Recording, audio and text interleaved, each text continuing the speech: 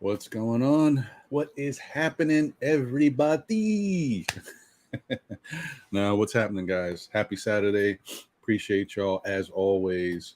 Um, it's sunny outside right now.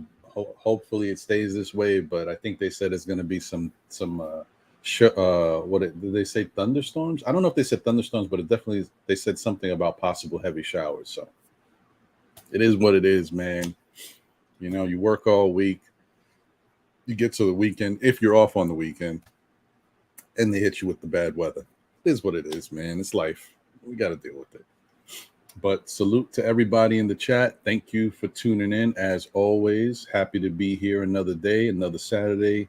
Beautiful to wake up this morning, and I'm thankful. So thanks again for rocking with me. Let's see who's up in here early. Sherwin M in the building. What's going on, Sherwin? Geraldine McIver. What's going? Oh, okay. I thought I saw something wild there. I was like, what is that? Yeah, what's going on, Geraldine? JJ Savage, Ala Wise. What's good? Pudge Nice in the building. Building Blocks. Good to see y'all, man. Good to see y'all.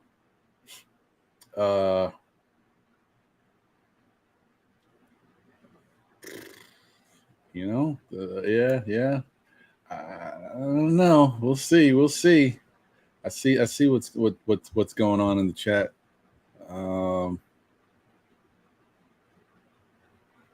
Okay.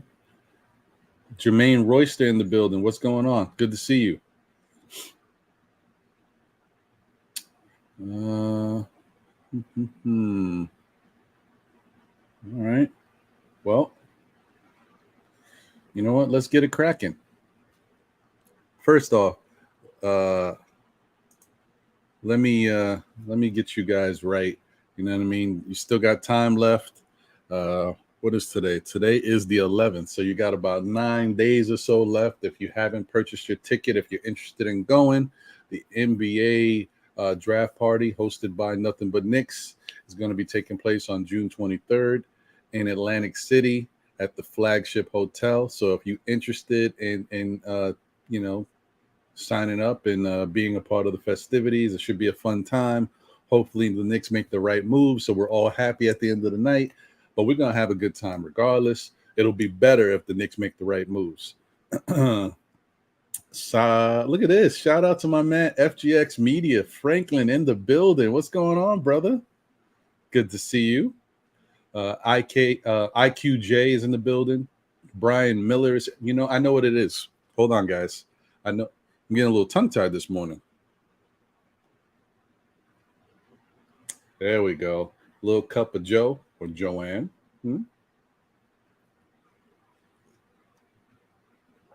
Oh, yeah, there you go. That's right. Taste buds is all, they're fighting with each other right now. Ooh, let's go. Lewis Hedges is in the building. Appreciate you, Lewis. Thank you for that. East Blue Drew is here. Be civilized, my guy. What's going on, brother? All right. So let me hit you with this real quick. We'll be right back. City, there'll be a live podcast, live DJ, live video shoot. $40 for a VIP ticket. Hold on, guys. Let me do that again. The second annual NBK draft party in Atlantic City. There'll be a live podcast, live DJ, live video shoot.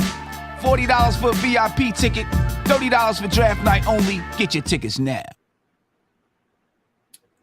There you go. Get your tickets now. I like that. Sim came with that. Get your tickets now. I like that.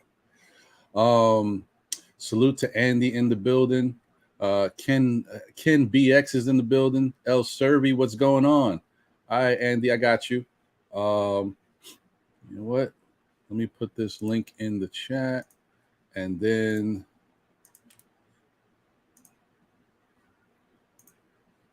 let's go to the intro, and we'll be right back.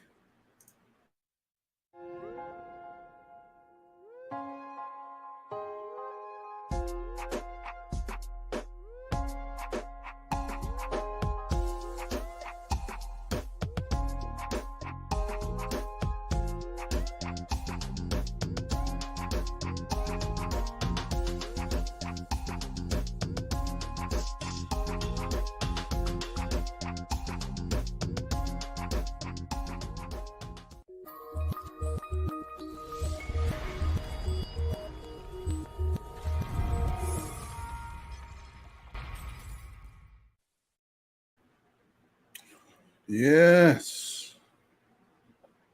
Yes, indeedy. All right. Almighty Finesse is in the building. What's good? All right. Okay, let's see where we're going, guys. Let's see what y'all talking about here first off. Sherwin M starting it off. GM, is Carmelo Anthony coming back to the Knicks? Will he be an assistant coach? It's a good question. Good question. I don't think he'll be an assistant coach. I think he's still got one farewell tour left in him. And I think as long as he comes here and wants to help mentor the kids, because listen, Carmelo Anthony's got to be honest, man. That championship run might be out of here. Chris Paul had the best shot of all of his peers, and it didn't work out for Chris. The Lakers are still lost. So who knows what's going to happen with them this coming season. So I don't see how he can really guarantee that he's going to have a strong opportunity to get that ring. Although I wouldn't be surprised that at the last minute, you know how things are. The last minute, Golden State or some other team, maybe, I don't know. I can't see him anywhere really right now, but like a Golden State or Milwaukee might just reach out to him and his agent on the humble and be like, listen, do you want to join?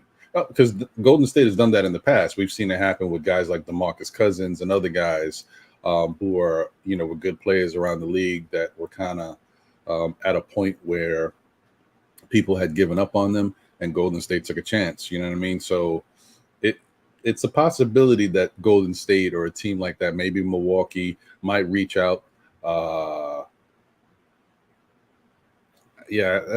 I can't really see too many teams reaching out to Carmelo to give him that last shot to possibly win next year. Because the other teams like Miami, like you come to Miami, I don't care if you're on the bench, you got to get in there and play defense. And, Carmelo was never great at playing defense. And at this age, he's a veteran. He's out the door, basically. It's tough to ask that of him. So, I think at this point, Carmelo might be saying, you know what? I don't think I got much time left in me, maybe one more year or something like that. So, let me go back to the Knicks if they'll have me, and I'll work with them. I like some of the guys that they got on the team. I'll help mentor them. I work out with Julius and some of the other dudes all the time. Why not? They'll give me my farewell tour. The Garden will love it. Revenue will be up. Well, it's always up. Jersey sales will be reignited for Carmelo Knick jerseys. That's more revenue. James Dolan will love it because he loved Carmelo. And some fans will be really happy to see Carmelo back in a Knick uniform and appreciate it. But before I'm willing to think, I don't know, me as a fan, but if I'm a GM, before I'm willing to think about bringing Carmelo in, I need to get my team right. So they better get their team right first. And also, he's got to take the vet minimum, whatever that is. I don't think that's a question, right?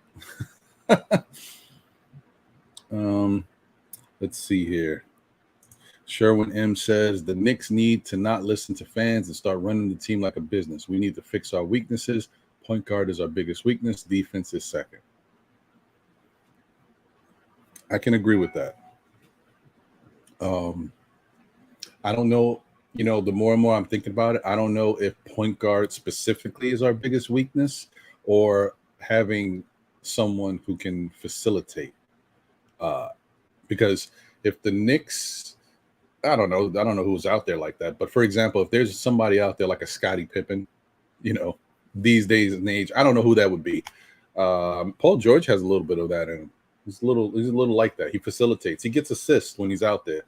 If the Knicks had a guy like that, you you still need a competent point guard, but you don't have to have a facilitating point guard who's top notch. You could have somebody who knows how to pass a little bit, can score a little bit, can play defense a little bit at point guard. Like, you can have somebody who's adequate at the position as long as you got somebody on the team who's a good facilitator that you can count on.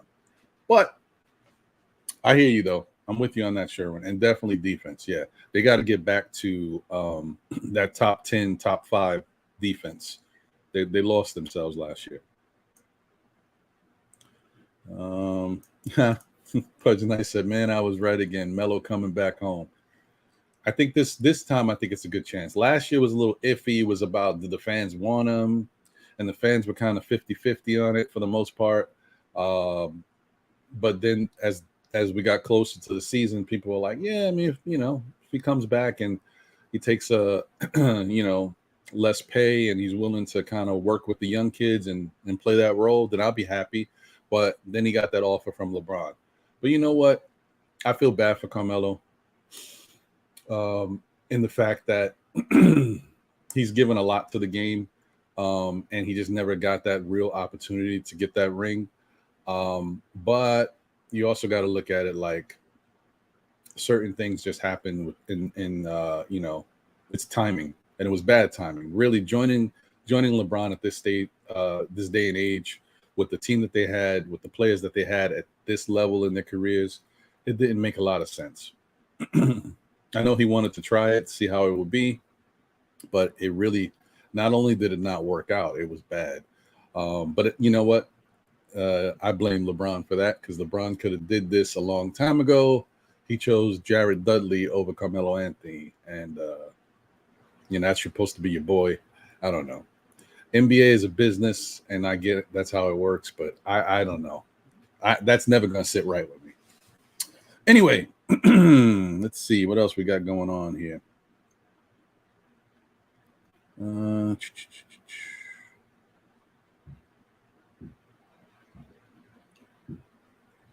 Hold on. I think the chat is popping, guys. Thank you. I feel like I didn't want to miss. There was a point that I saw that I didn't want to miss.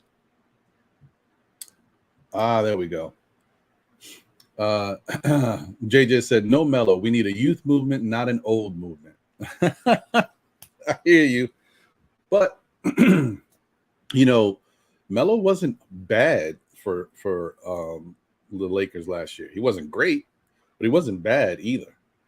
He had a couple plays that I think that happened early in the season in a couple games where he didn't make the right move, or his decision wasn't good. But after that, he started to get it right and just played in the system. And then it was really just about looking at Westbrook's comedy of errors, right? But I don't think, like, I understand where you're going, JJ, and I'm with you, but I don't think Melo hurts the Knicks, because I think Melo is at an advanced age. The only issue that you want to make sure that you get clear to Melo is that, listen, this is not your team. We appreciate you. It was your team. We love what you did in the NBA. Once a Knick, always a Knick. But this is somebody else's team now. And you're here to be a part of it and help out, and teach and mentor. And we'll get you out there when we can get you out there. And that's it. Because if Melo's on the bench thinking, oh, man, look at this, man. This is the Knicks. I mean, I could go out there and do more. No. We can't have that type of Melo. I'm sorry. Oh, man. Give me a second, guys. I apologize. I can't believe I got to get up in the middle of my show. Oh, good. All right. My son got it. Appreciate it. Nah, you got to be careful these days, man. Order some stuff from Amazon and somebody stole my package. So, now when I hear something going on, if there's a buzzer or something, I got to get up and hit it and make sure my package is there. Jesus Christ. Sorry, guys. Hopefully we're good to go. Okay. All right. So, yeah, anyway, yeah, that's the worst feeling, man. Then you got to talk to Amazon. Look, y'all stole my package? I don't know who stole my package. All I know is it wasn't there. It's not fun. Okay, so Once again, shout out to my guy Franklin from FGX Media. Appreciate you, bro. Thank you, IKJ. I mean IQJ. Hold on. I know I'm missing. There we go. IQJ.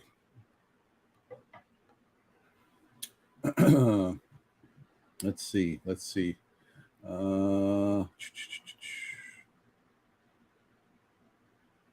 Wow. Okay.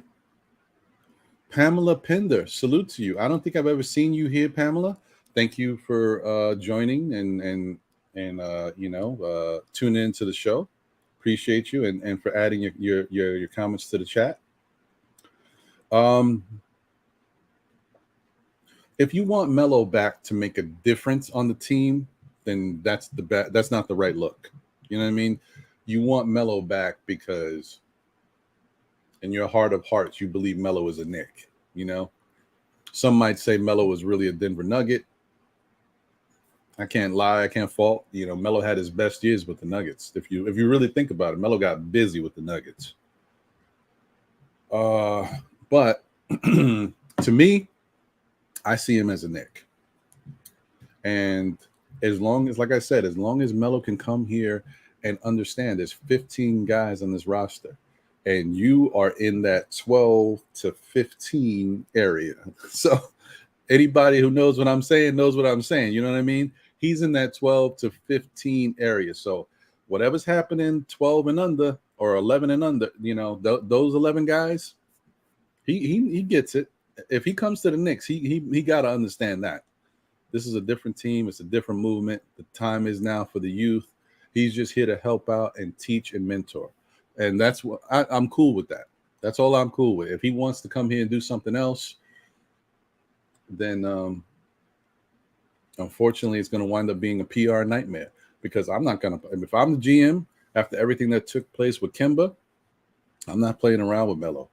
He would come in here on the vet minimum. As soon as I hear the chirping, Melo, look, everything good? If he comes at me like everything's not good, well, thank you, Melo. We're going to continue to champion you for this season, your farewell season, if that's what it is. But we're going to release you. And that's it. I'm not going to go back and forth. We're not playing no games no more, man. We got to change this thing around. Jay Boogie in the building. What's going on?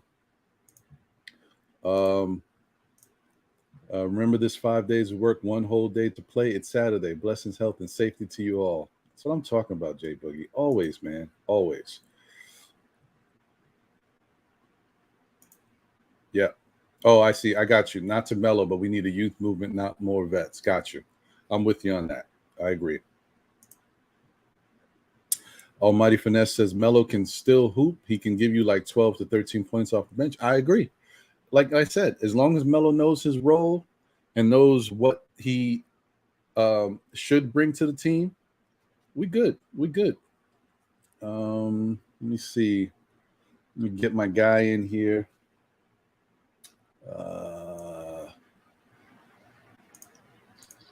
Andy. Salute, Ron. What's happening, brother? Yo, happy to be on. Enjoy your coffee because it's early at your time zone. I'm gonna enjoy something a little bit else. That's why I was rushing, you for the link so you can hear the sound. I'm after a whole day of gardenscaping, so I'm gonna enjoy, the golden drink. I got you, man. Good to see you, brother. Yeah, good to see you too. I was waiting for the show, bro, because I knew I was gonna make it. I was so happy that you're gonna be on because last week I think I missed it. Like I was thinking it's Saturday, but it was Sunday or something like that, and I was like, you DM'd me, remember? Yeah, like, yeah. Yo, Ron, why you ain't on? And he was like, it's tomorrow, and I was like, oh damn, I can't go tomorrow. So yeah, it's okay, brother. That's how it happens, man. Things work out the way they work out. You know how it is. Let's see. What time is it over there where you're at now? 5:23. Wow. So it's a 6-hour difference now, right? Wow. Yeah. Okay. Nice. Oh, guys, if you haven't, well, you know what?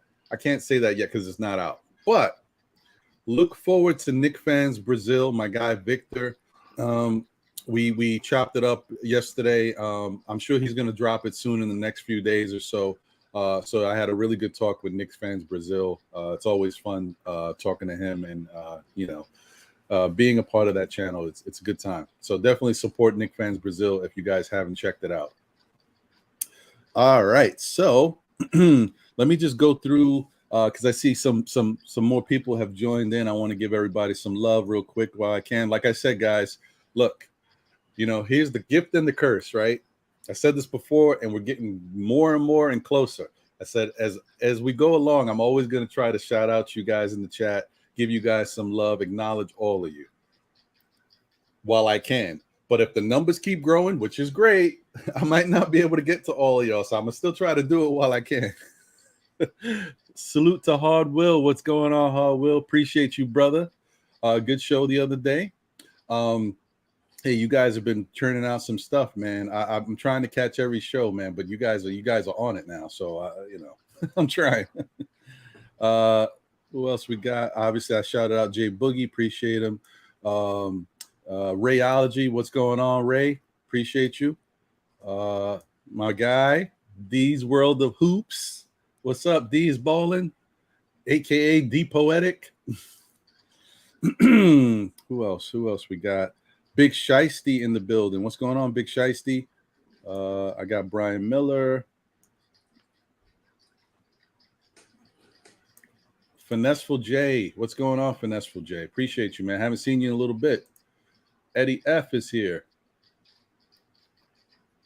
You know what? I'm going to come back to that. Long Island Sound is in the building. What's going on? Ooh, you got a lot to say about that. I'll come back to you. Ashley Inc. What's going on? Real King is in the building. Appreciate you.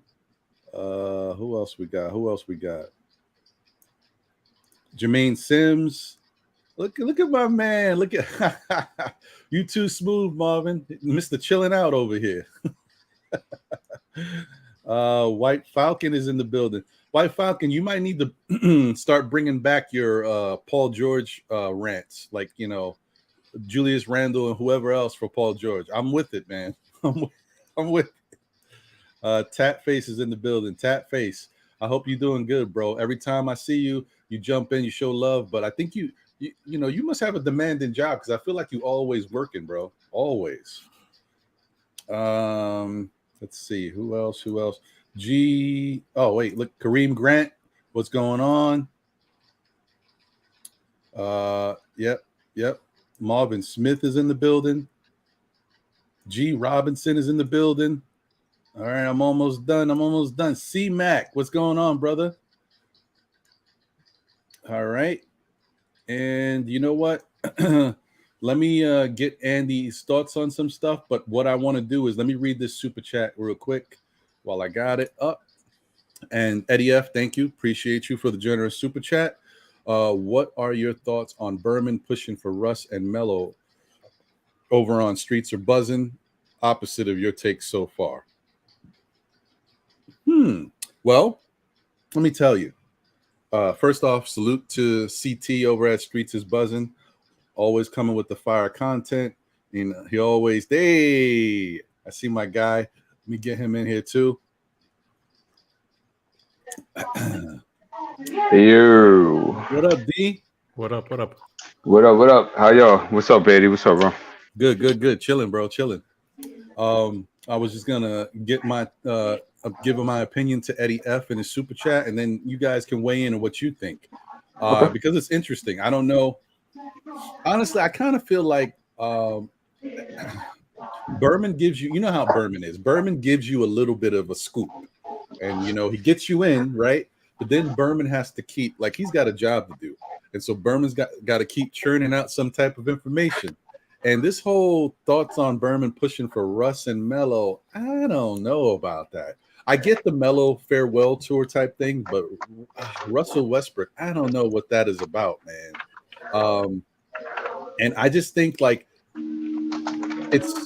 it kind of goes both ways, right? If Westbrook wasn't as bad as he was at times this past year, maybe I wouldn't feel this way. But I saw some really bad basketball from Westbrook. I saw some good stuff too, mainly towards the end of the season when they were trying to see if they could get into the playoffs. But I don't know, man. I don't know how I feel about that. I don't want to touch Russ. What do you think, Andy? How do you feel about what Berman's saying about bringing Melo back and Russell Westbrook? Well, listen, first of all, the two guys are totally different situations.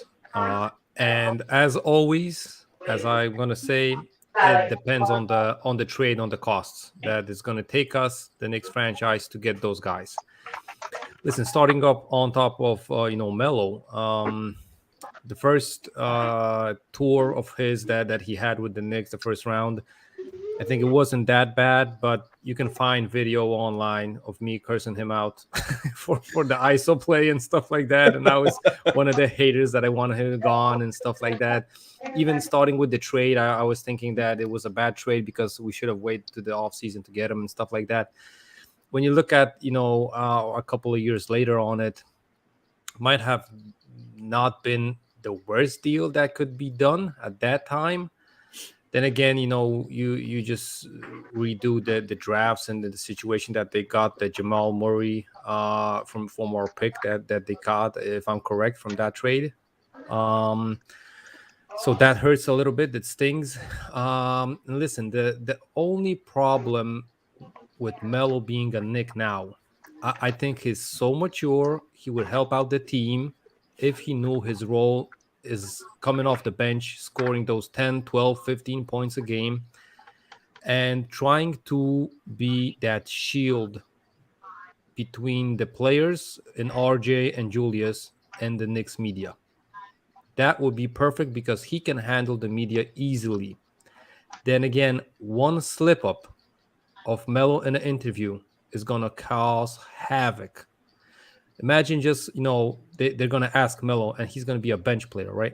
They're going to ask him, listen, Melo, why did you lose and stuff like that? And it's clearly a situation where, for example, Julius didn't make a bucket, RG didn't make a bucket, or they didn't make a defensive play. And it's not like it's going to be clearly Melo's fault. And he's just going to say, listen, I wasn't on the position. I can't answer, for myself or for the guys. And he's going to, just slip the answer that way that you would think that he doesn't want to throw the guy under the bus, but he's going to do it regardless. And then havoc is going to happen, right? Because I don't think, Julius can handle critic from, he can handle maybe a little bit critic from the media, a little bit. When it's too much for him. But if he got critic from a teammate of his, I think that would be like, the glass would be, overflown, and that would be too much for him. So for one thing, listen, if he knows his role, that he has to be that vet on the bench, and he's going to get minutes off the bench. Don't get me wrong. But he has to be, he has to know his role, right? If he does that, I think I would risk it. If it's for a vet minimum, I would risk it. But, clearly it's going to be a situation where he's going to get like top 15, maybe 20 minutes. And that would mean that Alec Burks is not here. The Cam Reddish is going to have to fight for the minutes because Melo is going to play the 3 or the 4, even if he's on the court with Obi and it might not mesh well. But then again, if it's the last game possession and it's down to the wire and stuff like that, I'd rather have Melo on the court than Obi. I'd rather have Melo on the court than Cam Reddish. I'd rather have Melo on the court basically than any of the guys that we have, because we know that he, even at this age of time, he can still get you a bucket. That one bucket, that one play, he can get that. Then again, like I said, man, it's a risky situation because we don't know if Melo's ready for that backseat drive and just hopping on the train with the young guys. Right. Yeah, I got you on that. That's true. It's all about if he can come in. I don't know, man. I feel like he's gone through a lot in life personally with his personal life, and I feel like it's forced him to mature a little bit. I hope. It looks like he carried himself pretty well with the Lakers, and I feel like as a Knick, he did a really good job with the media. So I would hope that he understands how not to light a fire, you know. But I'm just the only thing I'm a little concerned about, can he be here on his hometown team, knowing they're struggling, be on the bench watching them, and not really feel like he believes that he belongs out there contributing more. That's the only thing I'm worried about. Yeah, that's the same thing I was telling you, that it's if he knows his role, that the guys, the young guys are the main guys, and he's just the bench, the vet guy that's going to help him around, not only on the court but also off the court, and even more off the court, and with the media being that shield between him and the players. That would be a perfect situation. But then again, one slip up and him getting a little bit tired of it might cause real havoc here. Yeah, I agree. Let me get to my man D, and then see what Jay Boogie's talking about as well. D, what do you think about what Eddie F said? As far as Berman pushing for Russ and Melo. Yeah. Well, first, peace and prosperity to everyone. Second, I think Berman is a fisherman. And no, for real. And Berman just fishes for things to make stories, and that's how he survives and lives. And I respect that. But I think the Russ would make more sense to me, because especially it's a 1-year contract, especially that he could run the offense, especially that he does like playing up and down. I think that'll be good for the young guys and stuff like that. So especially it's just for a year. I don't think it's a big deal, because there's no championship aspirations next year. So no harm in that. The Melo thing, but if it was me doing it, I wouldn't even consider either of them, because I feel like we're going backwards if we do so. We're supposed to be getting younger, more athletic, searching for that elite talent, and instead we'll be moving backwards with looking at a Melo and even a Russ at that. Now, economically, it makes sense without a doubt, but I'm just talking like in a basketball sense. Like, it really wouldn't make a lot of sense to me. And then I got to consider too, how Tibbs is, and I could see him, if say those two were on the squad on the roster at the beginning of the season, Russ is playing 35 minutes, and Melo's going to play 15, 20, 25 like Andy had alluded. So that takes away minutes from certain guys, especially if we hit on a draft pick this year as well. There's a good chance that there may be some guys viable at that 11th spot. So you're going to go ahead and bury that just for some guys just to live some glory days when we know that they're at the bottom part of their prime. And I think Melo's over his prime. I think Russ is at the bottom part of his prime. So it really wouldn't make a lot of sense to me. But hey, I get Berman. He wants to make a story. He wants to make a buzz. I get it, bro. No problem. But no. I hear you. Jay Boogie, what's going on, brother?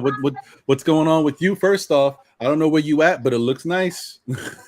Hey, you know what? I just told my wife, I don't spend enough time in my backyard. So, right now, okay. I just came in my backyard, you know what I'm saying?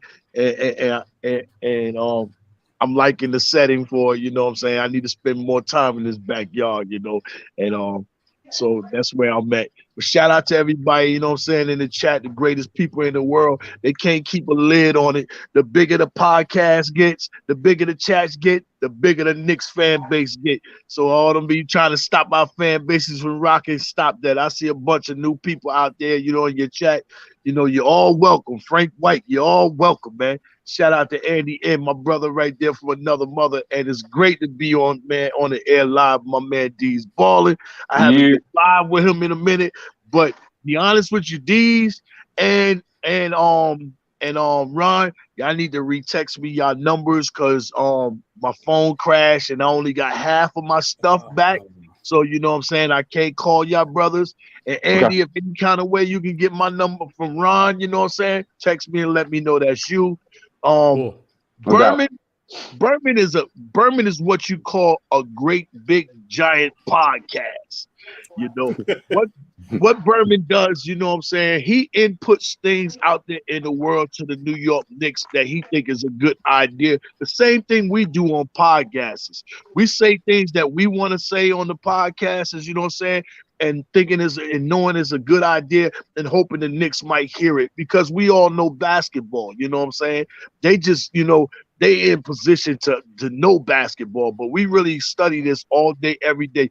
You can look at D's balling right now. He looking up and down at that laptop. He probably got a laptop and a computer right side by side. You know what I'm saying? And Ron doing the same thing. So that's trying to make me feel like the feds or something like that, man.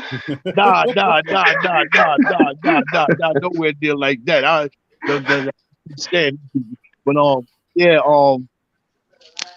I can see Berman. He making a lot of noise. Russell Westbrook, I'm all right with that. You want to go ahead and start over and realize you made a mistake, and you don't want to deal with Julius, and you don't want to deal with Evan Fournier no more. You can make that trade, and that's it, and bring back Russ and clear that 47 million up, and let him run up and down the court for 1 year and start all over for the 23. I'm okay with that.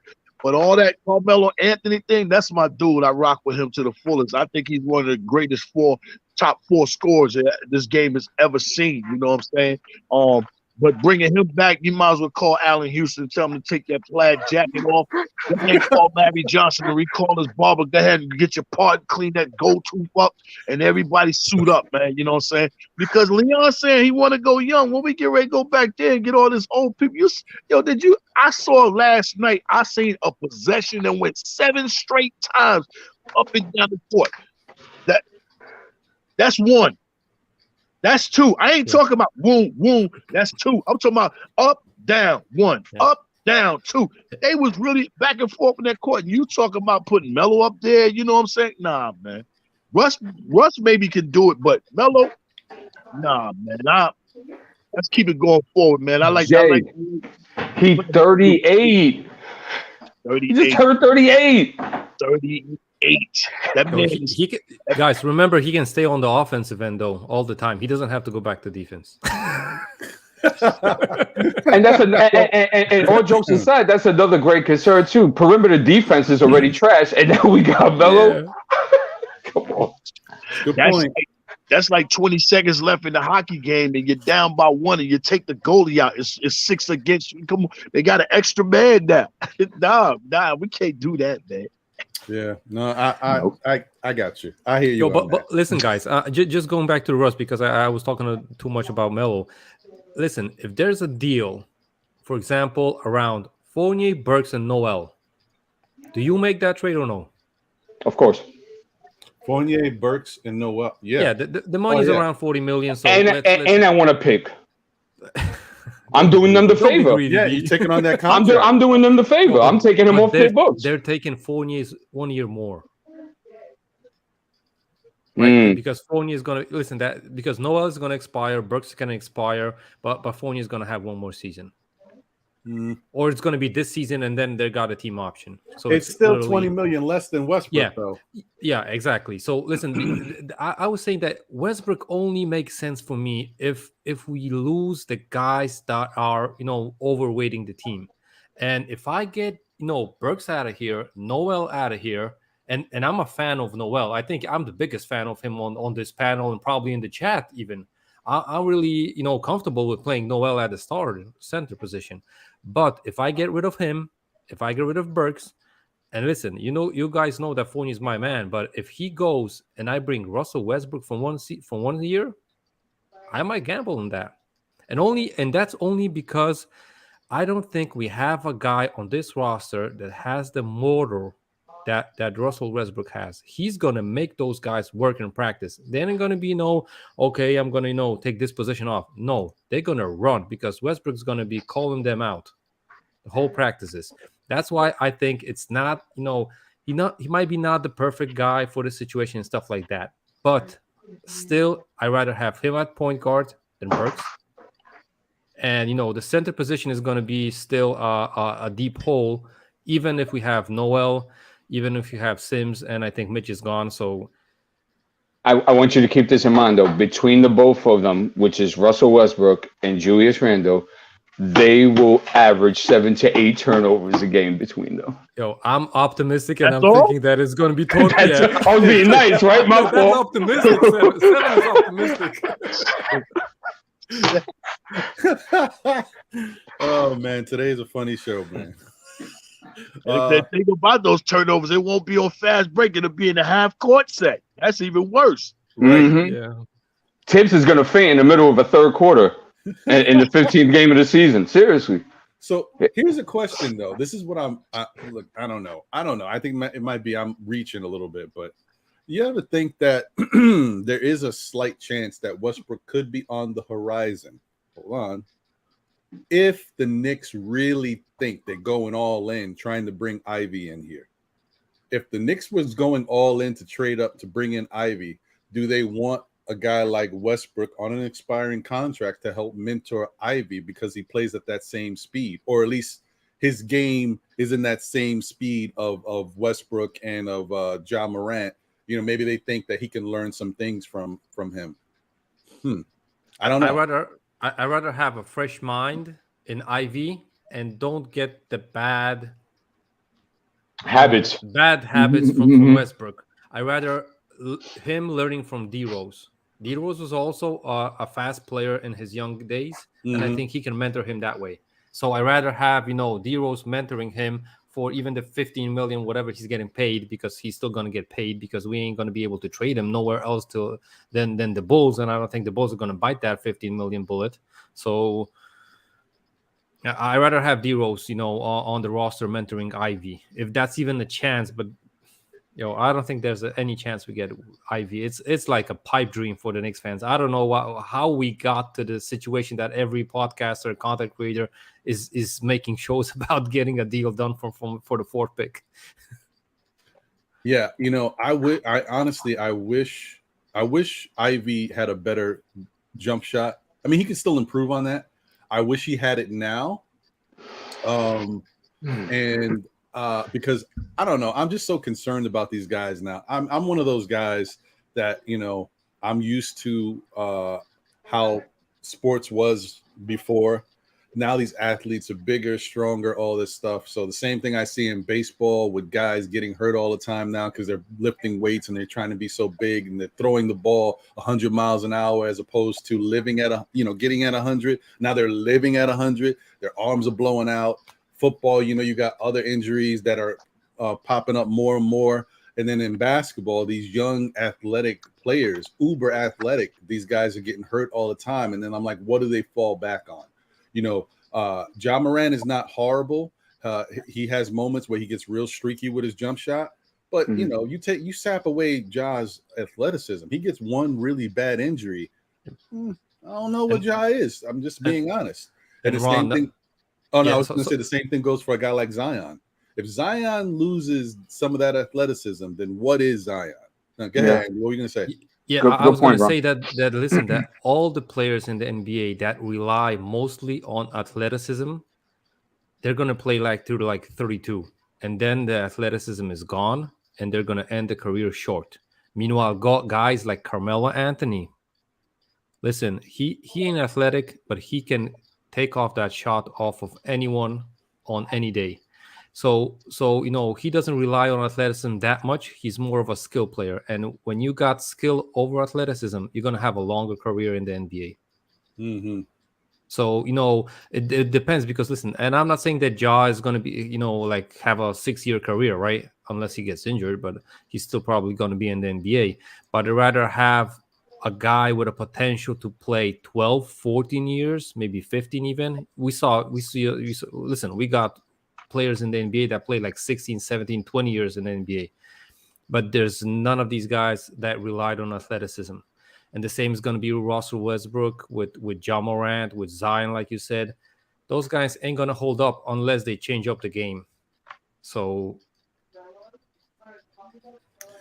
there have been some athletic players, though, that have changed their game as they've gotten older, though. Yeah, but listen, that you could see them noticing that they slipping up.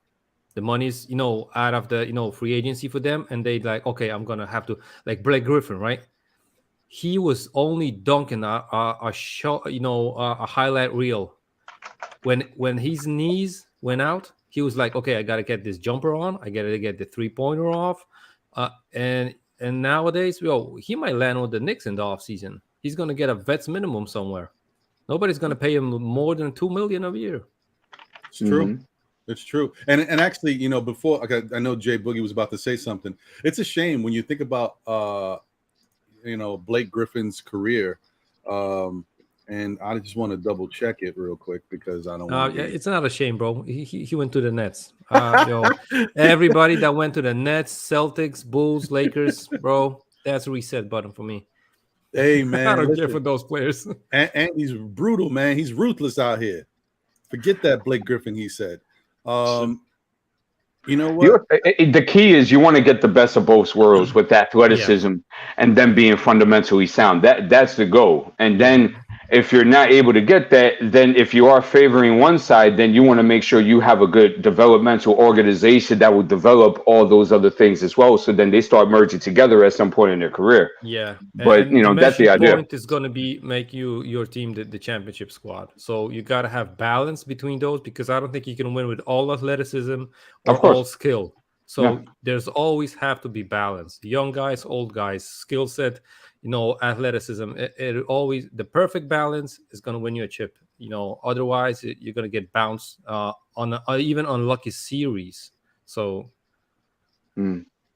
yeah. I was just going to say that it's why I took that moment to check real quick. Time flies, man, and sometimes when you're watching it, you don't see how it's moving. I actually didn't realize that Blake has had about 10 or 11 years in the league. So that's a good amount of time. I just feel like for whatever reason, I don't know why it is. I feel like his career has been cut short as far as being a real integral part of a team. And like some of what we expected from him has gone, looks like it went away quickly in my eyes. But when you look at the years, he's put in some time. So I stand corrected. But Ron, it's still like 12 or 14, right? Meanwhile, Melo's going to be around, 18, 17 season right now. So, right. Let's remember that Melo got blackballed like a couple of seasons ago when he went to OKC and that whole situation. I think, he would easily get an NBA contract. That was a Colin Kaepernick, kind of thing that, I'm just happy that he got back to the league, though, that Portland gave him that shot. So, yeah, I agree with that. Yeah, that's a good point. What were you going to say, Jay Boogie? Yeah, shout out to Dame Lillard, really stepping up, being the, the person that he is off the court, going to grab Melo, and be like, yo, whether you can, contribute or not contribute, yo, go get Melo, So shout out to Dame for doing that, But, athleticism, it really depends on the hunger of the person, especially if you're an athletic type person and you get injured. Because I seen Russell, after he had a major injury, come back and average triple doubles in 2 seasons, Mm-hmm. And I seen Paul George, man, go down with one of the worst injuries I ever seen. And now today, some of us is talking about, yo, can we trade and go get Paul? So it really just depends on the hunger of the person, how they feel that they can get back and what they can, add to their game, and sharpen up areas where it wasn't so sharp because they was athletic and also keep their athleticism, Those are the great ones, man. I just wanted to, throw that out for a moment, It just depends on your hunger of a player, how you want to come back from your injuries, because an injury can bring somebody back.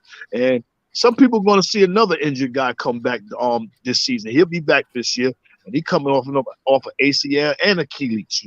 So he'll be back this year. I ain't gonna say his name. Y'all see him, and then I'll remind y'all who he is. And another thing too is that, and especially these days, I think we have to learn that athleticism might be a bit overrated, in the sense that I want to look for a guy who knows how to play the game more than him jumping out of the gym. Two out of the top 5, top 10 guys can't run faster than a turtle and can't jump over a damn phone book, but they go wherever they want on the basketball court, and that's Nikola Jokic and that's Luka Doncic. So I'll take a guy that knows how to play over him jumping out the gym any day. Indeed. Listen, just to point out, both are European, so they learn fundamentals from like.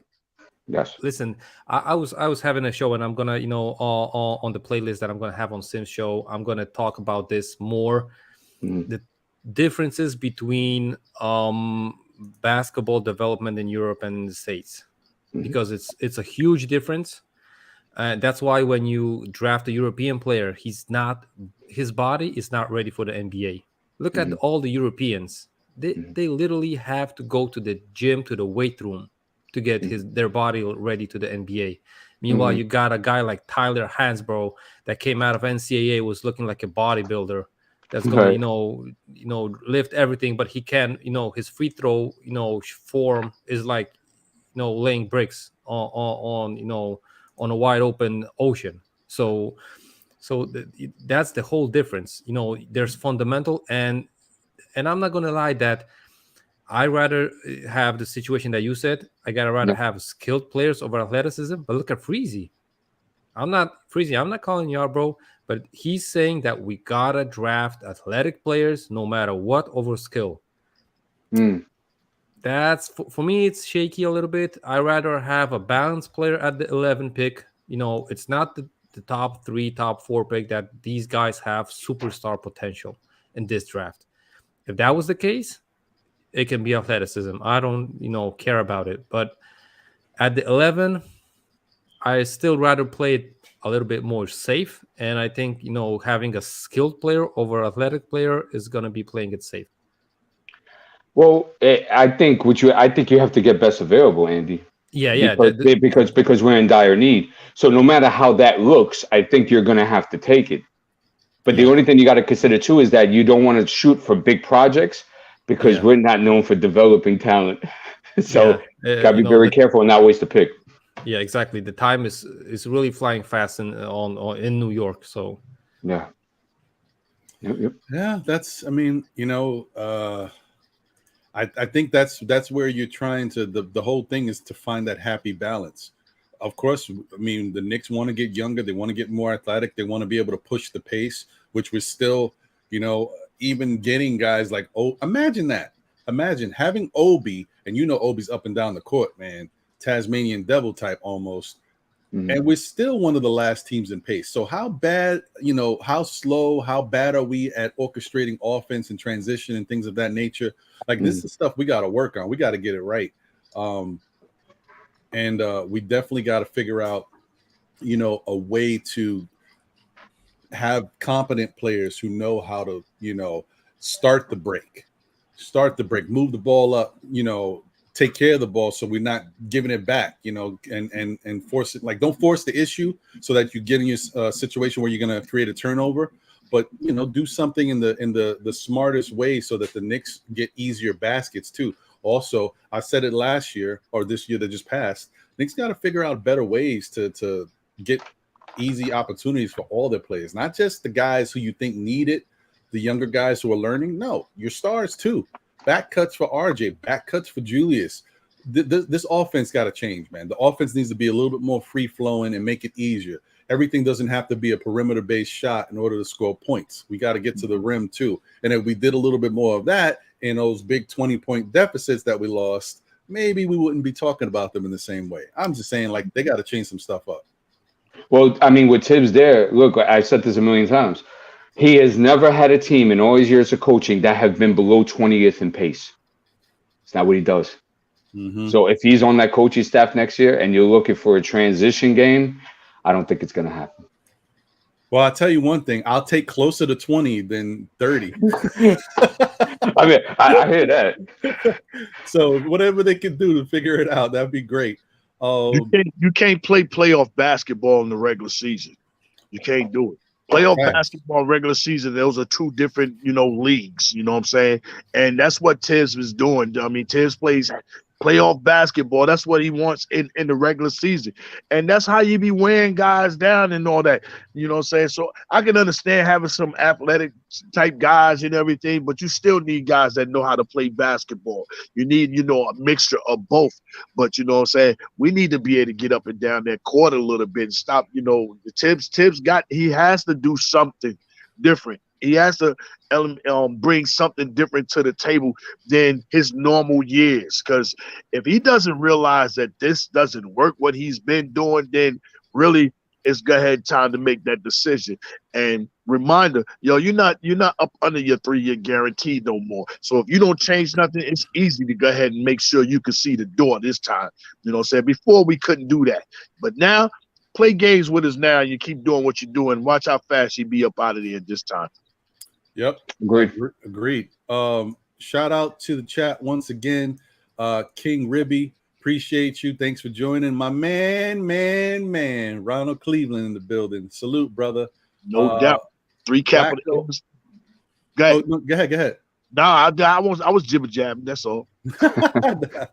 Wacko in Brooklyn. What's going on? It's me.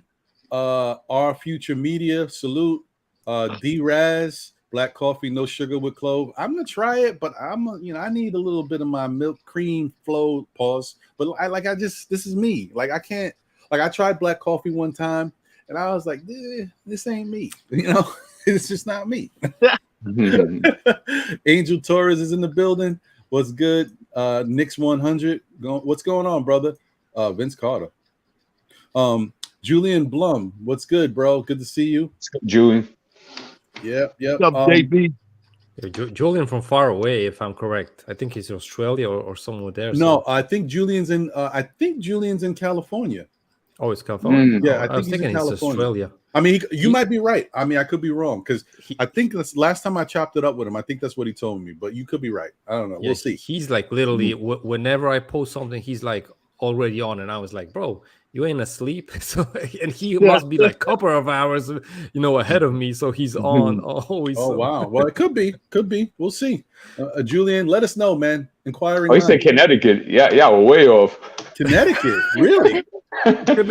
No way. Well, listen, Julian just be up, man. Maybe Connecticut, Australia. Yeah, close. Right there, right next to each other. Long Island Sound, man. Tell us how you really feel, brother. He said, Carmelo Anthony, why? Oh my God, I hate the New York Nick. No, I just added that because you was in threes. This is horrible. No. Stuck in the twilight zone with the New York Knicks. No. Okay. All right, brother. I think he's against it. Yeah, I think I'm not sure, but I think you might be right. Ron, just a point going back to the tips thing. Can I post a small topic for the panelists? Oh yeah, sure. Let me just say also big shout out to Athens Star 10. Agree. That's why I'll get a guy who's big on fundamentals all day. I hear you. Go ahead, Andy. Yeah. So guys, listen, because we know that we here on the panel can change the coach, and we're gonna have tips in the back next season, stuff like that. But for me, even though I have plenty of things that I would change as a Knicks coach, and if I could somehow go to the mind of tips and screw it up a little bit, I would change plenty of things. But one of the biggest things that I would try to implement for this Knicks roster, and I think it's not only for the Knicks roster, I think it should be like overall basketball. Maybe it's only my basketball philosophy. Maybe you guys could straighten it out. But Don't you guys think that the perfect situation for a team that you don't have balance? Because listen, if you watch the starting lineup for the Knicks, it's a slow-paced starting five that rarely gonna run fast and stuff like that. Meanwhile, the bench, you got Quickly, you got D-Rose, you got Obi, that basically going to run, right? Shouldn't the rule be whenever you got a rebound, try to push it. If the action is not there, then hold it up and run the play. Yeah, run a half-court set right away. Yeah, but you always have to, after the rebound, fast. The first pass is going to be fast, or you got to run, up the court and then see what's there. And I think that's such an easy thing to implement. Really easy. Julius can do it. RJ can do it. You don't have to wait for the point guard. No matter who grabs the ball except Mitch, on the Knicks currently, you're comfortable with, pushing the ball up the court. Even Fournier can do it. RJ can do it. Julius can do it. The point guard, whoever it is going to be able to do it. Why not try to implement that rule and then see what happens? Because, listen, team's going to have to adjust that. And if they adjust to that tactic, there's not going to be that many offensive rebounds. It's going to be defensive rebounds easier to get for the Knicks. And that's a huge thing because the second possession points are not going to be there, the second chance points and stuff like that. So it's going to be easier for the defense as well if that opposite team is going to know that you're going to try to run. You know, I'm not saying just run to the hoop and crash into 4 guys in the paint. Mm-hmm. Go up the court. If it's an open lane or something like that, run at it. But because, you know, listen, the Knicks offense is built like that you're still going to run into the hoop or stuff like that. Meanwhile, it's crowded there. So when you take the ball fast up the court and you have that opportunity, you take it. So, and I think it's not only for the Knicks, it's an easy concept for me. It's like, it's like, listen, mind-boggling for me that you know, that's not the, you know, rule of thumb or whatever you call it for basketball. Right. But here's the thing, Andy, right? Of course you're correct, right? But here's the problem. There's all different types of directions of philosophies and ideologies going on. I'll give you an example. Tibbs doesn't like to run like that, right? But they need to run. Why? Because they're not a good half-court team. Yeah, because they're a low IQ team, right? You took the words right out of my mouth. I was just going to say they have low IQ playmakers that can't break down the defense consistently. So now you really can't run half court. And now you got a coach that doesn't really like to run. So now you're caught in a rock and a hard place now as to how you're going to build your roster. What players are you going to go with on your first and second in the pecking order? What guys are going to be orchestrating your offense? Who's breaking down the defense? And they have not had the answers for these questions so far. Yeah. And listen, that's why, you know, those fast-paced coaches are getting players paid in the NBA. D'Antoni got so many guys paid in the NBA. Yeah. So the list can go on and on. And the guys sign a contract somewhere else, and they're like bugging out. You know, the numbers go in half, literally in half. And you're like, why this guy ain't producing and stuff like that. So, and like I said, it's not only for the Knicks, but if the opposite team knows that you're going to push the pace and try to even push it, they're going to have to rely on defense. Those 2 guys are going to have to, you know, not crash the boards, just get back. And that's going to help you on the defensive end as well. That's true.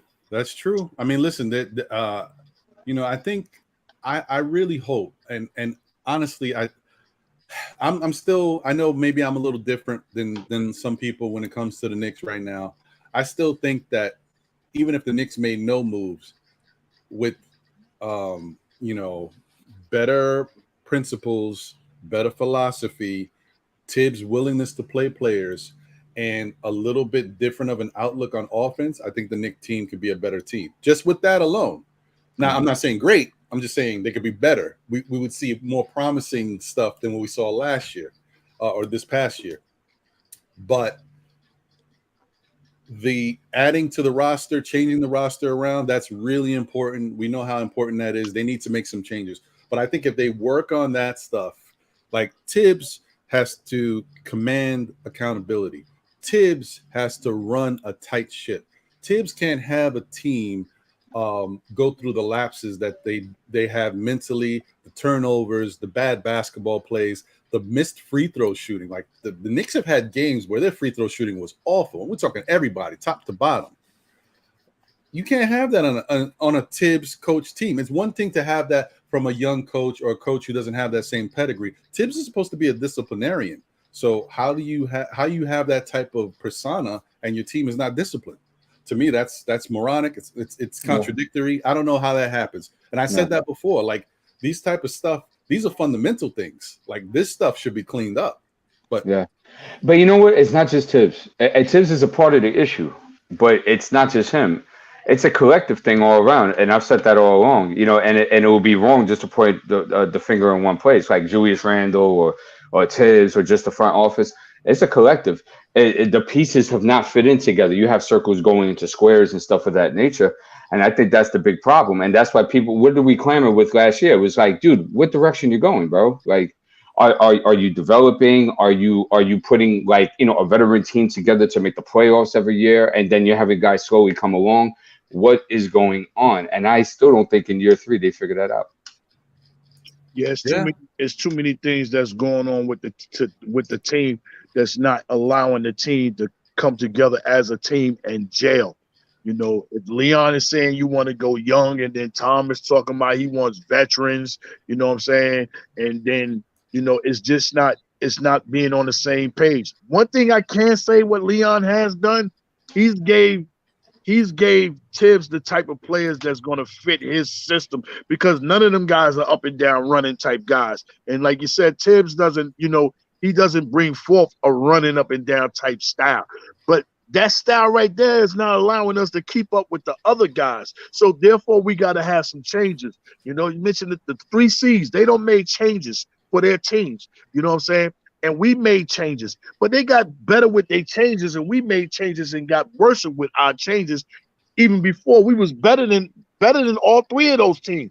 But now they're even getting ready to make different changes. Cleveland's going to have more experience. They probably add something. Chicago was talking about making different changes and different pieces. Charlotte is going to do something now. Now they got Atkinson over there. He's going to develop. Great pickup. Everything. So right now we're just still stuck, trying to figure out what our identity is. We supposed to, at this point in time, know what our identity is. In our 3rd year with Tibbs, after coming off from the playoffs his first year, that last year shouldn't have never happened. And now this year, we're still trying to figure it out, man. But they need to go ahead and come to an understanding of what they're going to do with this organization fast and immediately, man. Because hockey season is almost over.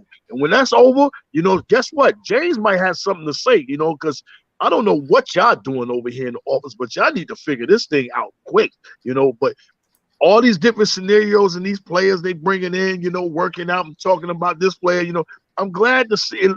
And that form is showing me they putting together plan B, C, and D just in case A don't work. So I like to hear when they talk about like that. But the next move that you make coming up in a week and a half, it need to be a move that's leading the Knicks and heading the Knicks in a right direction. But the guy that's coming here, don't think he's here to turn it around. I don't want nobody to think he's coming to turn it around. He's supposed to be coming here to be a piece to add on to the guys that's already here. Them guys that's already here, yeah, they're the ones need to be turning this thing around. You know what I'm saying? I mentioned how about the puzzle. When you buy your puzzle, I don't know why it is, but we always look for the outside pieces and then put the middle pieces together. The pieces that's already here, those are the outside pieces that need the middle pieces to come together. But the puzzle can't get together if guys don't go in them 4 corners and get this thing right, man. Because man, God, man, I can't stand another year like this year, right? Last year that just happened. I just can't, man. Yeah, I think Rose did a better job of constructing the roster Tibbs' first year. 2nd year, I don't know what the hell they were thinking. That was nowhere close to anything that resembles what Tibbs does on that roster. Right, so. Right.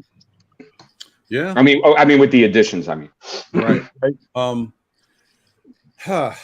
I think we kind of all led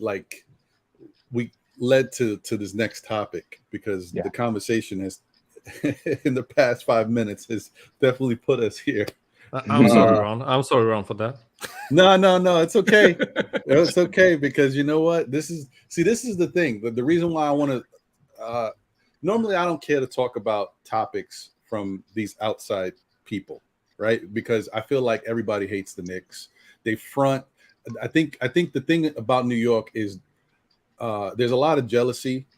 And I'm not saying it's overt jealousy. I'm just thinking systemically it's jealousy because the Knicks have had a poor output as far as a franchise, yet they always sell out.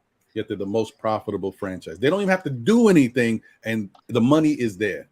And I think around the league, the NBA especially, other teams, other owners, these ESPN sites, all these, they look at the Knicks and like, you know what? This is a team that doesn't deserve these successes. Like money-wise, they're lucrative and they don't deserve it. And I feel like it puts a bad, I just feel like the league itself or like outside of the league, there's this bad perception about the Knicks and they just keep perpetuating it. It doesn't stop. And that brings me to Charles Barkley and what Charles Barkley said. And here's the question. The reason why I brought it up, I know there was some people already, like, yo, what the hell are you talking about, Ron? what Charles Barkley don't know what the hell he's saying. Well, listen, Charles Barkley apparently said the Knicks are not close at all. That was his quote. Yeah. And I mean, I don't necessarily agree with everything Charles Barkley says. Charles Barkley acts like he's a champion, and he's not a champion. He never won a championship, doesn't know what it tastes like, doesn't have the smell of the trophy. He don't know. But he was a smart basketball player. He was a star for his team. And he led very good teams. So he's a good NBA player. He's one of the top 50 or top 75, whatever it is. Sometimes he says some off the wall stuff. In this case, though, is he really that wrong? Are the Knicks close to anything? We didn't even make the playoffs. We looked like we were going to, be a playoff team going forward. I don't know about perennial because that's every year. Like you could just jot it down. But, we made the 4th seed. We got to the playoffs. We got smacked out. But we were like, okay, next year we'll get back. I mean, we wasn't even thinking about it. We were like, for sure, next year we'll get back and we'll be better. We didn't get back. We got worse. And then, he mentioned something about the fact that we don't have a good amount of assets on the team. Even though I can't stand Charles Barkley. So he's funny in a way. He's like, they got a bunch of Jags on the team, just the guy. They got a bunch of just the guys on the team. Yeah. I mean, once again, I don't agree with everything he says. The only thing I'm saying is he right that we don't have enough talent on the team? We are not ready to really do anything to make our stake a claim to anything as far as playoff wise or championship wise. That's the champion stuff is obvious, but even the playoffs, if we made the playoffs this past year, I think we all can agree we didn't expect to go far because that team, we saw how up and down they were. They couldn't sustain certain things throughout the season. How could they sustain winning in a series? You know what I mean? So right. I don't know, man. I put it out there, see what you guys think about it. Let me go with Jay Boogie first. What do you think, Jay Boogie, about this? Is he right in his point about the Knicks being far away from any real success and devoid of real talent? I rock with Charles because when Charles tell you something, he tell you some real direct, straight. He don't joke, he joke, funny, try to make a laugh up out of it. You know what I'm saying? But he's telling me things. He's putting out things that I pretty much know. You know what I'm saying? We're far away from a lot of things. We don't have an identity. We need to get upgraded in talent. He's telling me things that I know for a fact. You know what I'm saying? But Charles is Charles. Charles gonna be who he is. You know what I'm saying? He's gonna talk his talk, but he's gonna give it to you straight and direct with no sugarcoat, no fun, no laughter. My problem is with Stephen A. Smith. You know what I'm saying? That's who gives me the problem. And shout out to everybody that helped me reach almost 50K on Twitter when I went on his page and went on my rant about him. I hate when people then JJ and them asked that man, yo, how do you feel? I don't want to talk about Donovan too much because I know you're a Knicks fan, you know what I'm saying? And I know you would like to see him. And then he asked the audacity to tell them people, no, the Knicks are not worthy of nobody like him. Them the type people that I don't like. I don't stand. Even though he's my homie from Queens, I don't like him. I don't stand him. And I ain't trying to twist it, but yeah, I rock with Charles way more than what I rock with Steve. You know what I'm saying? I just can't. I can't get with that dude right there. But Charles, I'm all right with Charles and what he's saying because he's saying a lot of things that we already know and we say ourselves. You know what I'm saying? It's just that a lot of people look at him the wrong way because because he's not a champion don't mean he don't know the game. Because he's not a champion doesn't mean that he can't say the things that, you know what I'm saying, that we don't think or we don't know. You know what I'm saying? A lot of people take the championship out of context of a player doesn't mean he's not a good player. Some people just are not champions and some people are not going to become champions. Like you said, Melo, he's not going to become champion. Vince Carter would never be a champion. But does that mean that they're not, role models of this game? Do that mean we cannot listen and understand what they're saying? It does not mean that, you know what I'm saying? I listen to Charles a lot, you know what I'm saying? He tells me a lot of things that I know and he knows, so I'm all right with Charles. That's just, I will tell you that I bring it up because I obviously respect the opinion. But I mean, Charles ain't a role model. He told us this many times. I remember the commercials. Remember those, Jay Boogie? But see, he says he's not a role model because he's not a champion. In other words, he's flipping it, saying role models are your champions. You know what I'm saying? You got to catch his little wordplay and what he be speaking and what he be saying. But Charles is a role model. He is. I mean, listen, from honestly, in real terms, yeah, from where he came from, what he's done, all that stuff, yes. He's someone to aspire to, yes. I just think that he's not. I will tell you that's one thing I agree with you on, Jay Boogie. I don't necessarily like everything Charles says, but Charles don't care, and he will tell you like it is. Whereas in regards to Stephen A. Smith, if you guys know me since I started this channel, Anytime Stephen A. Smith has come up, I do not like to talk about him. I can't. I'm stand sorry. Stephen I A. Smith. apologize. So you should have blacked me out. Nah, You B, it's your show right. cool. I apologize. Cool. No, it's cool. I can't stand him. I think I know people. Everybody has a role in life. He's a shock jockish type ESPN analyst.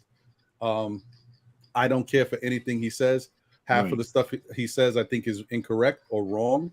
I think he has to say stuff because that's his role. He's making $6 to 10 plus million over there at ESPN per year. So he got a job to do, and he's going to say whatever he can to keep his job.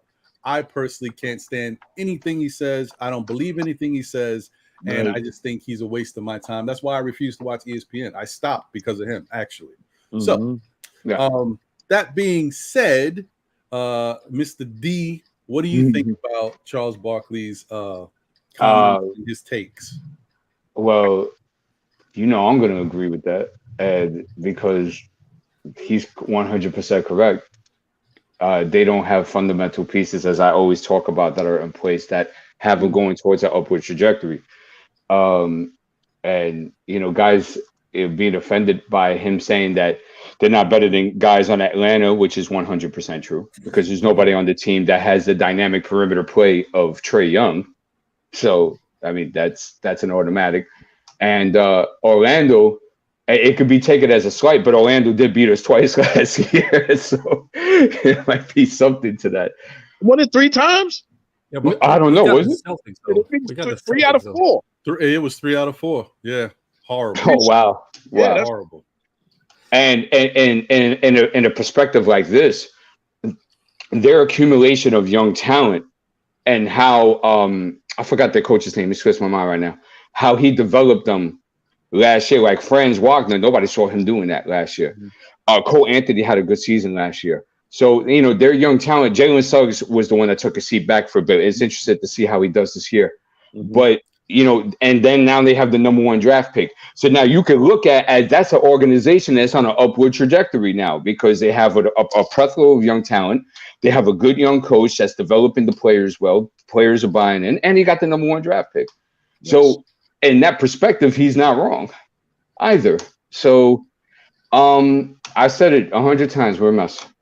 I said it 100 times, and I know guys are going to defend them. I already see it starting to happen.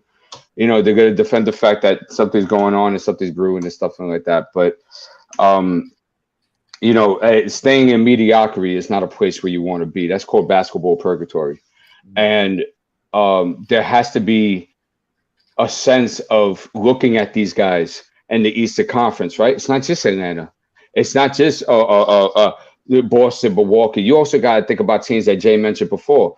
Charlotte, Indiana is going to get better because they're going to have Detroit's going to get better. Detroit played good defense last year, bro. It was just that, they're just a young team. And now they might get a Keegan Murray or Jaden Ivey or something like that. So they're going to get better.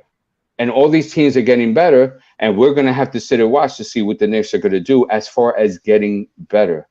And if they're going to roll out with the guys that, real quick, if they're going to roll out with the guys that they roll out with, they're going to have to do something different, because if you try doing the same thing you did last year, it's going to look a lot worse very quickly. Right. Yeah, I was just cracking up. I was just, damn, it hurts when somebody tells the truth. And he just told you the truth about some other guys. I just talked about the C's. He just told about some other guys. So, oh my gosh, man. Yeah, and you know what? Before I get to Andy, let me just say a couple real things real quick. First off, back to Charles Barkley. What he's saying in this case, I don't think is necessarily wrong. That's why I put it out there to get their people's opinions on it. However, he has said some stuff, because he was hating a little bit in the season that the Knicks got the 4th seed and made the playoffs. He was saying some stuff prior to that didn't come to fruition. He was wrong. I think we have to really, not that we have to prove anything to anybody, but I think Charles really needs to believe in the Knicks. He's not one of those that jumps on the bandwagon. He really needs to see that you can consistently do something before he can say that you've changed or that your team is legit. So I can rock with that. Just want to put that out there. First off, let me say salute to Billy Goat. Soul Finger in the building. What's going on, brother? Funny Music. My man Dripmore, my barber extraordinaire, was good. And also, shout out to my man Josh, aka Uncle Fulio, The youngest uncle in charge. Yes. So, Josh. Let me explain something to you, Josh. I don't think anybody is blaming ESPN or other media outlets or the perception around, or the NBA teams and owners on the whole for the failures and issues that are going on with the New York Knicks. My issue, this is my biggest issue. Notice how I said I don't like watching ESPN because of Stephen A. Smith. I don't really love ESPN to begin with. It's just the regurgitated news over and over, highlights I can find anywhere. I look at the box score. Oh, I see what happened. Then I move on.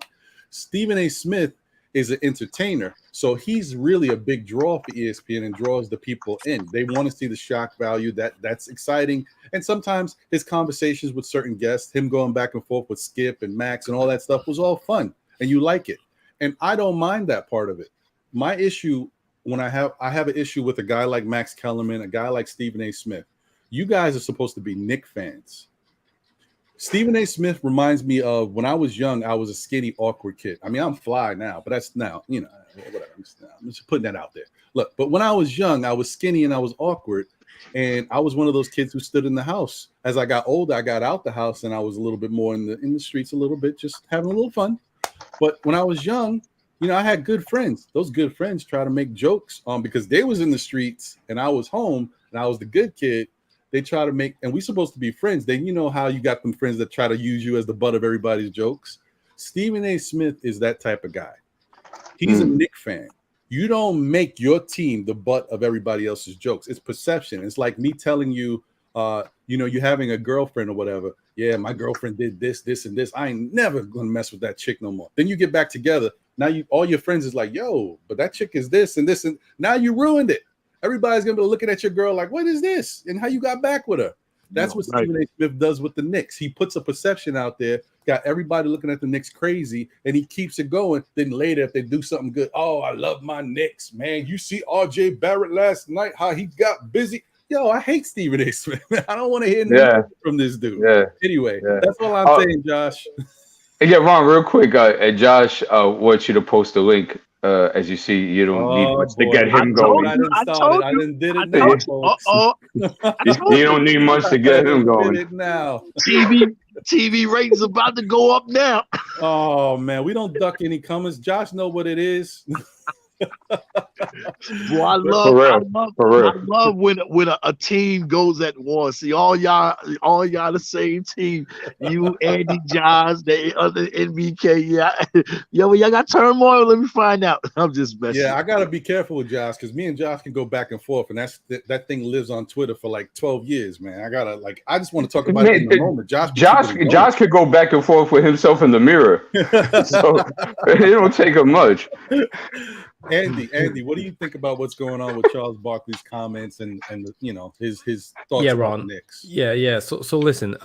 First off, I love Inside the NBA.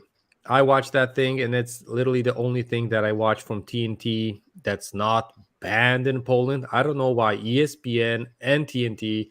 It's like whatever I want to see a video on the original, YouTube page. It's like, this has, regional restrictions or whatever. I'm like, I don't know if it's about the war, whatever. it's I can't watch it. So I'm watching it from, some guy from Philippines, whatever, reposting it that he recorded and stuff like that. But to the point, I think Charles Barkley on that panel, Kenny Smith, of course, he's telling only the truth. Ernie is also, always telling the truth. Shaq is one of the jokesters there, but I think Chuck is really speaking out the truth. And I'm with J Boogie on this one, that literally it's not like he's bashing someone. If he is making a joke out of someone, you can clearly see it. You got to be like, really, don't know Chuck to he sometimes he does a joke, but even around the Knicks, I think he's mostly, when you think about it, he's mostly telling the truth. I don't think it's like one trade away that the Knicks can be a championship contender in the East. It's literally, you can't spin the Knicks roster in one off season to get us in the promised land. It's like the Eastern Conference Finals or even the NBA Finals, right? So for me, it's hard to understand. I kind of agree with Chuck on this one that it's a longer way than one off season, than one move, than two moves happening. And I'm happy that D said it as well, because listen, I was thinking that Ron, Jay Boogie, no offense to you guys' age, but I'm on your side, and I was thinking I'm going to be one of the old guys here saying that, because I think D is like get D on. is like D is like the youngest here on the panel. So I was thinking I'm going to agree only with you guys. So I'm happy that D has the same stance on this one. Absolutely. But listen, to be true, he doesn't have a ring, right? But he has way more experience. He saw way more things around the league than we all combined saw, right? So I think he does it for a living. He gets millions of bucks. He gets paid for that. So, I'm not saying that he watches more basketball than us, because he sometimes clearly says it that he didn't watch the game, or they post a video of him slipping in a halftime.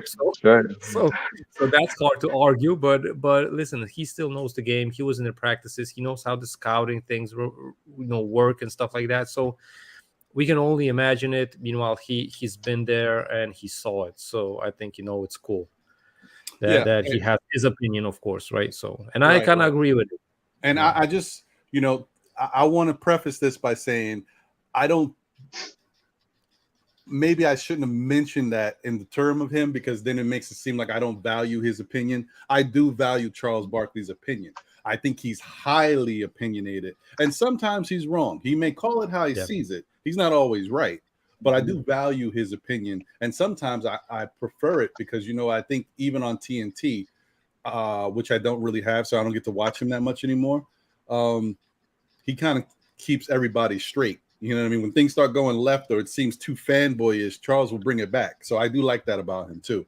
All right. So let me do this first, and then we got to get to this. First off, salute to my guy, Walter Blackman Jr. Thank you for the generous super chat. Appreciate you, brother. Thank you as always. You're always showing love, and you don't need to, but you do anyway. And Walter just said that he can't even watch the show right now. He's gonna watch it from the beginning later. So he just jumped in, gave a super chat, and he's out. Yo, man, I appreciate you, brother. Thank you so much. Here we go. Hey, you asked for it. Hey. You know what? Hold on. Let me gotta get another beer for this one. Go ahead, brother. Hey.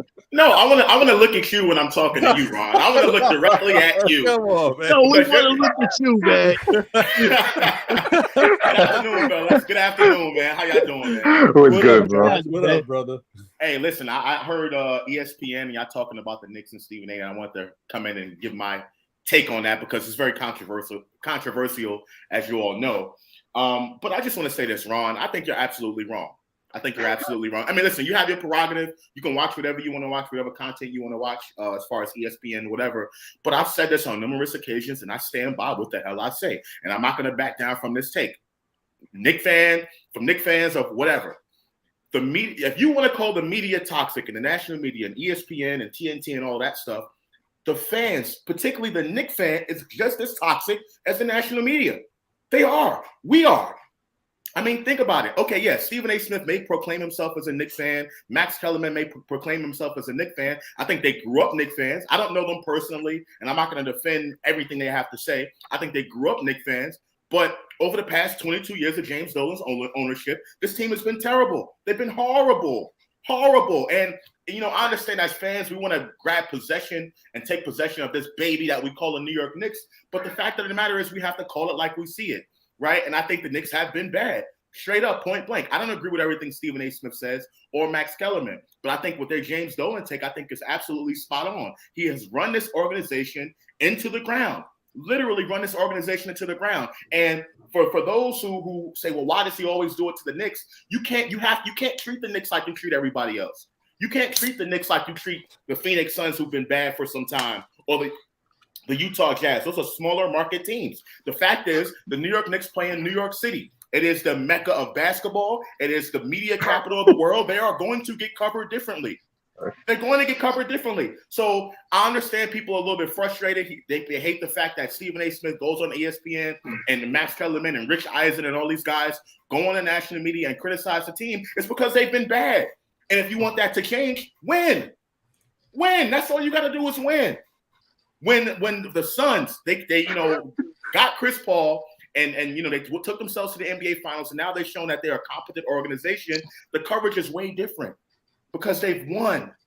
So I just don't understand this whole thing of people criticizing and giving more of the blame to ESPN for how they cover the Knicks than the Knicks themselves and Dolan and how he runs the organization.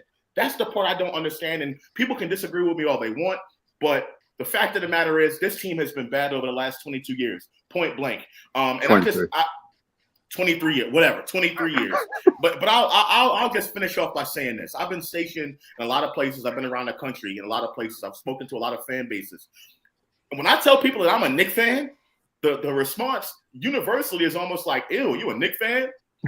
Yes, that's true. It's very true. Like, why are you a Knicks fan? I'm like, I'm from New York. Oh, okay, I understand. Sorry. You know what I'm saying? That's the response I get. Because even though the Knicks are relevant in the sense that, yeah, it's a New York team, they're going to get covered no matter what because it's New York, just like the Lakers, the Knicks have been bad. And everyone around the country kind of knows that except Knicks fans. They don't want to accept that. So I just don't understand this frustration with the national media with how they cover the team. My whole point is if you want the national media to cover you differently, you have to win and you have to show competence. Right. And I'm for the majority of 23 years, the Knicks have not done that. They've been better lately. Absolutely. I'm more optimistic than a lot of people, even some people in this panel. But I just think that, it's appropriate given the fact the Knicks have been bad. But see, I'm just going. Agreed with that. By the way, I'm gonna rock off that for 1 minute because I got to get off my son's. My wife's. Well, I said it right. My son, he's just graduated. His prom and all that is today. So you know what I'm saying. So you got to drive into the prom. Yeah. When you're in a relationship, you're married and all that, and you know what I'm saying, and you come in with. With both got kids, that kid becomes your kid. So I had to, I had to catch myself because when somebody else is your kid and you're married, that's your kid. So I want to just throw that out there. But I'm listening to what you're saying, Fulio, and that's what I want. See, when you said, you travel, you've been all over the world, and people come up to you and they ask you, how are you a Knicks fan? You know what I'm saying? You open up to them, because I'm from New York. That's where I'm from. You know what I'm saying? But you didn't open up with, man, I'm trying to figure out why I'm still a Knicks fan myself. See, it's a difference on how you relate us to the world. And that's my problem with Stephen A. You know what I'm saying? When they ask you, about Donovan Mitchell, instead of you saying, oh, man, the Knicks don't deserve him. Oh, man, Donovan come here, that's it. We in position to start turning around. But see, he makes things all the way negative about us when he's really the biggest outspoken voice for the organization to help us get in the right direction. Even if things are, even if he's right about certain things, but still in all, you can still, overlook those things and talk about other things that you want, but he doesn't do that. He just like to just bash. Then the next day he coming up there, you're crying. You know what I'm saying? So that's what I don't like about him. You know what I'm saying? You're too many different people. Just be one person. You know what I'm saying? You a Knicks fan? You know what I'm saying? Don't come to the Knicks game just because you cover it. You live in New York. Come to a Knicks game and be a fan sometime. And then you can go and say something differently. But don't keep coming up there and bashing us all in the head all the time. That's what I just don't like about him. Then it's just certain ways on how he projects us, you know what I'm saying? Which a lot of the things is right, but still in all, you can avoid some of those things and say different things about us and help us out in certain situations because you got the biggest mouth, the biggest voice, you're the biggest Knicks carrier, but you don't carry it, but you claim you love us. That's only my thing about it, man. Let me just respond to Jay Boogie. Jay Boogie, listen, I love you. You're my guy. You're my guy. You're my dog. My A1. No doubt. 100 grand. But I think you're wrong. When the Knicks were winning and they got to the 4th seed, what was Stephen A. Smith saying on ESPN? We here, all of that, bigging up the team. And what did Knicks fans say? Oh, I don't want to hear that. Yeah, because I don't want that. He's a troll. I don't want that. But that's what I'm saying. And when he started to big up the team, when the team was winning, it's like, oh, we don't want that now. We don't need you now. You know what I'm saying? But that's my point, Jay Boogie. So what Stephen A. Smith is doing is no different than what fans do on Twitter all the time. All the time, fans do this on Twitter. They want to fire Tom Thibodeau. They want to fire Leon Rose. You got guys out there saying that fire everybody. The organization missed the playoffs after the year that they made the 4th seed, and they want to get rid of the whole team. So I don't understand what he is doing that's different than what the Knicks fans do on a daily basis. So I'll tell you in a minute, Josh. I understand your frustration. But at the beginning of that season, when we didn't have things turning around and he was bashing us, and then when we start rocking, you don't get that mindset to say we here. You get that mind to say, oh, they here. They here. You know what I'm saying? They don't change. They don't switch up. Because at the beginning of that season, you won't say none of that about us until we flip that thing around. You know what I'm saying? That's the point, Jay Boogie. That's the point. When you win, things turn around. Teams are going to cover you different. Why be fake about it? Why say, your team is not winning right now, but they're gonna be just fine. The Knicks are gonna be just fine. Why be fake about it? I thought it was a New York thing to be real. What happened to that? That's fine. That's fine, Josh. You know what? Go ahead, Andy, because I know you was waiting because I got a lot of stuff to say. So go ahead. I mean, this isn't hard to figure out, bro. Hey, I'm gonna get in the chat. I'm gonna get in the chat. Listen, I gotta get myself ready. I had to listen to him go back and forth. I'm still gonna listen to y'all, and y'all may have a blessed day, man. I'm in the chat, man. God bless you. Everybody in the chat, man. Jay Boogie, I sent you my number to your phone, so hopefully you got it. Okay, Foodie, I got your number. Deez, I need your number, man. I got you. Yeah, please. And Andy, connect with me, man. Blessings, y'all. Cool. Later, bro. Yo, listen. Yeah, Andy. Yeah, Ron. I knew when Josh was coming here that James Dolan name is going to be thrown out here. I'm not even going to go that deep because me and Josh... He right about James Dolan, though. What are you wrong about? Yo, me and Josh got into the James Dolan... chat. Wormhole. We're going there down that hole for years now. Years. Now it's not like last convo. It's like years now. So, and I'm not saying that he's wrong. I'm not by any means. I'm not saying he's wrong. I don't think James Dolan name though belongs in this Stephen A conversation topic. It's like nobody call his name. Only Why problem. Not? I'm going to tell you now because the only problem for me with Stephen A. Smith now, and I'm just going to say this because I understand that this is his job. He needs ratings and more controversy, Josh, topics and stuff and language used is going to get you views. That's why he put it in those kind of words. Listen, I'm going to tell you two ways that, I don't see Donovan Mitchell becoming a Knick, right? First topic is going to be like, ESPN, sources say that Donovan Mitchell is going to stay Utah Jazz because he's going to have, input on the new coach. That might be Knicks Johnny Bryant. You mentioned the Knicks, you mentioned Donovan Mitchell, and you're not controversy, right? Around the world. The other topic can be Knicks don't deserve Donovan Mitchell. Why did they even mention his name? The organization is crap. Which one is going to get you more clicks? Obviously, the second one. Of course. Yeah. I'm not saying that this is the whole, this is not a different topic. It's just the title, right? So he's going to get views. I understand why he did it. My problem is, why doesn't he say like, the Sacramento Kings are dumb for trading for Domantas Sabonis and trading Tyrese Haliburton out. Right. We never saw that thing happen. We never saw a bad thing, named on the Minnesota Timberwolves. We never saw a bad thing named on the Portland Trailblazers. You know why, Andy? Because they're not universal like the Knicks brand is. So it doesn't pop the ratings like that. Exactly. And I understand that. But what's the problem? That he's a Knicks fan. He can say the same thing. He can say the same. He can say the same thing, and he can. And I'm not saying Max Kellerman because that guy, he's even worse than Stephen A. Smith. Stephen A. Smith is like half of Max Kellerman's horrible. That man is he should have stick to boxing, and he's cool there. I'm not gonna lie, but the Knicks stuff, nah. But if Stephen A. Smith is a Knicks fan for real, deep down in his heart. he should be saying like, listen, I don't think Donovan Mitchell's coming to the Knicks.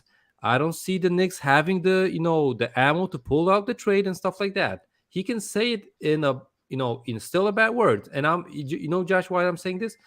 I'm a co-owner of a company. And when my workers screw something over, I can tell them, listen, you did bad, but we're going to fix that. Like, no, half a day, whatever, and it's going to be cool. Meanwhile, my co-owner comes in and she's like, oh, that's going to cost me money. I lost time. I lost money. I lost everything. And the workers, how do you call it? Not the emotions, just the person qualities that, your personnel. Yeah, the personnel, like they're not their emotions, just I draw a blank on the word. That they lose confidence in the job and stuff like that. And I'm not saying that it's cool, whatever. You can go both ways. One way you're gonna be a leader, one way you're gonna be the boss. And what up, Ron? I'm not saying you can go each route. The smarter one is not stir the pot so hard. No, but in his situation, he wants to get the clickbait. So I'm cool. All right. Part of the business. Yeah. Well, first off, shout out to my man Ron Cleveland. Man, in the building. What's going on, brother? I'm gonna get right to you, brother, but I had to say my little piece here. And also shout out to the chat once again. Ahmad Asan, hopefully I said that right. Kevin Taylor, Parrish Duggan in the building. Delano Steele Jr., my guy DSJ. Don P's in the building. My man Ron Sarmiento is here. Z-Halt is here. Z-Halt, I don't think I've seen you before, but thank you for joining. Appreciate you. So, and I think Andy, go ahead, D, what were you gonna say? Yeah, because I wanted to comment with Josh said. I actually agree with Josh. Josh, how many times does that happen? But the first time it might be. I think maybe like the second or something like that. But you're 100% right. And if you're not putting out a good basketball product, what the hell do you expect? Anybody that's coached basketball on a high school level or college level or AAU level, if your team is trash, you hear it from all the fans and the parents and the opposing players, because that's the stuff that just comes with the territory. So you could decipher whether things are truth or false within their rant, but you can't blame them for getting on it because it's been a joke for years. So that's simple. Yeah, I mean, look, this is where I hope that this is understood. Everybody has the right to their opinion, and if you're in a business where your opinion is worth something and you're getting paid for your opinion, you definitely have every right to voice your opinion. You have a right to voice it regardless, but he's paid for his opinion and his analytical thoughts about things. So I respect that side of it. I don't respect, and I'm not saying he has to treat this like if he's in a relationship, but I love my family, love my wife, love my son. I can't, you say something about them, we have a problem. Of course. I'm in love with them. That's my family. My teams, I love them. I'm a Knick fan. I'm a Met fan. I'm a Giant fan. You could say they suck. You could say they're trash. You could say they've been bums. I can agree with you, but I'm not gonna say stuff to belittle them. I'm like, oh man, yeah, they bums. Like they brought in this dude. Look, he looks like he's running on stilts. I'm not saying stupid stuff. I'm not saying, oh yeah, Tom Brady says he wants to come to the Giants. Why the hell would Tom Brady want to come here? Why would he want to do that? I'm not saying that. I'm a Giant fan. I would want Tom Brady on the Giants. I want my team to be better.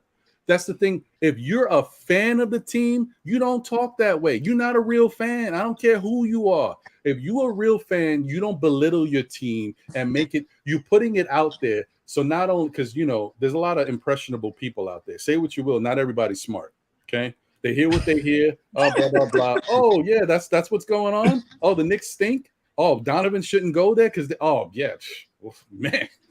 Well, I hope Donovan goes somewhere else. That's what it is, man. Way off with this, and I can't wait to talk about it. I like your listen, I'm not, Josh, because let me tell you something. There's a perception. You just said it. You said it yourself. You travel around the world. People ask you, why the hell are you a Knicks fan? That's the perception. And as long as there's shows like ESPN from people who are supposed to be fans of the team saying the same thing over and over, it's not. I don't care. from an analytic side of it, Stephen A can say what he wants about any team, and I'll rock with it. But you don't say certain things. And notice he says his worst venom, the worst stuff he says is about the Knicks. Think about that. Why do you think that is, though? Well, why do you think that is? Because he's a hater. Because he's and on those ratings go sky high. You ever seen the amount of clicks he does when he does his Knicks rants? They're in the millions. And listen, there are worse teams than the Knicks. I don't agree with his tactics. Stephen A. Smith was, let me get some of this thing. All right, I'm gonna give it to you. Hold on, I'm just saying I don't agree with his tactics. He was making money and he was getting all types of views and ratings before he decided to tear apart the Knicks. Because remember, he's always been a Knicks fan. He's always said things about them, but he's never came at them the way he's come at them in the last few years. That's all I'm saying. I'll save what. Go ahead, Ron. I'll save it. I'm gonna wait till all you guys finish because I'm about to slam all of y'all right now. How do you slam somebody if we agree with him? Ron, what's wrong with this guy? This thing, man, being in Mississippi, up getting some stuff for the yard, man. We doing some yard work, man. But I'm gonna be brief on Melo. Bring Melo back. We need talent. I ain't got a problem with Melo. Melo at this point in his career know who he is. Melo ain't coming in and gonna shake up nothing. You know what I mean? Do you even think that Melo gonna come in and think he the man? Get that out your head. Stephen A. Smith is who Stephen A. Smith is. I don't have a problem with him calling the team out. My only problem is with him is you got to let people know that that's really your team. And his optimism level is never there really with the Knicks. You know what I mean? When the slate is clean with the Knicks, I mean, it's like, what you expect them to do? They're going to be trash. That's the thing. I'm going to tell you like this. I understand what the Knicks are, but I'm never going to bash the Knicks. I'm not going to do that for nobody. You know what I mean? When people ask me, just like what you just said just now, Ron, why are you a Knicks fan? People ask me that.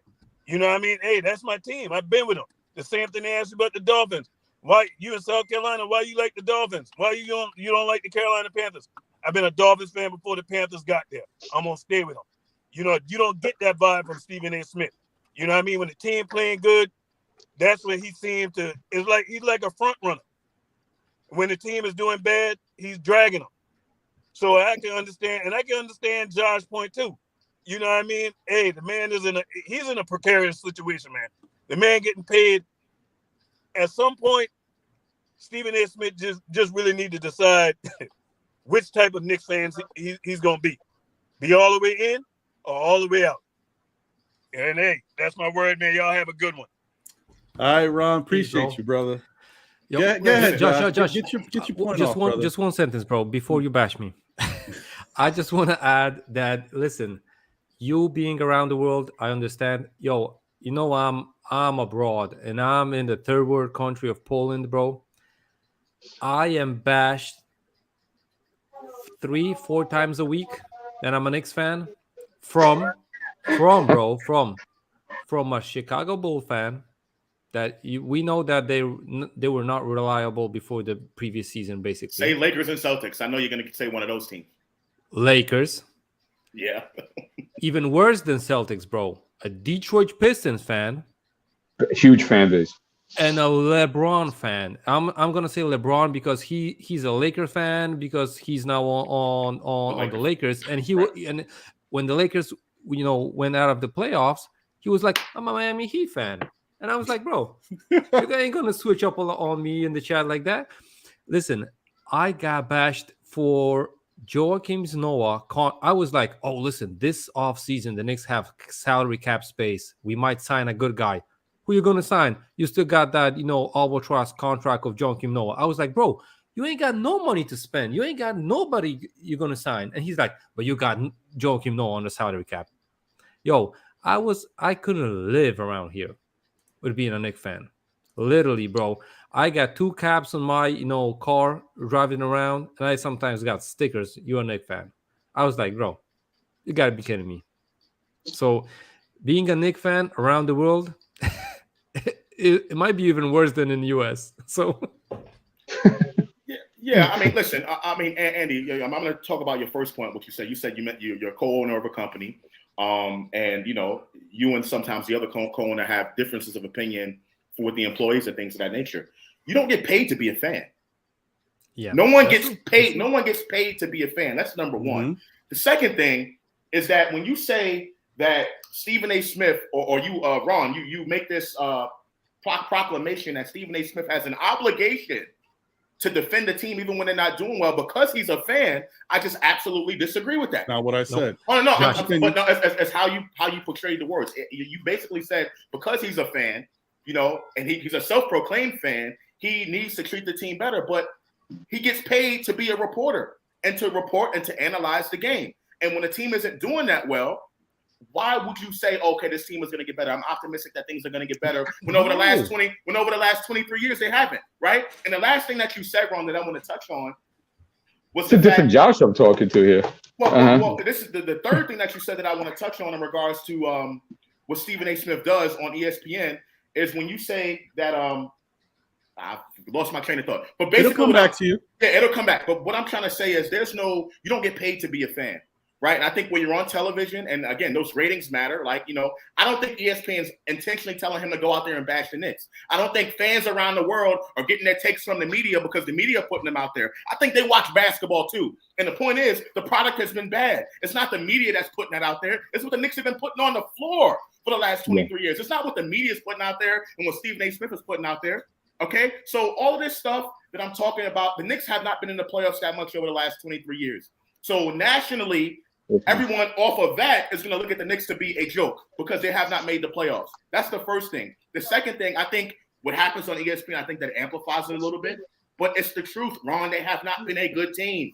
They have not been. Why fake it and say, okay, I'm so optimistic. I think this team is going to do so well. I think this team is going to be this and be that when that has not been the case. So all I'm saying is in order for the Knicks to have that national perception changed around them, the product on the floor needs to be better. Sorry. ESPN doesn't need to do anything different. The product on the floor, we need to play deep in the playoff games. We need to show competence within the organization. That needs to change. Not what ESPN is doing, because I guarantee you this. When the Knicks start to win, ESPN is going to cover the Knicks way better than they cover a lot of other franchises out there, similar to what the Lakers. Look at the Lakers. When the Lakers had all those years, when Kobe's down years, when it was the baby Lakers, and the Lakers were doing bad, they were getting criticized just as bad. The only difference was the Lakers had championships that they can lean on, that they can fall back on. There was belief in the organization that there was competence there with Jeannie Buss and everyone that was running the organization that things were going to turn themselves around. They got LeBron. They won a championship. Things changed.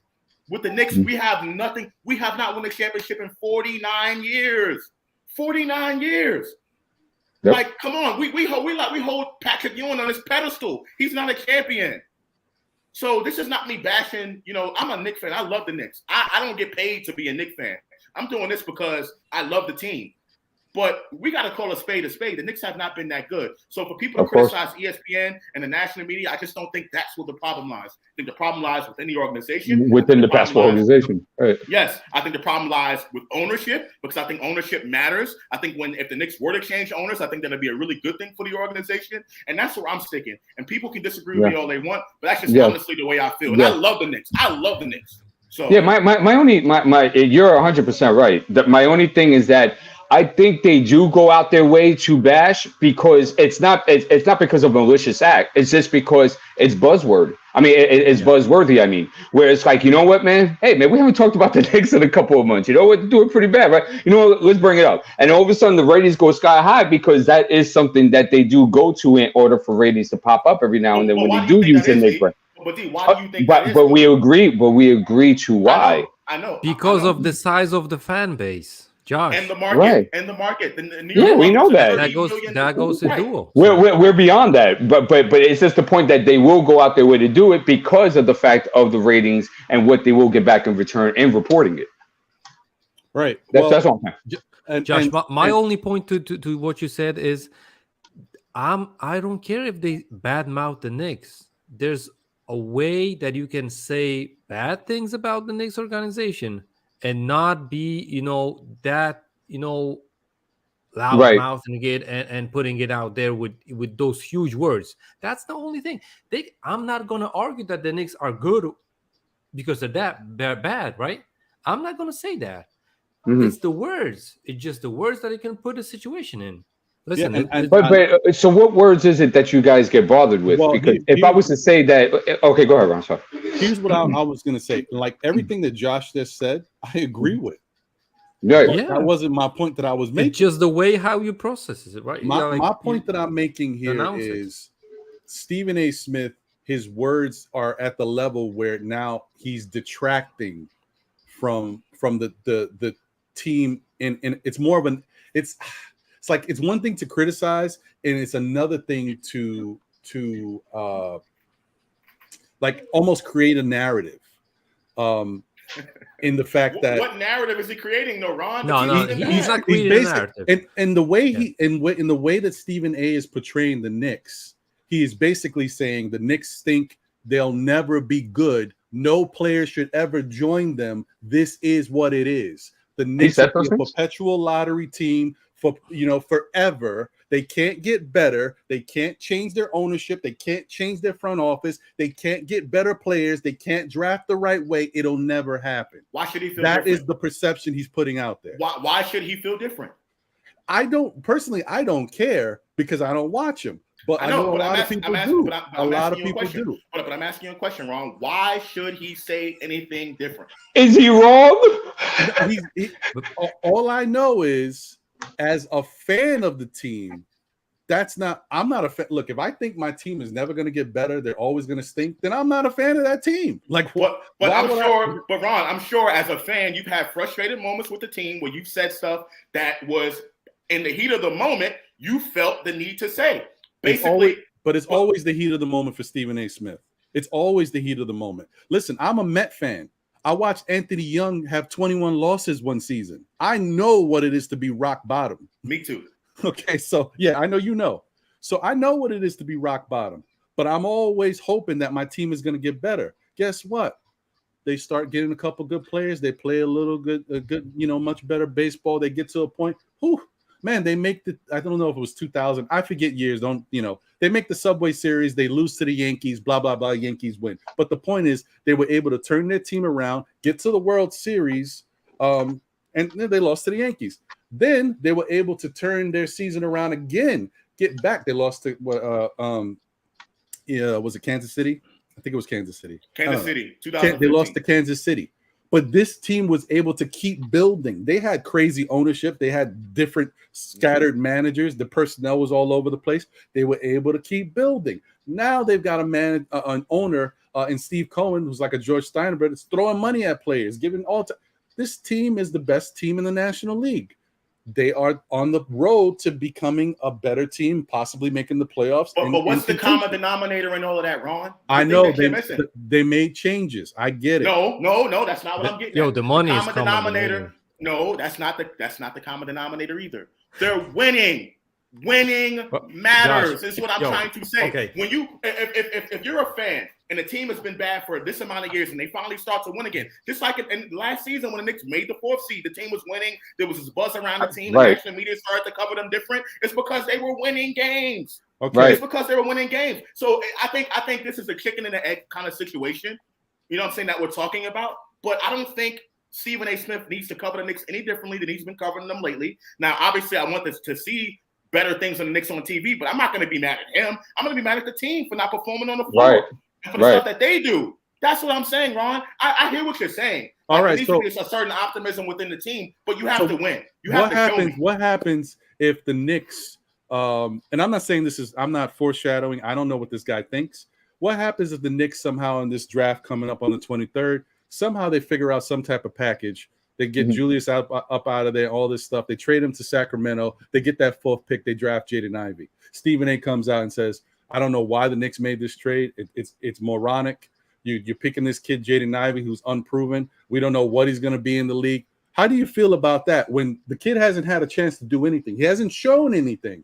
But Stephen A. comes out and bashes them. Would you still say that that's okay to do without knowing anything? The kid hasn't shown you anything. It's his opinion, but guess what? The Knicks have not shown me anything because Jaden Ivey didn't play yet. And right. I want to see them win. Okay, I want to see them win, Ron. I got to come at you from a different angle. I know I got to. So let me come at you from this angle. I'm going in. You got to hit the first one, Ron. Walt Clyde Frazier is one of the best Knicks ever. People love Walt Clyde Frazier. He announces for them. But you see Walt Clyde Frazier compared to some of the other basketball analysts, he's very critical about the Knicks. When they're playing bad out there, he'll say it on the instant. Like, that's a horrible play. I don't know what this guy is thinking. What is he doing? The court's only 18 feet or 19 feet. Why is this guy stepping up? You know, he's critical when he needs to be. Nothing wrong with that. He doesn't say, oh, well, you know what? I don't know why this guy's on the team. I don't mean, see, how many times does he continue to do the same thing? You see where I'm going with this? I see where you're going, but you're still way off. No, I'm not. Clyde, no. Let me get you, because Clyde Frazier is a Knicks analyst, right? He works for the team. He's not covering an NBA on a national level. So there's two totally different things there. But he has.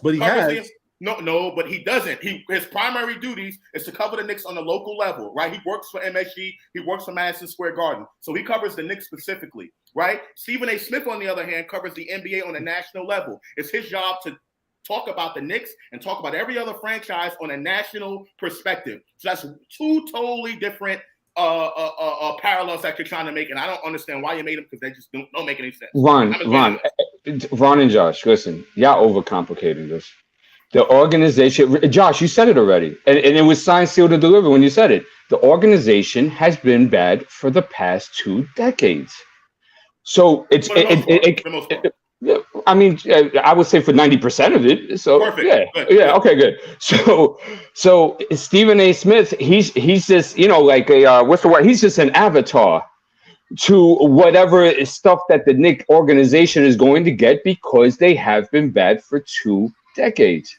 So I wouldn't focus so much on what he's saying, who's that. And if the organization is being swayed by what people are saying, then you don't have the right organization in place. If the ownership is being swayed by the media, media personalities and NBA fan talk, then he should not be the owner for the Knicks organization. I didn't say for MSG. I said for the Knicks organization. Dolan is he's a big thing into this whole media thing. He gets swayed by the media all the time. That's what makes him bad. And my number one thing with Dolan, and I said this forever, ever since you guys have seen me, I've always been on Dolan, and I will say this.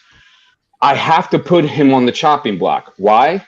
Because as an owner, he makes the decision to hire whatever administration is going into the fucking organization. Sorry to curse. Go, Andy, because you got fire there. Go ahead. Spit it out. He's coming from the ears now. Go ahead, Andy. Yo, guys, I literally had to take a leak because I want to hear this whole response. And Ron, first off, I'm sorry for doing this. Josh, are we doing a controversy today at like 3:30? You got time for that? Because I'm going to move the topic, you know, because I don't want Ron to take like 3 hours. I'm going to move the topic. I'm supposed to go on with CPD artists today. Okay. Okay. But So I'm not going to bother you guys. We'll reschedule. Me and you, we'll do something. Okay. Ron, Poetic, you too. And you too, Ron. We got to set it up. Yeah, we haven't done anything. Let me know. Whatever. Ron, your info, Poetic. We're gonna talk. Can I drill? You got my Twitter. Can I drill this Dolan thing? Get ahead. A little bit, only just a little bit. No, Andy, you were coming with hot fire. You better come guns blazing. Let's go, bro. You ain't it's gonna be Ron. You can play the intro because it's gonna be silence after I ask this question. I can't wait. I just before you go, Andy, I just wanted to say one more thing. Josh, you're a Met fan. You also know. My point was you can be critical of a team and not be disrespectful of the team. I don't care if you're employed by them or whatever. Keith Hernandez has said many critical, like worse than Clyde. He said many critical things about this Met organization, and he announces for them. But you know what? I respect what he says because he's doing it in a certain way. And the last thing I was going to say about it before I forget is that this is all like you guys said, it's a business. It's Stephen A. Smith gets paid for this. It's a script. The only difference is Stephen A. is not with Max Kellerman. When Max was there, Max would be the guy doing this stuff, and Stephen A. would be a little bit more subdued. He'd still go along with, he'd agree with certain, but he wouldn't be the one lighting the fire with the controversial takes the way he's doing it now. There's no Max Kellerman on his show, so now Stephen A. has become that guy. It's a script. I get it. All right. My fault. Go ahead, Andy. Yeah. So Ron, I'm gonna leave you out of this topic because you're on my side.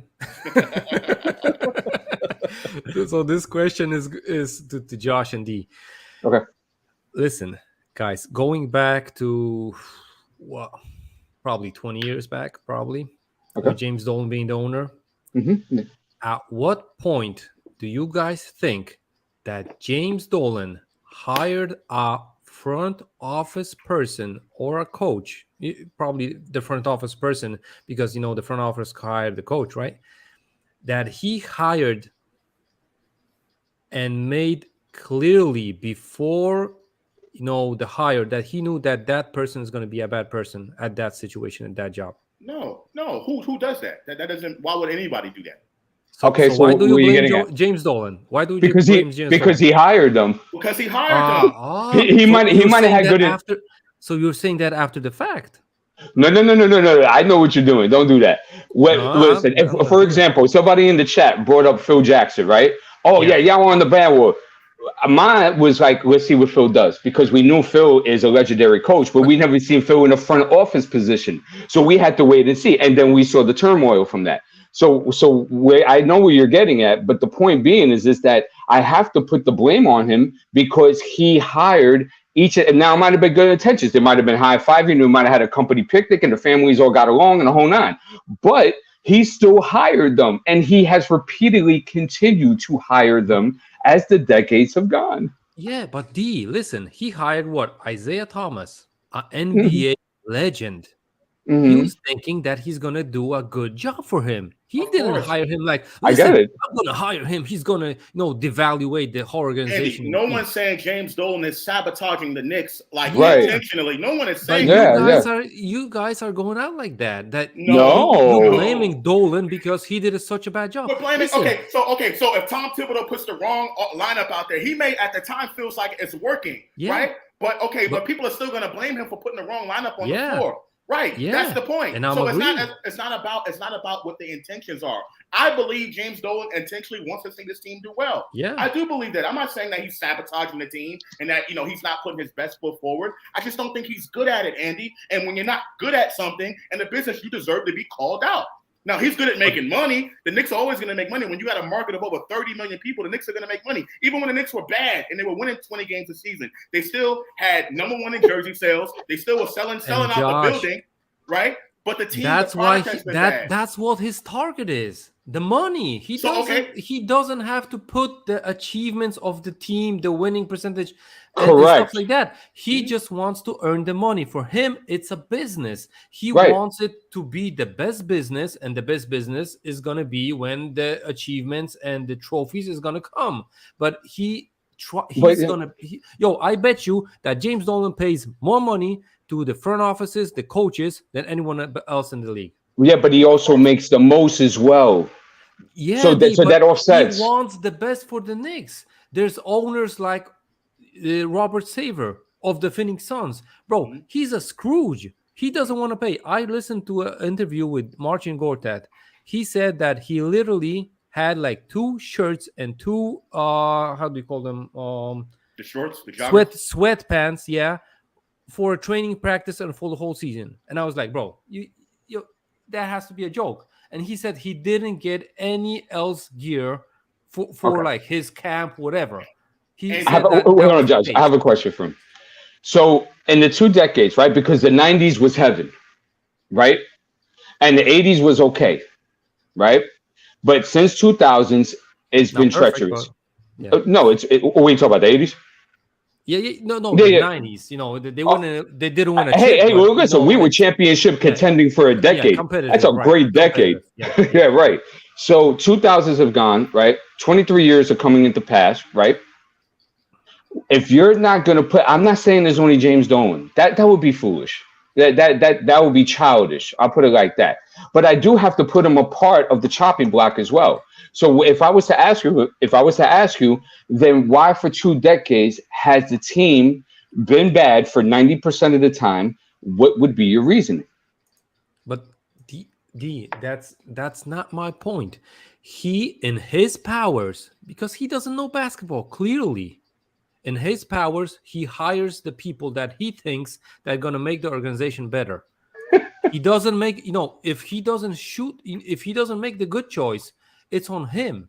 But he doesn't, he doesn't like, okay, you guys ain't gonna lose, you're gonna pay these guys whatever, because I'm not gonna allow that.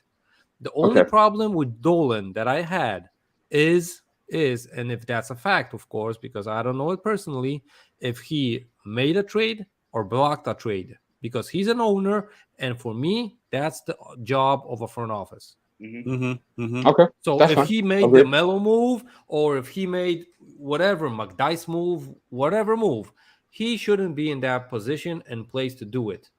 You know, he can do it, but for me, okay. So why have we been bad for 2 decades? Because he didn't make good decisions. Ding, ding, ding. Ladies and gentlemen, have a great day. We'll catch you next week. Yo, but his intentions were good. It's not like he didn't make. I don't care about his intentions, Andy. It's not about the intentions, Andy. No, Andy, if you have a girlfriend, right? If you pick a girl, right? If you pick a girl, right, and and she seems nice at first, right? And you go to her house and everything's nice and she's got a good family structure, and then you get to know her, right? And you made her your girlfriend, and she's a crazy maniac that stalks you and wants to do all different ties to you. Whose fault is it at the end of the day? It can't be hers because she is who she is, right? It's got to be you because you chose her as a girl. She didn't have the good intentions, bro. All right, hold on. Let me say this. Let me say this. I hear what you're saying, Andy. I agree with you. I also understand what D and what Josh are saying, because I agree with that too. It's like it's both. It's a balance here. It's first off, I'm not defending Dolan because I realize that he has bad, decisions, but his intentions were good. So he's just a dumb guy. So wait, hey, look, Andy, he has the #1 valued franchise in the league for over a decade. Exactly. He doesn't care, bro. I'm sorry. He probably doesn't care, but as much as he should. The only thing I'm gonna shoot him a little bail, just a little bit. But first, salute to New Galaxies. I see you in the chat. Kaiser Soze, we survived 100 people. Ad J, Hulk TV, Bricks Nation, JJP, New York City, Pierre Moise in the building, and my man Sergeant Knicks. G-Man for life. Yo, bro, we got to get you back up here. We haven't heard from you. I know you've been busy. G-Man, wow. Where you been, brother? We got to get you back up here.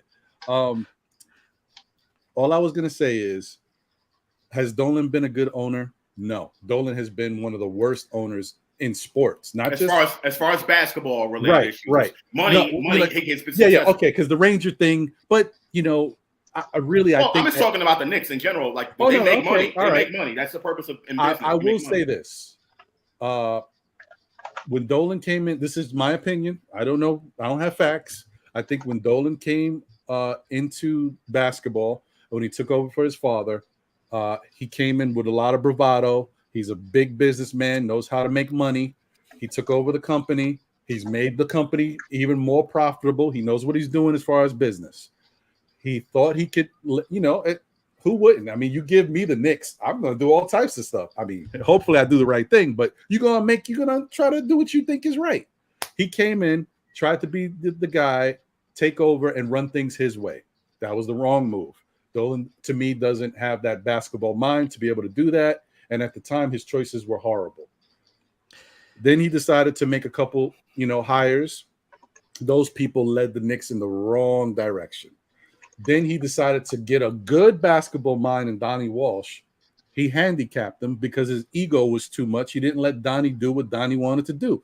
Donnie had a good chance to turn this Knicks team around. He was one of the few owners, GMs, that gave us some cap room. He had us looking forward to the position to be able to sign Carmelo Anthony outright. Carmelo was impatient. He couldn't wait. Dolan was impatient. Oh, I love Carmelo. Bring him back home. He couldn't wait. He made Donnie pull the trigger. Bad move. We know what happened. I don't agree with that. But okay. But I understand what you're saying. Go ahead. I mean, I don't want to say that the players that he gave up really didn't turn out to be much. So the move is not as bad as as we thought at the time. I can understand that, but it would have been smarter to just go get Melo in free agency. And then even if you don't want to keep those players, you can use those players to trade for other assets. Absolutely. That's what that's my thought process. Two teams, right, in recent memory have done this, right? When the Memphis Grizzlies, right, because they sold their ownership to like a company of sorts. So when the company came, right, in 2019, that was the year of the Ja draft. They said, we're going in a different direction with this organization. We're going to build it from the ground up. We're going to build it with our youth. We're going to bring in developmental stats, and we're going to build it slowly but surely. The Cleveland Cavaliers, when their front office came and they pitched the idea to the owner, Dan Gilbert, they pitched the same exact thing. They said, hey, look, listen, you're going to lose for a couple of years, but we're building through the draft, and we're going to develop these guys, and da-da-da, and you see where they had this season. So, and it's not even about them not making it to the playoffs and stuff. They have emerging young talent. So I think it's a thing. And I use those two because they're recent examples. We have seen the success of the last couple of years. And I guess the question comes is that when is the Knicks organization going to take that stand, like 2 feet committed, not 1.5 foot, not 1 foot, 2 feet, where they say, okay, look, listen, scratch it. We're going to start here. We're going to develop our young talent, and we're going to build it from the ground up. Because if you look at every championship team ever, just about, that's how they've done it. Look at your Boston Celtics this year. Jason Tatum and Jaylen Brown are homegrown. Robert Williams is homegrown. Marcus Smart is homegrown. Steph Curry is homegrown. Klay Thompson is homegrown. Draymond Green is homegrown. No way, Josh. You can't disagree with this, bro. Hold on, because let me finish my point because then we're going to go off into something else. Hold on 1 second. We are. So, as I said, he made that decision. Okay, forced the issue. We know what happened with that. Donnie Walsh is out of here. We would go to the next thing. Then he makes another bad hire. It doesn't go anywhere. Then he decides, you know what? I'm listening to everybody. I'm getting too much negative flack. People are calling they're creating petitions to get me up out of here. I'm not going anywhere, but I don't want to hear from this. He decides to go get Phil Jackson in the wrong capacity because Phil Jackson is not a GM. He's not that, the basketball operations guy. That's not his role. That's not where he succeeded at. But we took a chance, and fans loved him for that. We were happy with the Phil Jackson hire because at least we knew that Phil Jackson was going to command authority and be able to do what he wanted to do. He's a winner. Yeah. So it didn't work out. And he also had Steve Mills in the situation as his yes man. So Phil goes bye-bye. He keeps Steve Mills as his yes man. Another mistake. He brings in Scott Perry. Do I think Scott Perry was a bad hire? No. Do I think it was the best hire? No, because I think there's other people that might have been better than Scott Perry, but I still think Scott Perry is competent. Steve Mills, the common denominator, he realizes that's not working. He's got to go. You keep Scott Perry. You say, okay, I see a lot of other teams creating success with these agents now becoming the head of their basketball operations, their GMs, their assistant GMs. Let me go this route. Like, I can't be mad at Dolan for trying things. It's not like he's just saying, well, I'm just going to put anybody up there. I'm still making money. At least he's trying. Like, I get it. It's not great, but you got to give the guy, at least he wants the team to succeed by trying different options. It may not work out, but he's trying. Old Dolan would never do any of this stuff. He'd just do whatever, put whoever, and he'd be calling the shots behind the scenes. The Knicks would still be losing. He'd still be making his money. Ron, I love you, but no. No, listen, Ron. We don't disagree with you. I don't think me and D Poetic disagree with that. No, I do. I'm talking about the intention. No, I don't get it. The intention of it, but it's a results-oriented business, and the fact that the Knicks have not won. Right now, D Poetic, this is where me and you, I disagree with you because over the last couple of years, I think the Knicks have tried to build through the draft, but and throughout the past 23 seasons, the Knicks have had draft picks, with the exception of that 1 year where we didn't have the first round pick to get Jamal Murray. We've had draft picks. We just didn't draft the right guy. I think that matters too. So the Grizzlies drafted their guy and John Morant. The Warriors drafted their guy and Steph Curry, who we were one pick away from. I don't want to bring that up again. Right? But we didn't have the chances, Josh, to draft. No, I know. That's Eddie. I'm with you. So, I got you. I understand that. But I'm saying they drafted the right pieces. The Knicks have had years where they missed on draft picks. So I think over the past over the past few seasons, three to four, we've had guys who we drafted, right? Frank Ntilikina wasn't a good draft pick. Sorry, Andy. And Frank Ntilikina wasn't a good draft pick. We drafted Kristaps Porzingis. Devin Booker went 11. Porzingis is now traded. He's been on two different teams since. Right, so I think that part matters too. So when you say that other teams want to go in that direction, I think the Knicks have been trying to go in that direction. They just haven't drafted the right guy. So we agree, but I still agree. I think you're missing a little bit of context with that. No, I see what you're trying to say. That at least they're making the attempt in order to build to the draft, and I get that. Right. But then the next phase of that comes into play, and this is where you and me completely diverge. Is that I don't think that they're developing the product correctly, and plus also too that's a thing of the jury's still out type of thing, because don't forget R.J. Barrett might be the first rookie since Charlie Wall to make it through his rookie contract. But why do you think that is though? But why do you think that is? Because he's probably the second best talent they've had since Kristaps. Or we didn't develop the rest of the guys correctly. Or you didn't draft the right guy. I'm with that. We're never gonna know, Josh. I'm with that. Has changed over the years, where we're becoming not there yet. We're becoming more of a basketball team, meaning acting like a real basketball team. I'm not saying we're there yet, but there was a lot of bad decision making before, and maybe some other guy. I don't know. Maybe we if we had the right development staff, had the right people in scouting people, we would have drafted better over the years. But as I said, Dolan's focus wasn't really on the basketball part of it. It was on the business part of it. And I think he's leaning more towards, I'm stepping back and letting these guys who know more about basketball than me run the ship. And that's why I'm more optimistic about where this team is going. I'm very optimistic about what the future holds, because I believe we have, at this time, I believe we have the right guys in place, and the jury is still out. But as a fan, I'm a little bit more optimistic. But getting back to what we're talking about in regards to ESPN and the national media, like, winning matters. Like, as fans locally, we can say, okay, yeah, I believe where this team is going. I believe in that direction, right? But to them, it's more about winning. And that's what I think matters on a national level, particularly when you play in New York, when you play in the largest market in the country, right? I think that matters. The Lakers, when the Lakers were not winning, they had all these young players, like people was talking about, the young players that were going in that direction. Kobe was getting older. The team wasn't winning. They were getting bashed for it. Even though some Laker fans would have been like, I'm a little bit more optimistic about the future because we got this guy, we got Ingram, we got Hart, we got Randall, we got whoever. You know what I'm saying? So I think locally the fan base was like that, but nationally, they weren't playing on national TV. The Lakers weren't playing on national TV for a lot of that season, not like they normally do. They weren't playing in the playoffs. So I think nationally, that's where you have to get covered appropriately. And the Knicks, frankly, have not been good enough to be on national TV games. I like ESPN because anytime the Knicks are on ESPN, the national team the national audience gets to see how good this team could potentially be. Some people don't like it. I love it. I want to see the Knicks more on ESPN a little bit more, right? And I think ESPN has to put them on because, they'll make some money from it. But imagine the Knicks were winning. If the Knicks were winning games and, playing on these national TV games, I think it'll be a little bit different. So that's just where I'm at with the whole thing. I hear you. I listen, you guys are all bringing great takes and great points. And like I said, I'm an objective listener.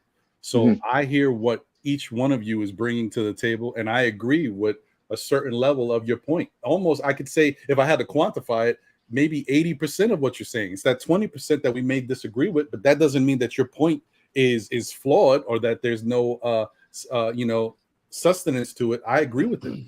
I just think that I feel like I'm much happier with this version of James Dolan than I've ever been. And the other thing that we have to keep in mind is, as much as we don't like what Dolan has done, maybe we're not ready to forgive him because his choices are not as good as we'd like them to be. You gotta see this. Dolan's not going anywhere. So if this is going to be your owner for whoever knows how long, we can only hope that as time goes by, he continues to keep going at it. We don't know what's going to happen with Leon Rose and this administration. Maybe we're a step closer. Maybe after this season, I hope it works out. But if it doesn't work out, maybe then Dolan says, you know what? I've learned a little bit more. I learned from Phil Jackson. I learned from Leon Rose. Now his next hire is the one. Because the other thing is, I'm just saying, as he's a smart businessman. So I do think he's learning things. And we got to say that as much as we're not happy with the product that we saw with the team this year and everything that happened, the direction is a little better. We've never had this much youth before. We've never had some optimism as far as being able to build. Maybe we don't have all the right pieces, but we're in a situation where at least we can see that, okay, if you tweak a little things here, you do this, you get the right development staff, maybe we can get something out of it. So that's promising. Yeah. Andy, go ahead. What were you gonna say? Yeah, I'm just gonna say something. So Josh is gonna be happy that I said it. The direction is better because James Dolan ain't sticking his nose into the business. I mean, that's true for me. That's the biggest thing Josh, for me.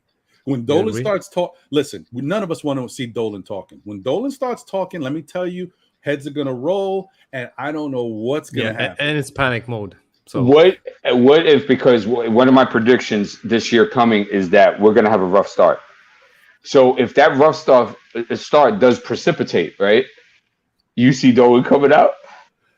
It's a chance. It is definitely. I I think deep down he's simmering. I think it's starting to bubble a little bit. I think he's starting to bubble a little bit. So especially a championship with the Rangers. Well, I mean, a finals appearance with the Rangers and stuff like that. He might be thinking a certain way. He could. It's true. I mean, we'll see. We'll see what happens. But I think we, and also, guys, I see there's 117 people here. Thank you guys for tuning in. Appreciate the love. But I think we only got about 65 likes. If you guys can do me a favor, hit that like button. I appreciate it. The more likes we get, the better the YouTube algorithm sees the channel and understands that we add something. There's some value here that people should check out. I hope you guys agree with it.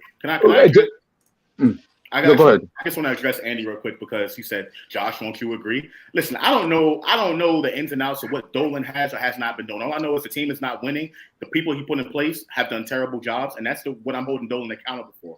But I want to really just talk about, because we've talked enough about basketball. We know what the Knicks have been or have not been over the past 23 years of its ownership. But off the floor, off the court, a lot of stuff that Dolan does in relation to the Knicks has not been good as well. And people may disagree with me on this. I think the Oakley thing was a negative mark for the organization. I think the whole Spike Lee thing was a negative mark for the organization, whether you blame Spike or Dolan or whatever. I blame Dolan in both of those instances, by the way. You can look at the whole thing with Isaiah Thomas back in 2007 with that situation with the sexual assault thing. And then you got the incidents with fans. With Dolan himself is arguing with fans, calling them drunks because he's a recovering alcoholic. He's been sober for X amount of years, sending letters to fans, calling them drunks and all of that stuff. So I think that part, that makes it even worse, because I think the perception of the organization, because we run by someone who has an ego, and I think Charles Oakley is absolutely correct when he talks about James Dolan and his ego and the way he runs Madison Square Garden and how the PR staff is so tight-lipped. According to Mark Berman, he said it himself. Madison Square Garden PR is run like a I don't know the correct term. I don't want to say slave ship or whatever, but it's run that way. So I think that part of it matters too. So when you combine the basketball or lack thereof with all of that stuff that goes on off the court in relation to the Knicks, I think that's where people have that perception. So it's not just all about on the floor; it's also off of it as well. Right, I said. Oh no, I was going to say, like I said, I agree. I agree with the sustenance is there. So what you feel about Dolan is correct. There's things he hasn't carried out correctly. Go ahead, D. Yeah, I think Ron and Andy, I'm not sure who said it, but you said that you liked it that his nose hasn't been in the business, right? Well, would you agree with me that when what's their names, when Perry and Mills had that press conference engaged to the season, do you think Dolan and Perry made that decision, or did that come from upstairs and told them, y'all better go out there, you better reassure these fans or do whatever the hell you got to do? Who was it? No. Yeah, I think Dolan had something to do with it. So he's still there. No, but he's gonna listen. He's still an owner, and someone who has been so hands-on, making all these type of moves. For him to take a step back at all is something to behold, and the fact that he's tried to has been good for the organization. I'm just saying, we gotta hope he continues to do that, because this is the problem. As an owner, the franchise is too lucrative. He's got no reason to sell it.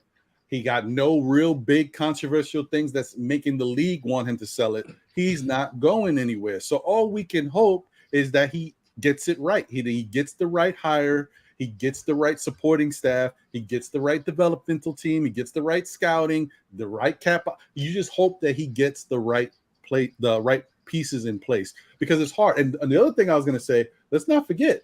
Remember when he was trying to get Ujiri? he knows the people to try to go after. It's just sometimes you can't get them. Like your jury wasn't going to leave Toronto. They just won the championship. I'm not leaving there for an unknown with you. And I know your track record. I know what I got here. So, but you got to appreciate the fact that he was trying to get you jury.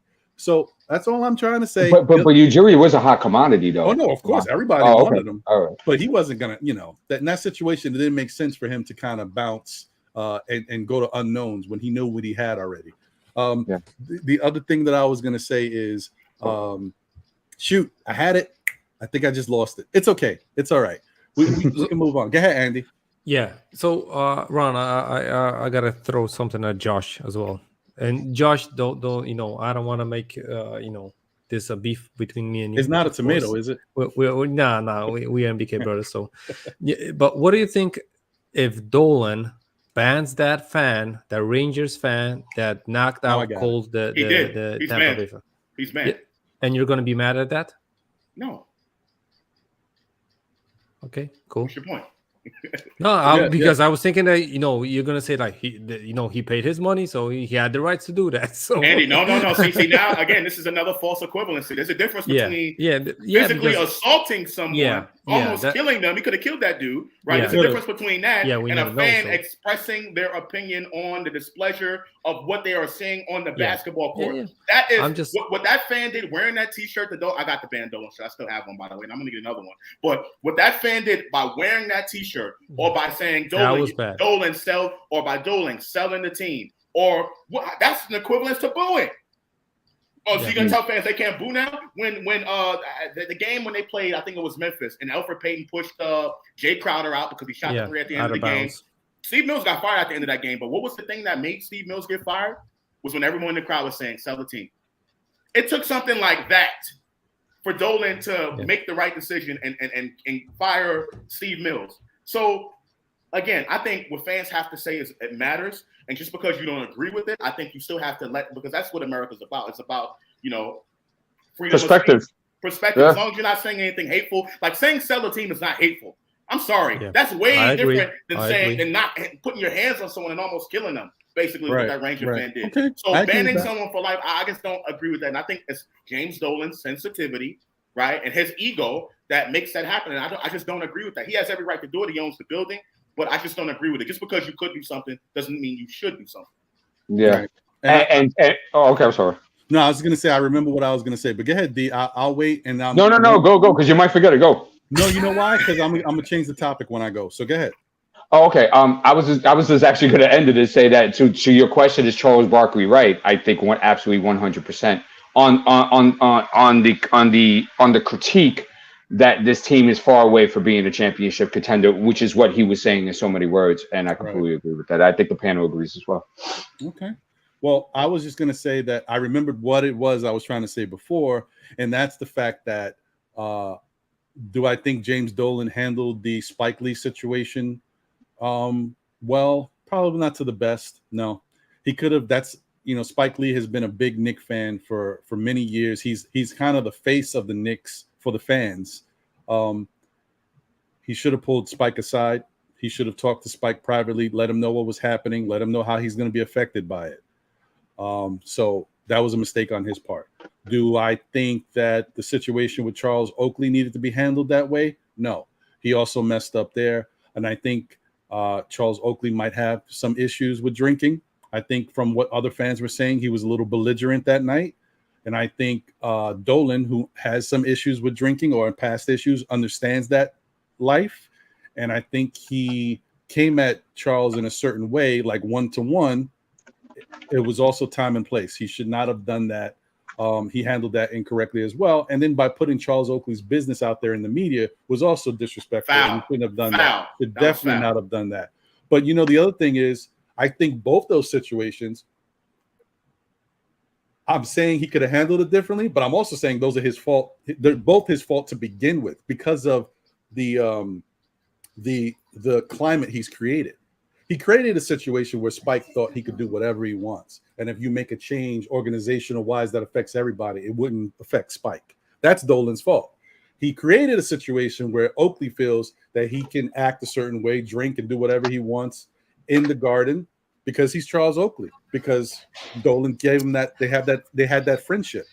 So this is all James Dolan. It was all bad from the beginning, it was all bad at the end. Actually, Oakley and Dolan never had a friendship. If you wanted to say that Dolan created that situation by not being friends with Oakley and not trying to, whatever, I think that's a little bit better. But I don't think it's because Charles Oakley was just being drunk and he knew that he can go into the Garden and do whatever he wanted. I don't think that was the situation. I think that they had a legitimate beef and Dolan was afraid of Oakley. I think that's pretty much what it came down to. I don't know whether Oakley was drinking or not at that night or whatever the case may be. I don't know. No, he was. Exactly. He was. Fans have said that he was. I wasn't there. I don't know. I don't know. Hear you. But what I'm saying is I think Dolan created that situation because he created a climate to where he wants people to basically bow down to him because he owns the team. And I think there's some players you can't do that with. There's some people you can't do that with. And because they're not going to kiss his ass, with lack of a better word, I think Dolan has a problem with that. Right? Now, there's other players that have, that work for the organization, like Allen Houston and Sprewell and LJ. You see them at the Knicks games all the time. I feel like Charles Oakley should have been given a little bit more decency when it came to the way Dolan treats them. But because they have a personal beef, I think that's what kind of created that situation. And some of it is Oakley's fault too. Don't get me wrong. But I'm not talking about the whole drinking thing because I don't know. I do not know about the whole drinking thing, but I think Dolan kind of perpetuated that relationship between them, and that's why it happened. So I hear you, and I do think that Oakley's personality plays a part into. I think it's more the personality. I think it's a personality thing, and that's the reason why he's not received as well by Dolan and by MSG the way Allen Houston, Starks, and Larry Johnson are.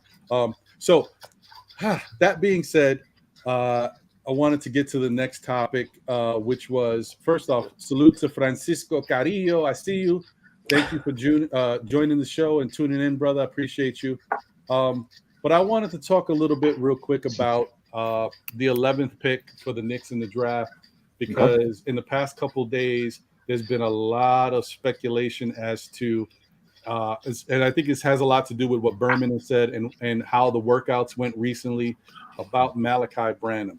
And apparently Malaki Branham has moved up on a lot of draft boards. And according to Berman, I think the Knicks see something in Branham that they really like. And maybe it's the way that workout happened that they saw something. Because, for whatever reason, this may be a Scott Perry thing, because Scott Perry was there when we did the Knox workout. And, he loved how Knox played against Bridges. And because of that, he decided to go with Knox. I'm not saying that's a negative, but I don't feel great about these workouts as much as I used to. But what do you guys think about Malaki Branham being the pick for the Knicks at 11? Because quite frankly, if the Knicks don't make any moves, there is a chance that all the guys we really love, and I'm not talking about everybody, there's Agbaji might be there, there's certain guys, Sohan might be there, but I'm talking about the guys that most people have been clamoring for, the Ivies, the Johnny Davises, the Benedict Matherins, guys like that might all be gone. How do you feel about Malaki Branham being the pick at 11? Let me go with Andy, and I'll get to D and then Josh. Andy, what do you think about Malaki being the pick at 11? Well, Ron, I'm gonna pass the mic to D because he's the one that does the the scouting reports and the draft things. So I'm gonna pass the mic to D on this one. Okay, thanks, Andy. Malaki is a good prospect. Like, he has a 6'9", 6'10" wingspan. He's a 6'5". He's still a young puppy. He has a really smooth mid-range game. My issues with him is that he suffers from things that are problems with this team. So, for example, his ball creation off the dribble, not there. His ability to play make for others, not there. And I feel he's a little soft. He does, for me personally, he doesn't go under my pit bull category. I can see them falling in love with the measurables and with the potential is there. Now, listen, I don't want to put these guys in a box that I never do. I only speak of as I saw them this present, because they could come out 1 or 2 years and they could really develop and flourish into something. And I hope that for each and every one of these guys that get picked. But I don't see him being a guy. I feel you can swing on a lot of other players that could upgrade your organization more than Malaki can. You're going to hear a lot of this, Ron. Ty's name is going to come up. you're gonna hear all these different types of names that are gonna come up. Johnny's gonna come up. Maybe Ben might even come up. They're all gonna come up, especially that if they work them out and stuff of that nature. Mm-hmm. You're gonna hear all that. Look, when Johnny Davis had the interview with Tibbs during the combine, that became a story for 2 days. Right. So they're gonna do that. But I think that with the pick, you want to try to get the best available because your roster ain't stacked like that. So you want to get a guy that brings different dimensions to your roster in which you don't have at the moment. And you don't have a guy that could break down the D consistently. That's just the damn truth. And you don't have a guy that could make for themselves and others on a consistent basis. So you have to really get that. And you know how I stand. You have to get a potential elite dynamic perimeter player. You have to get that first. And then you build around that. Let's see if they do it. Mm-hmm. Ron, I got a question to D. What would be the player, probably in current NBA or last several years, that you would put the floor, Malaki, and the ceiling probably on him? Okay, so you want like a player comp. Okay. Yeah. Good one. I didn't have a player comp for him. That's a good one.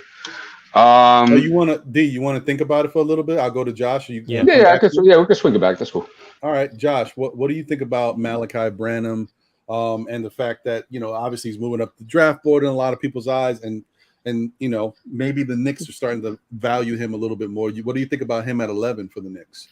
So he's not on my top 5. I mean, I got a top 5 that I want to see the Knicks be able to draft that they're able to at 11. Malaki Branham is not on my top 5. I think he is a good prospect. I think he's still a little bit on the project side. I think Knicks can do some things with him if they're able to develop and all that stuff that we were talking about. But I don't have him on my top 5. If the Knicks settle for him, let's say Davis and all those other guys are off the board, I wouldn't be upset with it. But if you got a guy like Davis or Mathurin or Eason on the board, I would rather the Knicks go for one of those guys than go for Malaki Branham, because I think those guys are a little bit more established in what they do on the floor compared to Malaki Branham. And this is just me based on everything that I've seen about Branham. I'm not saying he's a bad player at all. I think he has a lot of potential. The wingspan, I know we talk about that. But I just think those other guys are a little bit more settled in what they can do on the floor immediately for the Knicks. Whereas Branham, you have to wait a couple of years to see what he can do. And I would rather the Knicks, get someone that can help them in the immediate, that can be a rotation player right out the gate. And I just don't know if Branham is going to be that right off the bat. So I wouldn't be mad at it. But the reason why I wouldn't be mad at it, because the Knicks have a lot of wings already, right? That position right there, I feel like there's people already ahead of him that are going to get rotation minutes out the gate. But I'd rather to see the Knicks get someone that can be added into the rotation, that can contribute in the rotation right off the bat, rather than going for someone that's going to be a long-term project that you have to hold, probably put in the G League for a few years or something like that. So, right. Well, you know what? I'm gonna say this, and then I'll get back to D if he has a player comp or maybe an idea of anyone. Yeah. I was watching a video recently on YouTube from No Ceilings, and if you guys haven't checked out No Ceilings, they do really good draft analysis. That's their bag. They got like 8 guys over there. Shout out to my Corey Tulaba and the rest of the crew. And they did a whole video about specifically Malaki Branham. And the thing about Malaki was intriguing is his offensive game. It's, he's got a good shot and he can do certain things. He also has some limitations that D broke down. Now you could say, well, offensively, even with those limitations, is he still better than a lot of the guys we got? Maybe. So that's how you could look at him and say he could still bring something to the team. But what I thought was very interesting, because I didn't see a lot of Malaki, and most of the time when you're looking on YouTube, you see the highlights of offensive plays and stuff like that. The one thing I like about No Ceilings is that these guys they try to get to a lot of games, and especially at least to everybody they're covering, they try to get to at least one game to see that person in person, that player in person, and see like the measurables, how they look, how the feel for them.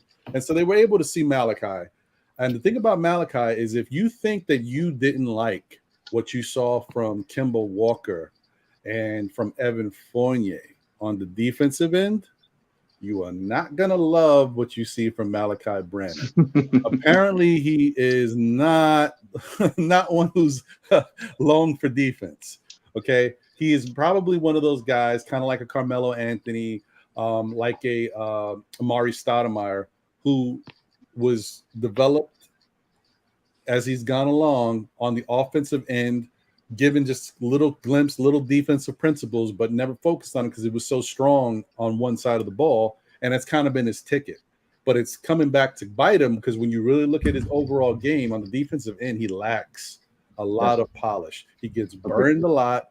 He got the Ole Matador defense going on. He can step up and have moments where, and I believe that's probably what he did in this workout. He was probably like all up in the guy's face. And then on the offensive end, he really took it to them. So that makes him stand out and look good. But that's not his day-to-day. This is a workout. He's trying to impress. But when he really gets out there on your day-to-day, you got to worry about his defensive effort, his ability to move and do what you expect from a Tom Thibodeau type defense. So that's the only thing I want you to think about because that concerns me a little bit. Did you have anybody that you think he might compare to? I was going to say what Block said. I was going to say Chris Middleton out of the draft. Not Chris Middleton now, but Chris Middleton out of the draft. It's something like that. There's other players. It's escaping my brain right now. Although Chris Middleton is a very good defender, guys. Nowadays. Right. Yeah. That's why I said when he came out. Good point. And another thing too is that he has the measurables to be a very good perimeter defender, and that's why I questioned his pit bullness a bit. Right. I seen him shy away from contact. I seen him not engage defensively and picking up guys and stuff like that. So that was a great point you brought up. So yeah, so I mean that's the thing. Like Frank Ntilikina. Yeah, well, I just hope that whatever the Knicks do, that they make the right decision for the team, and it's a really good player. Like, don't give me that in-between guy. You're going to go after it. You bring in an Ivy, go after it, or you bring in a Mathurin, go get me that guy. If you're not going to go get me that guy, don't give me the in-between guy. Go give me the guy who is going to be a baller, who does what we need. Go get me an Agbaji. Agbaji's solid in defense. He's solid in scoring. He's a good athlete. He's got good heart. I'd take him over Branham. That's what I'm saying. Like, give me that guy. If you're not going to give me the main star guy, give me the guy who I know is really going to come in and help the team. Give me a really good role player. Don't just give me the in-between guy. Oh, he could turn into a star. I don't know. Well, he kind of lacks I don't want that guy. At least that's how I feel as a Knicks fan now. I've seen enough. I think we got a couple of those guys on the team already that could be something special. If Grimes gets in the lab, works on his overall game, works on more consistency with his jump shot, he could turn into something special maybe. I don't know. If Quickly works on his efficiency, because he's actually been very inefficient when it comes to his jump shot. For a guy who could be such a good shooter, he's really not a good shooter when you think about it. He needs to work on that. He's great from the free throw line. That needs to translate to his overall, his jump shots, his three-point game. And then we might see something special. Who knows? The guy we're looking for might be Quickly all along.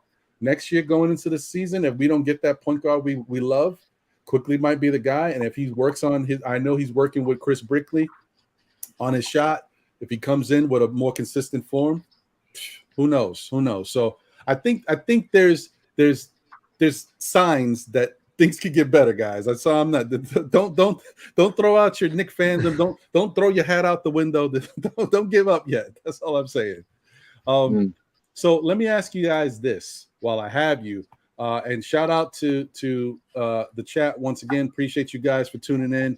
This has been a great show, great panel. And I appreciate you guys for rocking with us. Thank you. The chat has been on fire. We got 117 people in here. The likes are going up. We're at 80 something likes right now. Get those likes up, guys. See if we can get to 100. Appreciate you. Appreciate the love, man. What do you guys think about the prospect of moving up? And I'm not saying Sacramento. Moving up to 4 is not easy. It's not tough. But do you guys think that it's realistic that the Knicks could move up to 7, maybe to Portland's area and possibly get that pick from them? And would you want to do that? Let me start with Josh.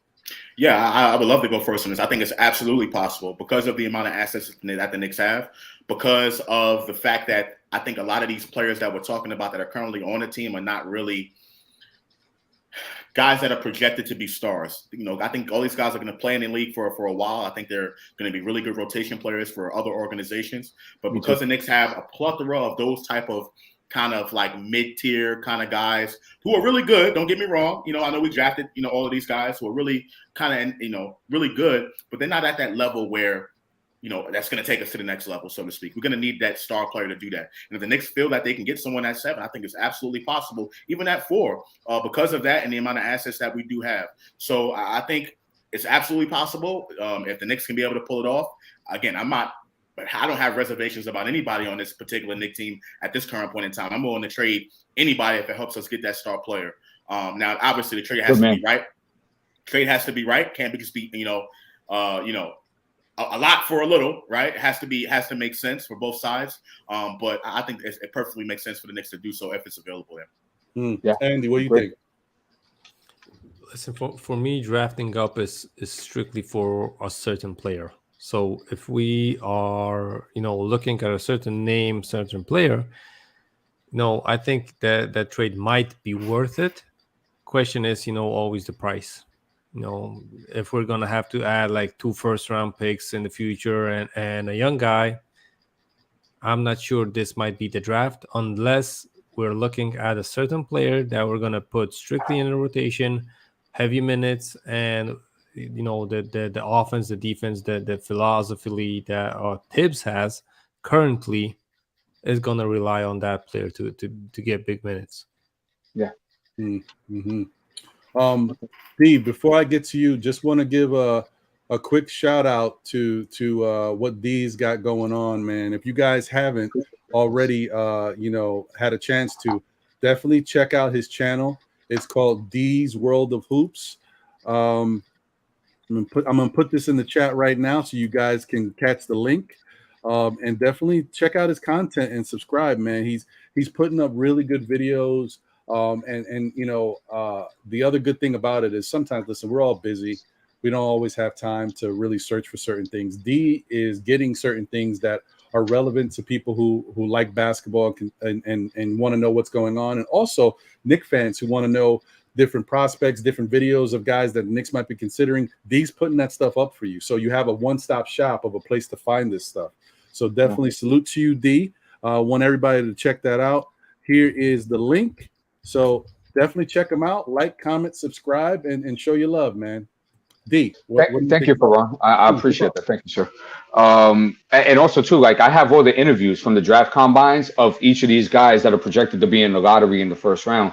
So just in case you want to get to know them and stuff like that, you can just click right there and just go ahead and get to know them. Some of those interviews are stellar. So yeah, make sure you guys check that out. You guys better hope that Damian Lillard wants to win now, because I don't see any other scenario that could work. Yeah. You know, and it's weird because the Blazers are looking, from what they did in the second half of the season, it screams rebuild. But they haven't done anything with Dame, and Dame has been in this league, wow, for what, 10, 11 years already? Yeah. So, yeah, wow. So I can understand his perspective of saying, okay, you know, we got some young guys here, but, you know, we need some guys if we're going to make I get it. We don't know if Portland's just waiting to ship them off in the offseason, if they are going to go with the total rebuild. But if there's any chances of moving up in this draft, I think it would be Dame Lillard deciding that he would want to go with a win now roster. I don't see anybody else wanting to play with the toys that we have in our treasure chest. I don't see it. And I understand that we do have, what do you call that? Draft capital? Yeah, draft capital and stuff of that nature. But we don't have a lot of draft capital concerning first-round picks. We do have a lot of draft capital concerning second-round picks.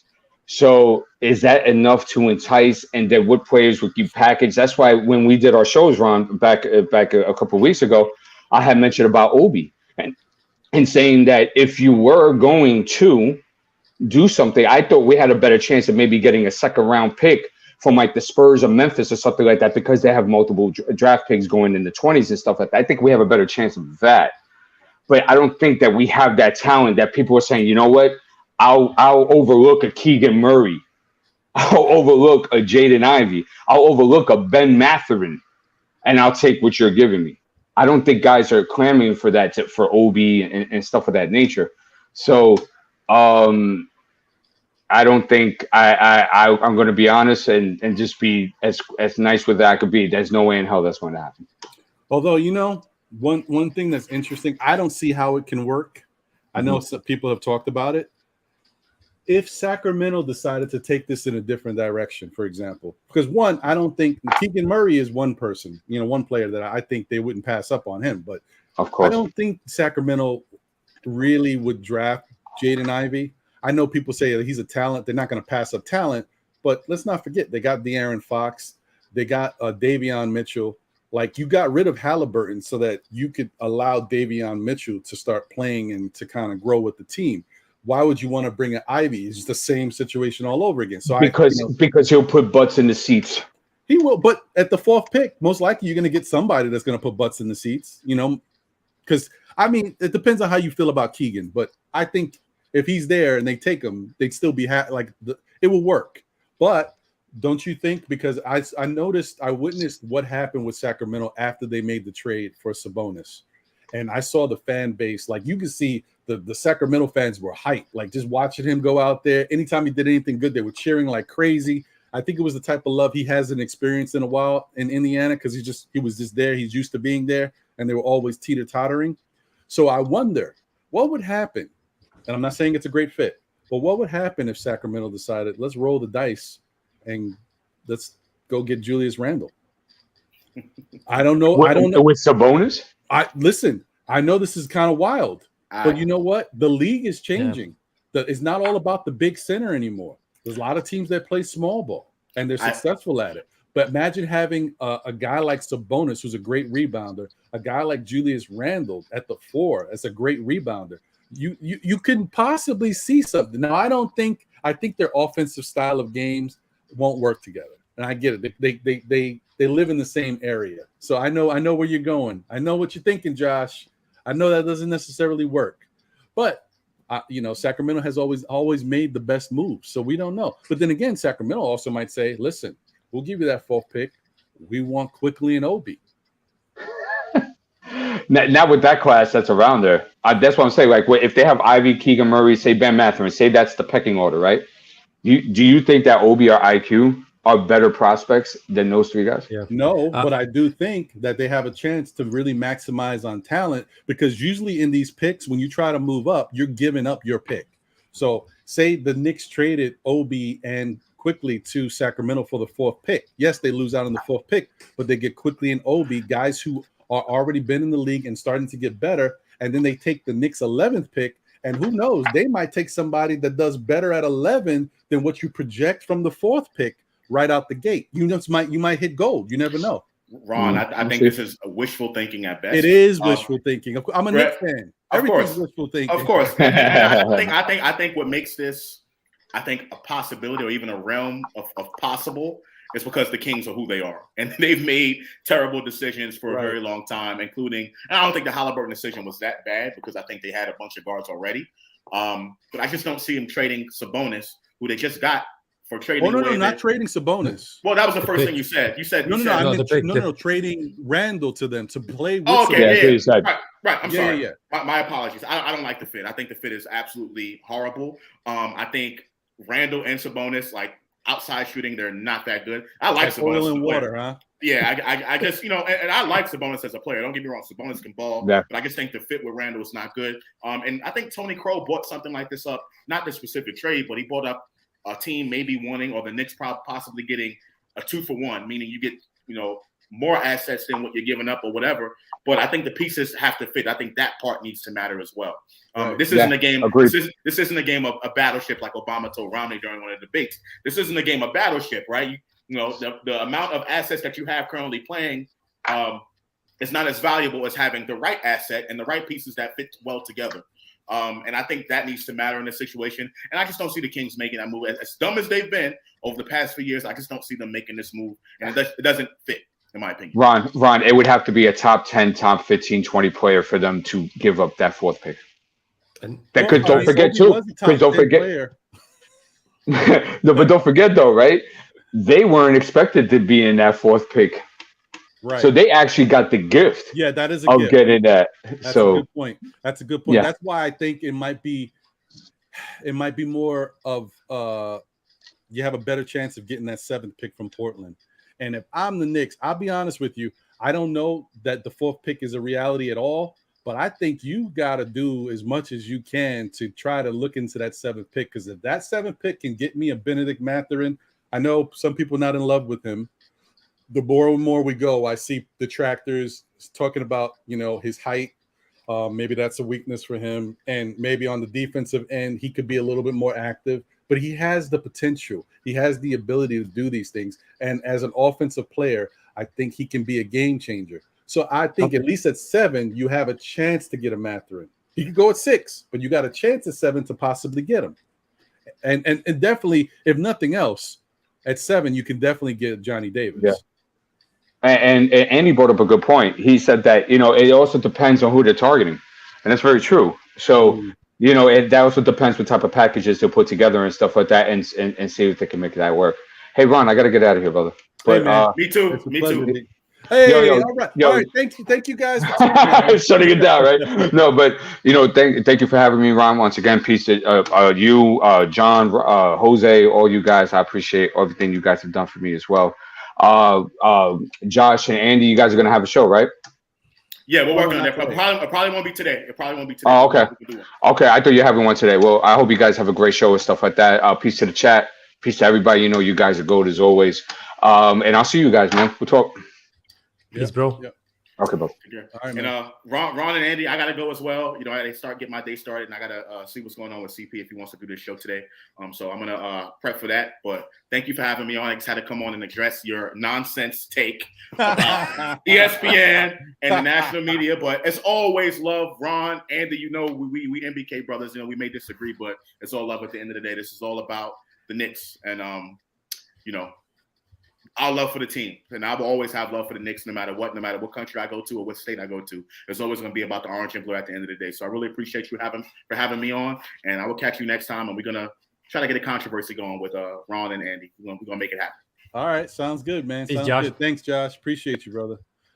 Let's see, man. Look, I'm probably gonna get out of here in a little bit too, but I was seeing, because I think it was Worldwide L from For Love of the Game who was requesting the link in the chat. If he wants to get on, if you want to get on, brother, I sent the link a little while ago. If you want to get on, I'm here for you for a little bit longer. But if not, then I'm a bounce out in a little bit. Yeah, Andy, man, listen. Hey, I'm here with you, buddy. I know what you're Ron, saying, man. Yeah, so let me dive into this trading up, situation for the Knicks. I think that what the Knicks fans don't think about is all the other teams maybe not have better assets, but for me at least, it certainly looks like that. Listen, for example, let's take just like the Detroit Pistons, right? They got Jeremy Grant on the trading block for literally like half a year, at least from the trade deadline, right? For most of the teams, Jeremy Grant is probably more valuable than Julius Randle at this point. And they have the 5th pick, so they can juggle that 5th pick and get like 2 picks, or even don't move that 5th pick, just get that Jeremy Grant straight up for a pick, and a bad contract that they're gonna cut or waive or whatever, or stick out with the ride out the contract for the season. But listen, if I'm Dame Lillard and I have a choice between Jeremy Grant and Julius Randle, I'm not that concerned, not that certain that Julius Randle is that much of a better player than Jeremy Grant, looking at the numbers of the contract and stuff like that. So if I'm going to trade the pick, I might consider the Detroit Pistons offer. They can also add a future pick or one of the young guys that they have, just for the pick from this season, and them having the 5th pick and the Portland 7th pick, that might get the Detroit Pistons on a roll to a faster rebuild. The same with the Pacers. Listen, I'm just pointing out that I'm not quite sure that the Knicks have all of the assets in the world that the rest of the NBA teams that are higher in the draft are coveting like the Knicks are, valuing these players that we have. So, I understand the love for Benedict Mathurin, for, all the guys above that, probably that 11 pick. I understand the love for Jaden Ivey, but I don't think that 4th pick, even if it's 4th, because I think he might go in the top 3 even for one of those teams. If that top 4th pick is going to guarantee you Ivy, and if that's going to make the deal happen without RJ or Julius adding to that, Julius, maybe RJ and assets, but Julius definitely with additional assets for that trade. So no, I'm not that optimistic looking into this draft night. Let's call it that way.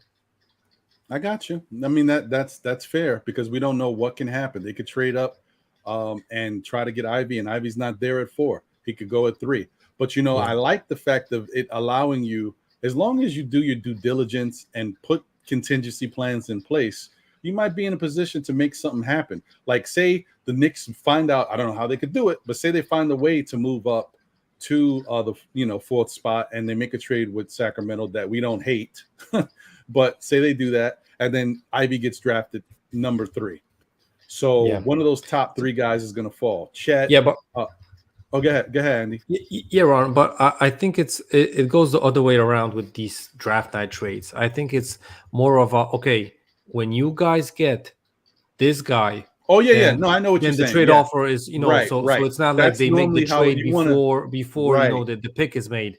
You guys get us Ivy. You got this deal on the table. You take the deal.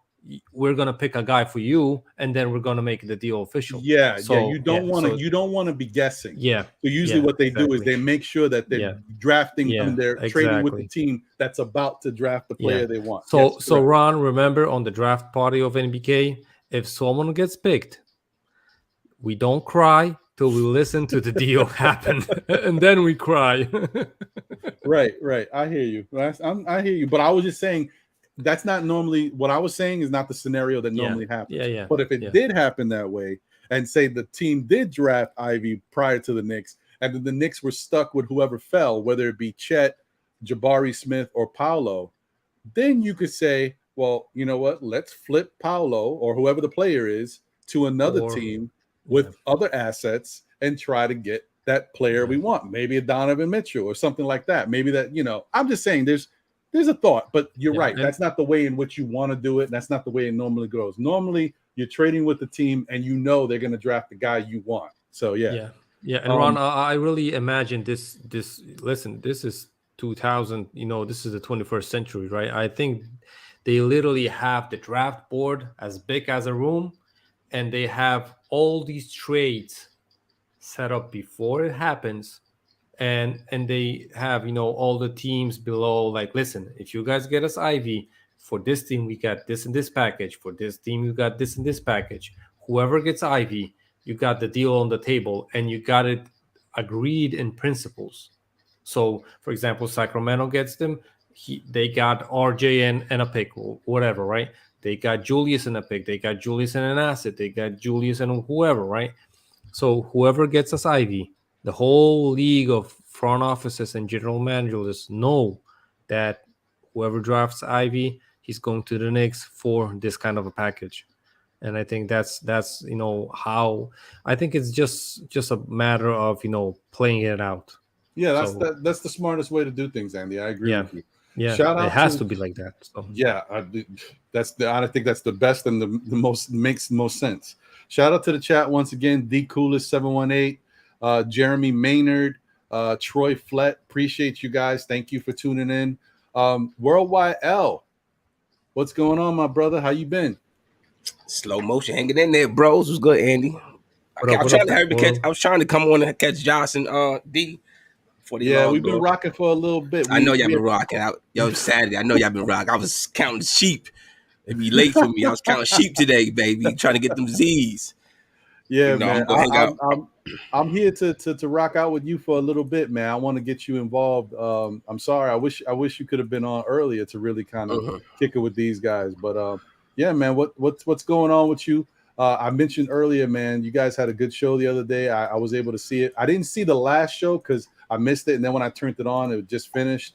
But yeah, man, you guys have been rocking great. If you guys haven't already, definitely shout out to For the Love of the Game with Hard Will and Worldwide L. Check out their channel. The content has been fantastic. And apparently, from what Hard Will keeps throwing out there, leaking it out, they're going to have some good stuff coming up in the future, kind of getting back to some of the stuff we were used to seeing from old, to be having some special guests and stuff. So definitely look forward to that, bro.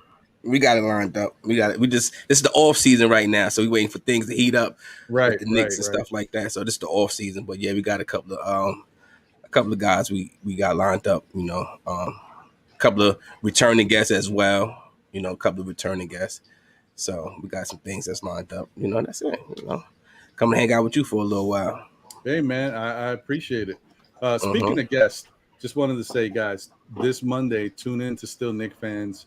Unless there's some conflict. I haven't put it out there yet, but the guest we're gonna have is one of the guests that I have admired since watching content on YouTube and kind of another piece of the reason why I've decided to get into this YouTube content game. So I'm really looking forward to this one. So we'll see.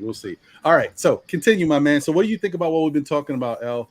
If you want to weigh in on anything, feel free. We talked about Charles Barkley's comments about the Knicks being far away. We talked about Malaki Branham possibly being the pick at 11.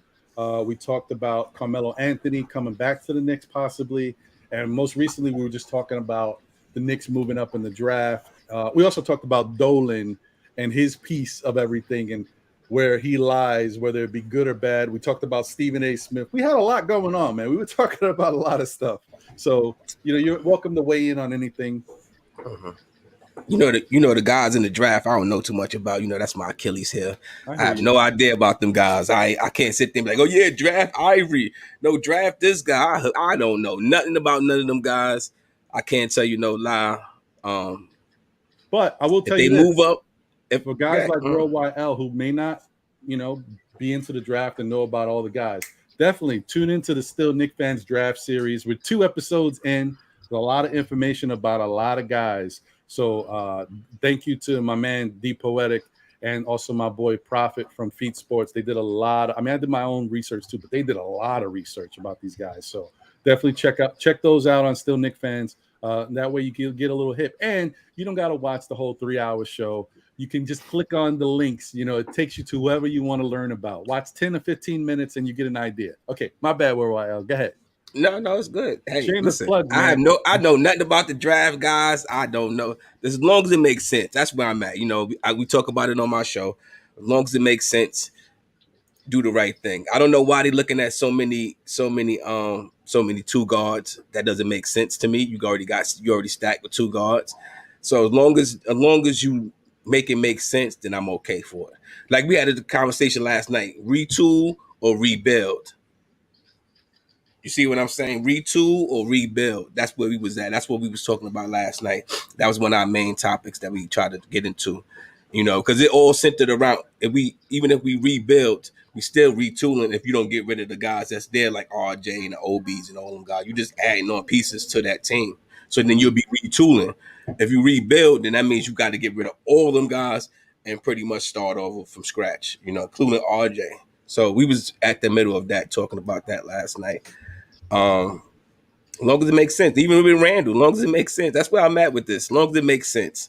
I'm just tired of these drafts and these trades and these signings not making any sense. It's been a long time since a trade that we made or a signing that we signed made sense. It's been a long time. Even, it's been a long time because we question everything that they do. So us as fans, we question everything that they do. Are they getting it right? It's a good point. We gotta. I just think I'm not saying we gotta be patient because I think Knicks fans have shown a lot of patience. Some have, not everybody has, but I think we've shown patience. I think we just got to believe that they're getting closer to starting to get it right. That, you know, just as we didn't know what was going to happen the year prior when they made the 4th seed and got into the playoffs. That was a beautiful blessing for Knicks fans. We wasn't expecting to be that good. And the way they started winning and playing incredible defense, we were like, wow, okay, Knicks might got something. The next year didn't work out. This past year didn't work out. So we hope that they figure out, listen, the ego, the stubbornness, Thibodeau's philosophies about not playing guys makes sense to a point. But he's got to realize, okay, these guys have played. They rocked with us all year. They've learned. I got to get these guys in it. If I don't see what I got to see from my guys, I got to go to alternatives. The front office has to say, okay, I know how Tibbs rocks. If we keep giving him these guys, he's only going to play these guys. So we got to mix it up. So all of that, it's like it's a business, but it's a chess game, and we got to watch it all play out. And hopefully they put together the right mix of players so that this team starts to play good, consistent basketball. The other thing is, I mean, quite frankly, I think the expectation level is too high in New York. We're so used to not winning. We want to win, but we want to win now. And you can't just win overnight. It's going to take some time. Even to just get back to with the success that you recently had, it takes a little time to kind of, you know, get things moving in the right direction. Next year is going to be pivotal for a lot of questions that the Knicks organization has, as far as the leadership that they have, as far as the trust with the players that they have on the team. Is RJ the guy? Is he the real deal? Next year is going to be big. It's going to be big. So we're going to have to really see what happens with that. The other thing is, first off, let me say salute to Chick George. Appreciate you. I don't think I've ever seen you in the chat before. Thank you for tuning in. Also, add college FM stations to Spotify's front page. Yo, that's a lot, bro. What a name. Appreciate you. Thank you for tuning in. My guy, Cully, in the building. What's going on, Cully? Appreciate you, bro, as always. Man, great show the other night. I couldn't even believe you guys you were rocking. If y'all don't know, guys, Dave Cully and my man Subliminal have a show called Knicks After Party, usually on Thursday nights at 11:30 Eastern time. And these guys rocked for like 5.5 hours. I was like, what? I missed it. I was in my 8th dream. But then I watched the replay and I was like, yo, I cannot believe they rocked that long. Yo, y'all was getting it in. So that was a good show, man. So yeah, Al, I think that's the thing. Like, you know, we just there's a lot of questions that need to be answered next year. I think people are getting a little too, frustrated. They're not a little too frustrated, but they're frustrated with what we've seen. And we really want to know what the hell is the direction of this team. Shout out to my man. And maybe I'm shouting him out because I haven't seen much of him. My man, G-Man, he loves to always say, pick a direction and go. Yeah. So, yep. Where we go? See, where we go. And that's the thing that I like too when I be hearing G-Man talk. You have to know where we're going because you don't realize it, but then you start looking at it as a whole. I go back and forth. I go back and forth with Hard Will about that. I tell them you got to look at it as a business because that's what it is at the beginning of the day and at the end of the day. So if you look at it as a business, it's all about packing the stands, right? Yeah, everybody wants to cover the title, but at the end of the day, everybody want to make money, right? Title comes with money. Everything comes with money, right? So if you pay attention and you watch what they do, sometimes they try to make the big splash to pack the stands. But it's always the wrong big splash. It's always the wrong big splash at the wrong time and getting the player in here past his prime that only going to contribute for the next 2 years. And then we stuck with trying to get rid of their money, And then everybody's saying, oh, what a bad contract, what a bad contract, what a bad contract. So that's why I said if the Knicks are going to move up, make it make sense. Don't draft a player that's not ready to step in right now. And not because of Tibbs not wanting to play the youth, just because he's not ready to crack the starting lineup. Right. If he's not ready to crack the starting lineup right now, then why would we go and draft that player at number 4 or number 7 or whatever to move up if he's not ready right now? So the whole thing is to move up is to draft a player that's ready now to insert into the starting lineup and If he doesn't start, then why did y'all go out there and draft him? That means he's not ready.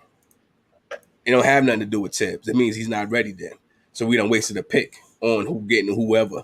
So just go and draft a player that's ready to be inserted into the starting lineup right now and go with it. And let's see what happens. I just wanted to do the shit. I'm sorry, Ron. I was on my show for a minute. I didn't hear anything. I just want them to, because I want to be able to be excited as a fan. You see these Jets back, I'm excited again as a fan. I'm excited for what the future holds with the franchise. That's how I want to feel with the Knicks. I want to feel what the future holds. If the future is bright, we could sit back and we could say, okay, yeah, we're in good hands. Now we just got to sit back and trust the process. Each year you get better and better. Look at the teams that's even look at a retool Golden State team. Even though I picked Boston to win, right? You got a retool. That's not the same Golden State team that was in the finals 4 years ago. It's not. Right. So you got to get credit for retooling and adding on to what they got to help them get back to the promised land. Whether it was easy, they had an easy road to the finals or not, they still there. So give them some kind of credit. And look at Boston. They had to retool. They had to say, well, let's go away from the big name guys that we had on the team who was pretty much stopping the growth of Tatum and Brown. And let's just see what they got. And then we can probably go from there. And look how they was rewarded. Them guys is in the finals, 2 games away from winning the championship. That's not bad. That's not bad, Ron. That's not bad. 2 games from winning the finals. It's not bad. So just make it make sense. And I just want to be excited as a fan again. This year was like a bummer. It was like this. We was like started off on a high, low. We flatlined during parts of the season. We just was dead to ending the season on a little bit of good note. Seeing the young guys, seeing RJ, seeing what the future holds for the team. If we're gonna dump them or keep them. So I was all right with how the season ended. I just wasn't satisfied with how the record reflected how we ended. Had that been better and we made the playoffs, then I'd have been okay. I'm just sour because the Knicks ain't know what they was doing. Every move that they made this season didn't make any sense. Even to the Cam, you drafted for him, but you didn't even play him. I mean, you traded for him, but you didn't play him. Did that make sense? That didn't make no sense. So what did you go get him for if you're not going to play him? Facts. That's why the other thing that we didn't really talk about is the reverse. Like, the Knicks have we've seen the rumors, and a lot of people have talked about the Knicks having that interest in moving up to get Jaden Ivey, moving up to possibly 4 or moving up to 7. But, the flip side of that is, maybe you don't move up, maybe you move down. Maybe it doesn't make sense to keep the pick, right? Maybe you work with a team that is kind of at the point where they're right there. You know what I mean? Like they're a good team, they're a playoff team, but they want to get to the next level. Are they going to be an elite playoff team? No, but can they get to the next level where they can make some noise? I mean, because look at what happened with Atlanta the prior year when they knocked us out of the first round. They had a nice little run. Of course, there was some other issues that happened that year, and they were able to capitalize on it. But, anything could happen. That stuff could happen this year. And so as long as you're in the right place at the right time, you might have a chance to make some noise. So I say that because maybe instead of trading up, you move down and trade with a team like Charlotte, who's got the 13th and the 15th pick, and you keep your 42nd pick, and that's 3 players that you can add. You might luck out depending on how the cookie crumbles. People might drop, and you might luck out with a player you thought was going to go early. And you trade someone to Charlotte. Maybe you trade Julius Randle to Charlotte for the 13th and the 15th, and you give them Cam Reddish as well. And maybe you have to. I don't think you have to give them any more picks, but if you want to throw in a second rounder just to make it a little sweeter. But I think Charlotte, who has had been frustrated with inconsistency from Miles Bridges. He's shown, he started off the season, you thought that this guy was going to be in the running for the MVP of the league the way he started off. He was lights out, man, shooting from 3. He was doing all types of stuff. But then after a couple months, he started to get back into, inconsistent basketball and just never really showed you what you would like to see from him. Why you think that, Ron? Why Why did you think that happened? Is you think just some because it happens to a lot of players that way? Is it that the league catches up to them and figures them out? How or is they just not built to do that over the course of a full 82 game season? I think you said the first part is very correct. The league does catch up to you. They start to figure out the spots on the court that you really like to shoot from, how you like to get your buckets, and they try to take that away from you. And then the other thing is, prior to this past season, we never saw Miles Bridges come out and shoot. I mean, I'm telling you, this dude was lights out, and he lit the Knicks up a couple different times. This guy's shot was just beautiful, but we've never seen that from him before. So whatever he worked on in the offseason, it got him into a good place mentally. He had good form.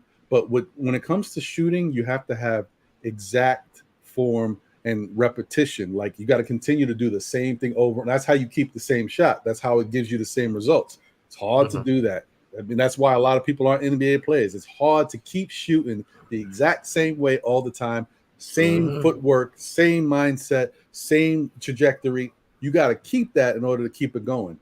So if that is the case, maybe he started to lose it a little bit. We saw RJ shoot 41% from 3 2 years prior because he had that, but he couldn't do that last year. His form starts to linger a little bit. Quickly is working with Chris Brinkley right now because he said that he noticed, or someone said that they noticed that his shot was drifting a little bit. When he shoots, he's starting to slide a little bit. These are the type of things you got to work on as repetition. You got to keep doing it. Sherwin M., I don't know what you're talking about, but if you want to elaborate, I appreciate it. Maybe I missed it. Bridges, are you saying that Bridges is still a max contract player? So are you saying that Bridges is one of the best shooters in the NBA? I don't know what you're trying to tell me. I don't know what that means. So let me know, like, elaborate so I can kind of address it. I just think that, who would you rather have on your team? You might say Bridges is more athletic. He's younger, but Julius Randle's a value player. You put him in a situation where he's comfortable. Charlotte is not too far from New York. Still similar, he'll still, if there's fans that like Julius, they'll still be able to root for him there. I think that that's a situation that he might excel in. And then having a true point guard like LaMelo, having some other pieces over there, Terry Rozier and other guys that if they stay with the team, they're in better position than the Knicks are. And his coach isn't Tom Thibodeau. So maybe Julius does some things and starts to ball out, and that becomes his team. Never know. And also, I mean, listen, Cam Reddish would fit in good over there. If you can get the best out of Cam, because there's no expectations over there, he might be able to do some things. With the Knicks, there's high expectations, and there's a lot of pressure over here. So it's just a thought. But I wouldn't mind if they decided to trade down, get the 13th and 15th, keep that 22nd. That could turn into a number of guys. You might, it could be an Agbaji, it could be a Sohan, could be a combination of both. Could be, Branham, and then who knows? With the 42nd pick, it might be a Dalen Terry. It could be a Kai Sato. It could be whoever. Like, I think that's, there's a lot of ways to play the draft. So anyway, I know that was kind of long-winded, but you got my point. The point is the Knicks have some opportunities, some alternatives they could figure out. So here's the question. If the Knicks run it back, right, and if Randall's not going anywhere, are you comfortable with them giving the keys to like quickly and allowing him to be the guy here at point and then rocking with Randall and kind of giving him that clean slate? Like, let's see what you can do. Last year wasn't great, but let's move on. Is you here? Yeah, I'm trying to keep bowling. He about to start barking. That's okay. It's cool, man. Listen, he can do whatever he wants. He a champion. Yeah, he a champion. He a champion. And see, y'all get to witness that firsthand. That's how cool it is. Yeah, so you in real time action of him going to the shows and winning. That's pretty dope. Pretty dope. Yeah, that's dope. That's dope within itself. I'd be cool. Listen, like I said, as long as it makes sense. If you're gonna go with IQ, and he's gonna be the point guard, then tell the fans he the point guard, and we know where we going. So we know to deal with the mistakes and the ups and downs of what we're about to endure. And we'll have a better sense of what they're trying to do. Don't go and draft, like I said, don't go and draft a 2 guard if you don't need a 2 guard. Go and draft a point guard. At least if you're gonna give the keys to IQ, have somebody backing him up that can also play just as good, you know. If Randall gets his stuff together, I'm okay with that. I'm okay. But I want the team to be more fluent. It's not fluent. You know, you just like we almost look like robots out there, Ron. And we shouldn't look like that. The second unit, the first unit should be playing moving the ball how the second unit moves the ball. And if they move the ball that way, then the game would be even more fun to watch, you know. But the reason why I brought up the Makai Bridges thing is because, you know, Obi Toppin, you know, everyone sees him score and automatically want to give him the keys to the city. You have to pump your brakes on things like that because you want to see what these teams do, because this would be the first time, if all goes right, this would be the first time he'll have significant minutes consistently, right? Going into this season, because there's no way that Tibbs plays him 12 minutes a game going into this season. Tibbs probably won't even last a week if he tried that, you know, not with what we saw last year. So the thing is, you want to see what the defense is gonna, when his name is up there as part of the game plan, and what they do to try to take away his game. You know, if they leave somebody back there with him so that he can't explode for the open floor dunk, you know. So let's see. That's the only reason why I brought up actually that question about Makai Bridges. It's both bothered me. I'm sorry, y'all. Nah, He really got my hand. No, I'm trying not to. He really biting on my hand. So I'm trying to be cool and so I could talk, but he really biting on my hand. Bo, pull out. It's okay. It's all right, man. I appreciate that, though. I think the main thing I want them to bring back Mitch. I really do want them to bring back Mitch. And I think if they bring back Mitch and you keep RJ and you got them young guys like Grimes, because I like Grimes. He's a ball player, whether he's coming off the bench or he could potentially be a starter too. You know, I like his game. You know, he works hard. He got nice size. I seen him when I went to the game and I saw him up close. I said, man, Grimes is a big dude. Grimes is a big dude. It don't look that way on TV, but when you see him in person, you're like, okay, you're a big dude, you know? So we can use that size, and I want to see them utilize Cam better. So I mean, run it back, but just run it back smartly. We ain't got no choice. We ain't got no bread. We ain't got no choice. It's tough right now. You ain't lying. You ain't got no bread. You don't spend your bread on the wrong things. Now you're gonna be trying to unload those same people that we told y'all not to sign, and that all of us had a problem about signing in the offseason. The Wells, the Derrick Roses. We wanted you to sign Derrick Rose, but not to a 2-year deal. You know, a one team option to see what you got. Now you stuck with his bread. Kimball Walker, you stuck with his bread. You know, Fournier, you could probably move Fournier. He'd probably be the only one you could move. But everybody else, nah. See? That's a dumb move, see? That's not knowing where you're going, no sense of direction. Why would you sign Noel and bring him back? Why? I don't know, brother. I don't know. Like, it was in the end, and when they did it, I was like, okay, well, he did good for us. You want to reward him, okay? I guess I kind of understood it because I'm a Knicks fan and I'm loyal to a fault. But when you think about it, as far as basketball moves and the fact that you drafted Jericho Sims, that's opposite. Yeah, that's it doesn't make much sense in that. Yeah, I don't get that. Otherwise, you ain't wrong, bro. I mean, low key, I kind of think that as soon as Randall does anything wrong, I just think the fans are going to be brutal on him, and I think we're gonna. It's like we're going right back to where we were. I don't want to see it, but fans can be tough, man. And once you already put when a player or something on the organization gives fans a bad taste in their mouth, it's hard for them to forget that. And I just hope that that's not the case. But I just worry that if he does anything wrong, the fans is going to be it's going to be too much. And then Sherwin said, Ron, what can Obi do if he is not fast breaking? Listen, they've been saying that since he's been here, right? But Tibbs, said, let's look at the kids, right? It was only about 2 to 3 weeks, close to a month of the season, maybe 3 weeks. He allowed Obi to go out there and do his thing. The question was, Obi can't shoot. Obi's shooting crazy, shooting air balls.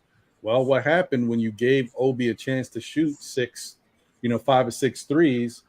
Now all of a sudden, Obi's hitting half of his shots. Obi had a game, he shot 10 threes. He shot, and he made 6 of them. That's 60%, guys. So all the stuff that you say, like you don't see from Obi, you can't really see from Obi when Obi don't play. And then when you put Obi out there with Randall, he's not able to play the way Obi needs to play because Randall takes up the spots where Obi needs to live sometimes. That's the problem with having guys that have a certain type of skill set. Obi needs to be able to move in the same circles that Randall occupies. That's why I think they can't play together on the same court. That's my opinion. You guys might disagree, but I think if you look at it, you see that that's a problem.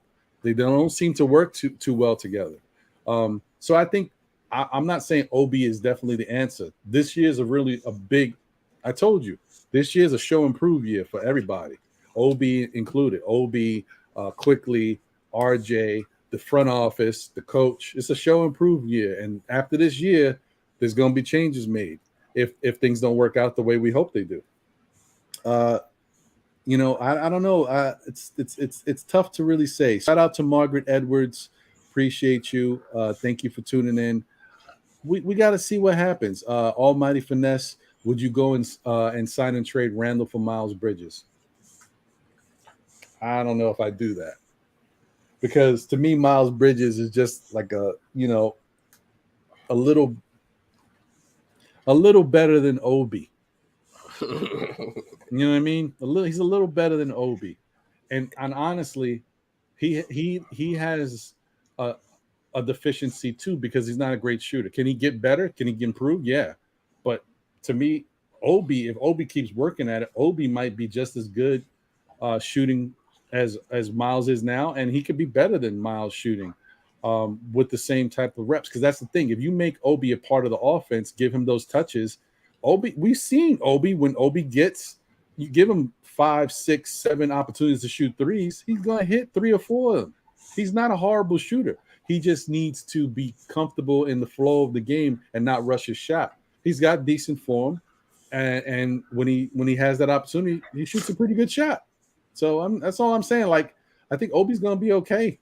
Whether or not he should be here for the long term, I don't know yet. That's still that's a question we're going to have to see what happens, man. And Margaret Edwards said, yes, McBride should be groomed to be our starting point guard. Maybe. McBride needs to work on his first step. He needs to work on. I thought he was, Ron. I thought that's what they was doing the whole season, send him down to the G League and doing all that. I thought he was. See, that's what I don't know. I see things differently. I just, like what McBride showed you is that he can score.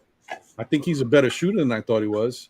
He might be like he kept getting the comparisons to Marcus Smart. I think he's a better shooter than Marcus Smart was when Marcus Smart came into the NBA. I do think Marcus Smart's shot is a lot better. He has moments where he kind of, he loses it, but Marcus Smart is a pretty good 3-point shooter. Not bad.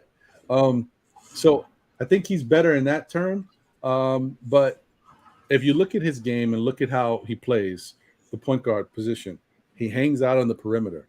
He don't really break down the defense. His first step is a little slow, so it's a little tough for him to cut the corner.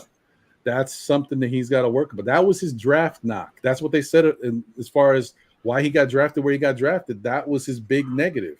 So hopefully he continues to work on that stuff and gets better at that. Because if he does that, then he can prove to Tibbs and everybody else that he can be the point guard. Because the guy can shoot from his mid-range jumper is water. He can shoot pretty good from the 3.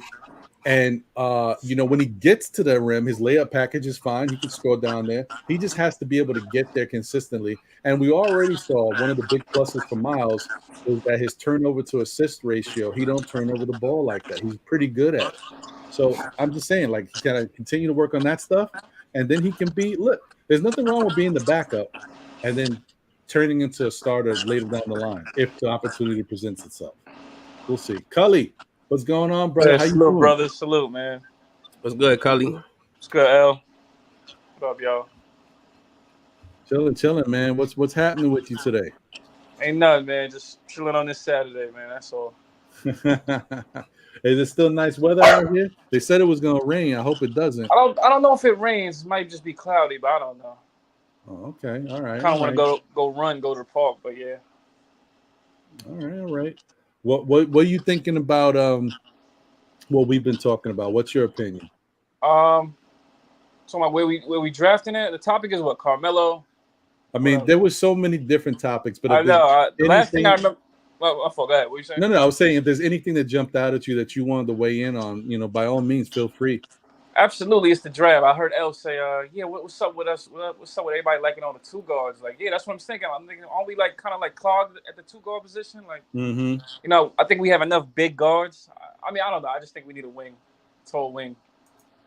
I mean, you look at the finals, you look at the playoffs, you look at the East. There's a lot of elite wings out there. We need a guy. We need guys with size that can, guard guys like Tatum and Giannis. We need guys like that, man. I don't know. I don't think the team's ready yet. And we don't know the direction either. We don't know the direction. Is still unsure. You're right. You make a very good point. We don't know. We're still trying to figure it out. And you are right. We are stacked at certain positions, and we're going to have to make some changes, make some moves, and get up out from under some of these players. It's a logjam. Yeah, because one thing I want to say, like, let's say you get a guy like Johnny Davis. I like Johnny Davis too, but if you get him, it's like pretty much let's say you get him and he's better than Grimes. At that point, all you're doing is replacing Grimes. I'm trying to think, what does that do for the team? I mean, well, automatically, that if Johnny Davis can bring you the same type of defense that Grimes played, or maybe even better, then that's a plus, right? But most importantly, he can bring you similar defense to Grimes and be a better scoring option. Because say what you will about Grimes, even when he was healthy, he wasn't consistent. He had maybe 2 good games where he lit it up. Definitely the game against Milwaukee. He showed some, he was on fire. But we didn't see a lot of that when he played. And he started to get some good playing time for the Knicks. He played a little bit, so he had opportunities to do a little something, and his shot was very inconsistent. With a guy like Johnny Davis, he's a little bit more polished, especially in the mid-range. He's a better scorer, right? Yeah, you would expect to see more output from him. So in that case, if he's the one who would replace Grimes, then you live with it. You say it's a better talent acquisition. Then you're able to trade Grimes, because Grimes, as much as Freezy likes to call him a ham sandwich, Grimes can still do some stuff in his league, and he was a rookie, so he's got some time to be able to help a team out, and he might be a really good piece for a team, or he could be, a really good bench player for the Knicks. You still got to get rid of some other players. Like, I think the Knicks need to move on from Kimba. They need to move on from Noel. They need to move on from Burks, and eventually they're probably going to have to trade Fournier. That's but if you do all that, you're good. You're in a better position. Yeah, because you got these guys in front of them. That's the thing. You have these are the guys that's in front of them. So I just feel like all we doing is picking guys that's better than guys on the bench already. Are these guys going to start? Are they going to get like big minutes? That's what I'm wondering. Well, I have a feeling that because the Knicks showed us that they didn't make the right decisions as far as keeping certain players. They didn't. The biggest thing they failed at most recently was going out and getting Cam, and then not getting space for Cam to play. And the thing is, space. The thing with the funny thing with that is, I feel like if Cam was a veteran, Tibbs would have found time for him. That's how I look at it. I think there was time for him. I think it's just Tibbs just trying to fear him off, make him uncomfortable. That's what I think. Yeah, you may be right, man. You may be right. I think Tibbs has. I keep telling you guys this. I know there's still a really big part of the fan base that loves Tibbs, right? And understands that he's a really good coach and has good ideas as far as how to run a basketball team. But Tibbs still is very stubborn, and Tibbs has to learn how to incorporate other players into his schemes. Right. If he does that this year, the Knicks will be great. I mean, not great. You know what I mean? They'll be much better than they were last year. Right. I don't know if he can do that though. We'll see. Right. We'll see. D Coolest said, see if they just don't want to give Obi credit because he wasn't the one they wanted in the draft. Draft is over. Get over it.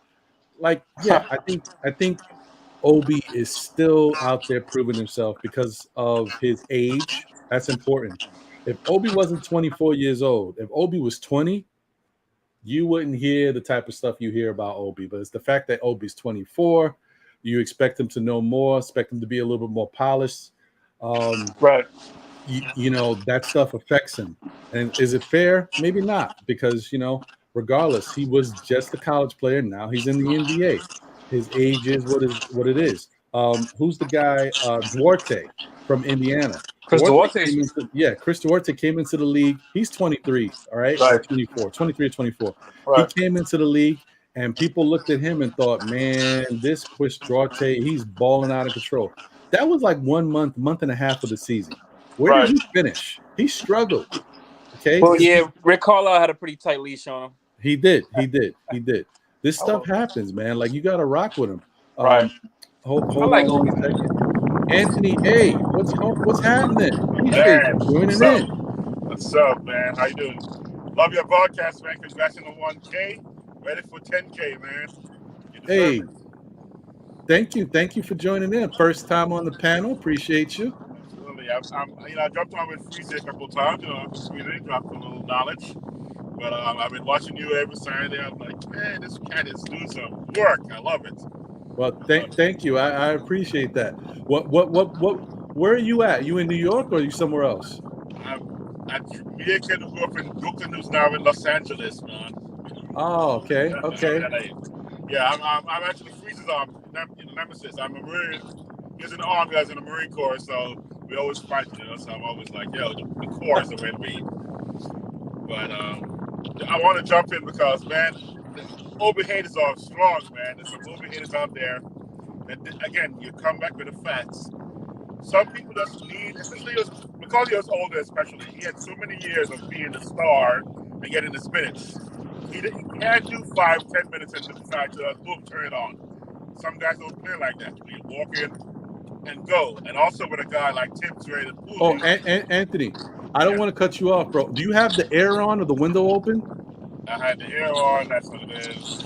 Yeah, I know. I don't want you to get hot, brother, but if you turn the air off a little bit, the air's off I want people to hear what you're saying. Exactly. Because, you know, it's actually 90 degrees out here now. And I'm in the valley right now. Listen, sometimes that's the price of being a Knicks fan. You be cooking out there to get them points out. Exactly.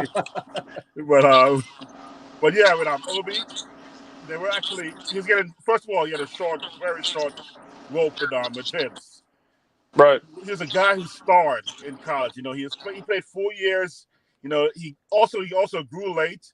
So he still was adjusted, I think, his body was. I was like that. I was 5'7" in high school in 11th grade. I was 6'3" freshman year of college. Man, that first year, my body was adjusting like you wouldn't believe. I was like, what is this lanky awkwardness? 3 years later, by 24, man, I was like ready to do it in every field. I was playing football, basketball, soccer. Of course, I'm Jamaican.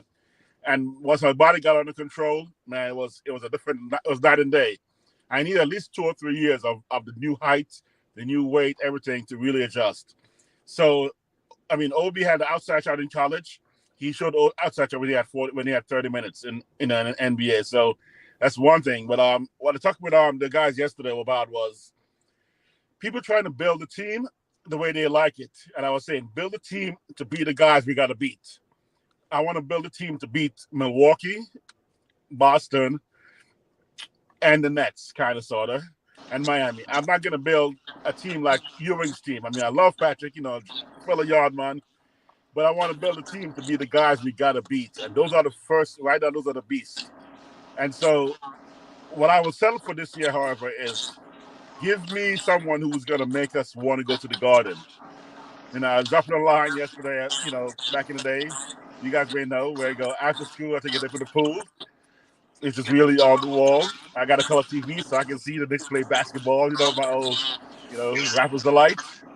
But I was thinking about, I want to go to the Garden and know it's going to be an exciting product on the path to winning. I don't just want to go, and have the fan base just like die down slowly like it did before. I want to be exciting. So that's why I'm okay with an Ivy. I'm okay with a Mathurin because I think they both give us excitement and a path to grow. But also want to make sure that we're not going to keep guys who can beat who we got to beat. I don't think Randall is going to beat any one of these 3 teams they got right now. Whether it's, you know, I don't think Randall is going to match up with anyone in Brooklyn. I think he's going to match with anybody in Milwaukee or anyone in Boston. So who's going to match up? Can RJ match up with Tatum or Brown? Mm-hmm. I mean, Sims. I love Sims what he did with KD, and with him trying moving like that. I love that idea. So although he's not a true center, height wise, that movement and excitement to get out there and play on the outside. I want to think about it from that point of view and play matchups. And then I want to have my first team either be a complete counter to the second team, where when they come, it's a totally different look, or keep the same flow where we're just moving, almost like Lakers back in Showtime, where you don't know when they come back in, like Patino with Louisville. The next guy comes in, you're like, oh man, did I just see that guy? But now he's fresh. And second squad. And they just keep running like that, where you're like, these guys just never stop. And it's the same 6'6", 6'9" guys who just action, and pressing you, moving. That's how I'm gonna throw it. So you wanna really like be athletic and push the pace. That's ideally that's what I'd love to have. So I'm okay with not having a 7-2 center. Sounds like he wants a Tari Eason. Probably, but I also like, even though Sochan, I question the Sochan too. Yep. I want that kind of energy. I want that kind of defense, but I also want a guy who you go, oh, he can stop any of my guys 2, 3, 5, and yet he's gonna run up the board. He's gonna rebound. And my only challenge is I want an outside shooter. I don't think there's any Nick right now. Who do you think right on the Nick where when he gets the ball and takes a shot, you're like, money? Who's that? Fournier. I mean, honestly, we got to say Fournier. Closest to Fournier. He did have 223, so we got to say he's been pretty money. It's wild. Some of those shots look crazy, but they go in. Right. But then on that end, then you go, on defense, you're like, oh, no, Fournier's playing. Right. No, I hear you. That's the I see closest. what you're saying. Let me do this. I want to just answer this question real quick, and then get around to you guys with any last thoughts, because I've been rocking for a minute, and I'm tired. I got some work to do after this. Right. Man, I can't even relax. A la Wise, he said, would you trade John, who just took you to the playoffs on his back after 9-year drought because the fans turned on him? Listen, John understands. Like, and if you mean John literally, like if I'm looking at it that way, because John's my guy, John understands. Look, I'm out here. I'm in these streets. I'm about that. No, I'm just playing. Like me and John, that's one of my best friends. So I wouldn't trade John. If that's what you mean. I don't know if you meant to say John or you were trying to say Julius, but I think you were probably, I see what you're trying to do. You're saying because we have that. Yeah, I get it. It's Ron and John, still Knicks fans. If we took, went to the playoffs on his back after 9 years and the fans turn on him, would I trade him? No. But I think maybe you misunderstood what I was saying when it comes to trying to get Julius out of here. It's not about the fans turning on him because he makes a mistake. It's about Julius's psyche not being able to handle the fans turning on him again. If Julius is strong and he can take the heat, I'm good with it. But Julius showed this year he couldn't really handle the heat, and he started to implode a little bit. So that's what I'm worried about. It's the NBA, NFL, baseball. Fans are always going to say stuff and do stuff to you. You're supposed to fight through that. But I don't know if Julius is going to be able to fight through that again this season. He hasn't shown me he can yet, because I didn't like the way he handled himself last year. That's what I'm worried about. I'm not concerned about what fans are always going to say stuff about players. Players just have to deal with it. It's about, will Julius deal with it this year? Because last year he didn't deal with it that well. That's what I'm talking about. Yeah, listen, Julius is here. I'm rocking with Julius. I'm not ready to just trade him for nothing. I just don't like the way he acted last year, and I'm afraid that when things start going bad, he might fall back into those bad habits, and that's what I worry about.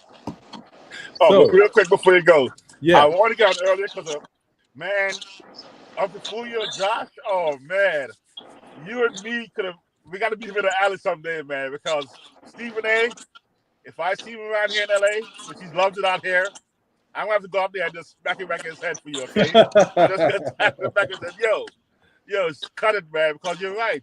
There's a point of, constructive criticism and venting a little bit to negativity and insults. And I know he's a sensationalist and he wants those views, he wants the eyeballs. But man, when you're a fan, yeah, I'm gonna get mad a little something. I mean, man, Steinbrenner did some stuff. Billy Martin did some stuff. I'm a Yankee fan, by the way. I know you were. I know. It's just cool. It's all right. I respect y'all. Exactly.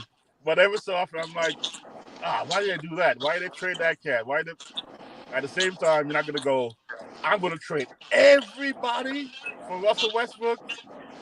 I mean, come on, man. At least go. Okay, RJ. I'm gonna keep RJ. I'm gonna at least give him something. He was just like I'll abandon the whole team just because he wants some eyeballs. I don't know why, but that's not a fan. Even if he works for ESPN, he wants to get their national ratings up. There's a point where he go, I'm gonna drop 6 guys. I'll trade all the youngs, or I'll trade all the vets. But he went, I'll trade the whole squad for a cat who was on his downside. Man, that was just like trying to get those views, or just simply not abandoning the team. He's giving it up, man. That's what I'm saying.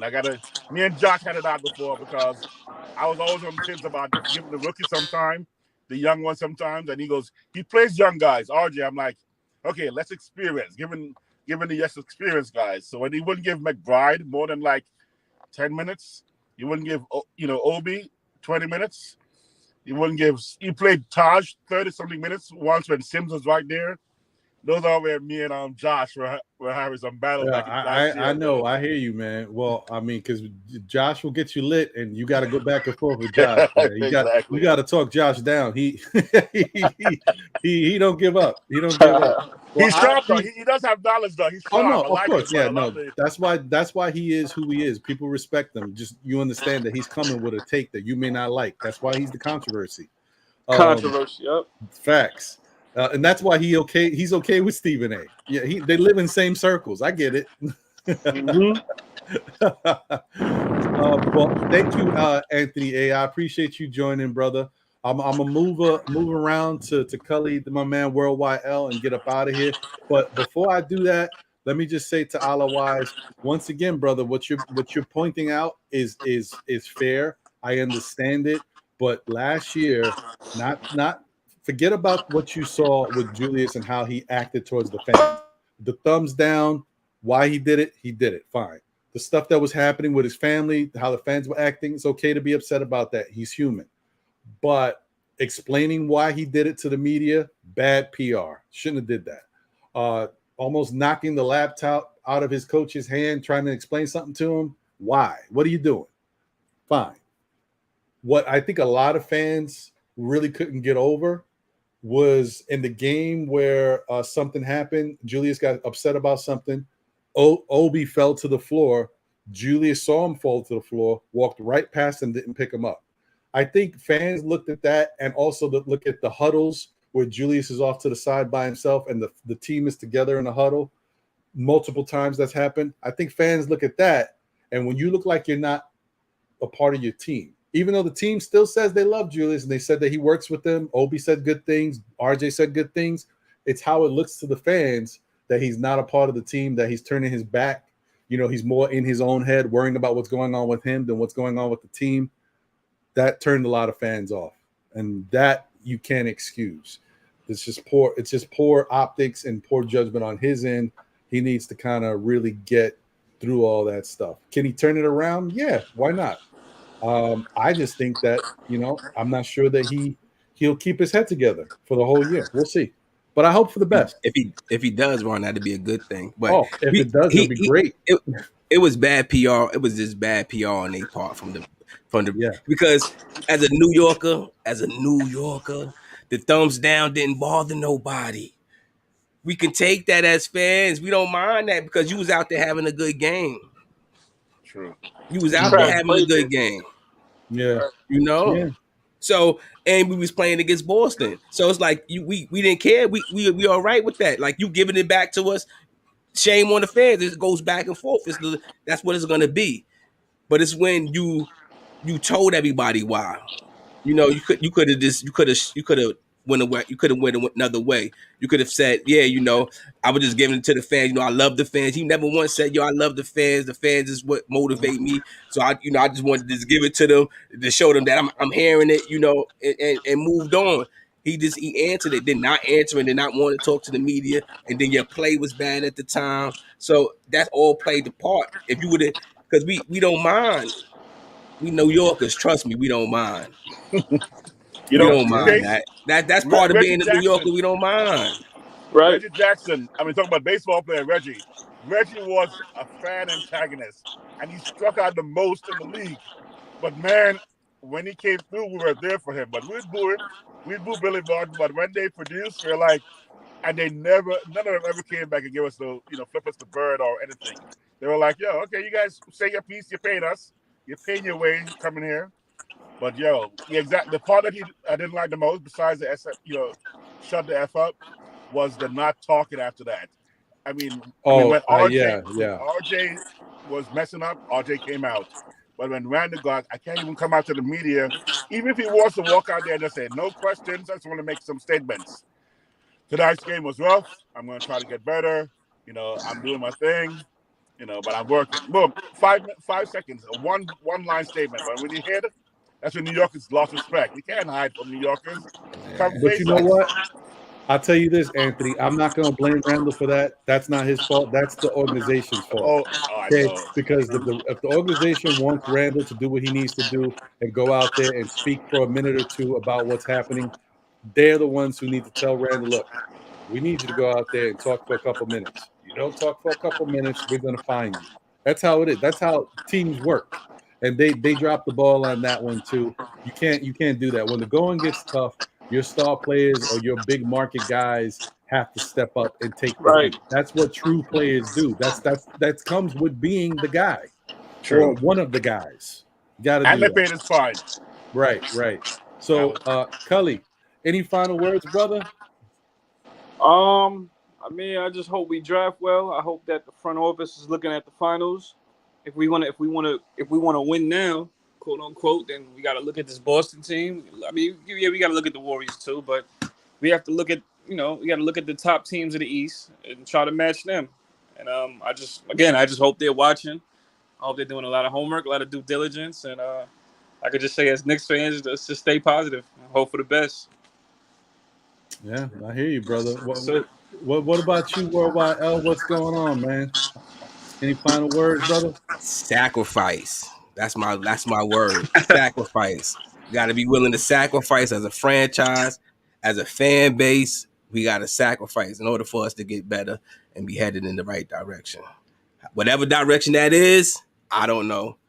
Just let it be the right direction. I'm with you on that. Sacrifice is very important. It's the players as fans, a lot of fans say this all the time, and players on this team need to think the same way.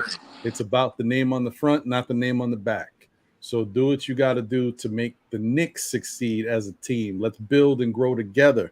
Let's do what we did when it was 15 men strong, or that whole I forgot the mantra, whatever it was, but they was playing for each other. It was like it was the Knicks against everybody. Okay, and that was a great mentality to have, because you knew that at that year they seemed like brothers, like they would go through anything together. And I want the Knicks to get back to that. It's going to be tough because you're going to add some new players to the mix again this year. Cam is still fairly a new player, so you got to build that whole chemistry and dynamic. Also, a guy like Cam has to show that he's got that fight and that heart in him, because as good as Cam is as a player, he hasn't shown he's got that dog in him yet.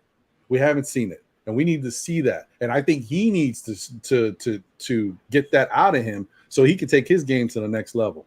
Sometimes you want to see these guys get mad, play mad. I've been saying it a lot.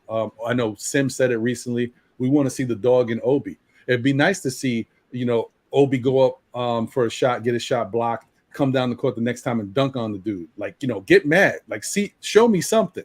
And I think that Obi, he ain't afraid of. He not afraid of the moment. He not afraid to dunk on nobody. No. But Obi is the softest big dunker in the league. Yeah, bro. I mean, some guys just ain't got it. It ain't their personality. I know. So I know. It just ain't in them. They express it other ways, and we just got to accept that. As fans, we have to accept certain things. But I will tell you that championship teams or big winning teams, those guys show you that extra level of heart and spice when it comes down to playoffs and big games. And if Obi wants to be in that same level, there's going to be certain times where he's going to have to take his mentality to the next level, and really he's going to get out there and ball out and get aggressive. That's all I'm saying. He don't even have to be mad. Just be aggressive with it. Just, hey, yo, like you see Ja Morant. Ja Morant don't play mad all the time. He does. He can get spicy. But he be coming down. He'll dunk on Rudy Gobert from half court. Like, not literally, guys. It's an expression. But yeah, he don't care. And that's sometimes how you got to be. Anyway, guys, I promise you, we just hit the 4-hour mark. Not too long. I am not going 4 hours again no time soon. I did 5 hours last week. I don't know how I got here. It's Worldwide L. Cully. I blame. You know, I do that all the time. I'm like, yo, it was nice for we stayed on 2 hours. I don't know how we got here, man. Shaw Legacy, appreciate you. Salute to you in the chat. Next week, definitely, I'll be honest, I know I have something personal to do, so I'll probably only do an hour, maybe an hour and a half tops. But yeah, man, thank you guys for rocking with me once again. Thank you for getting them likes up. We got to over 100 likes, 105 likes. Appreciate y'all. Thank you for the love and support. Like I said before, thank you to Anthony A for being here. Appreciate you. First time on my show. Thank you. You're always welcome back. Salute to my guy Andy, my guy Josh, Jay Boogie, D Poetic, aka D is Ballin', aka D's World of Hoops. Man, this guy's 45 names. This guy. Appreciate him every week. Tune into his channel, D's World of Hoops. Shout out to my guy Cully for being here. Tune into Knicks after party. On Thursday nights with him and Subliminal. Great show, real fun. It's been getting really good, man. Definitely tune in, check them out. My man Worldwide Ellen Hardwill for the love of the game. Check that show out. Like, comment, subscribe. Support everybody, man. We all content creators. The job is not always easy, but we show up no matter what. We're here. So thank you guys once again. It's been fun. It's been real. I'm gonna catch y'all on the next one. I am out of here. It's been a great time, guys. See y'all. Lou.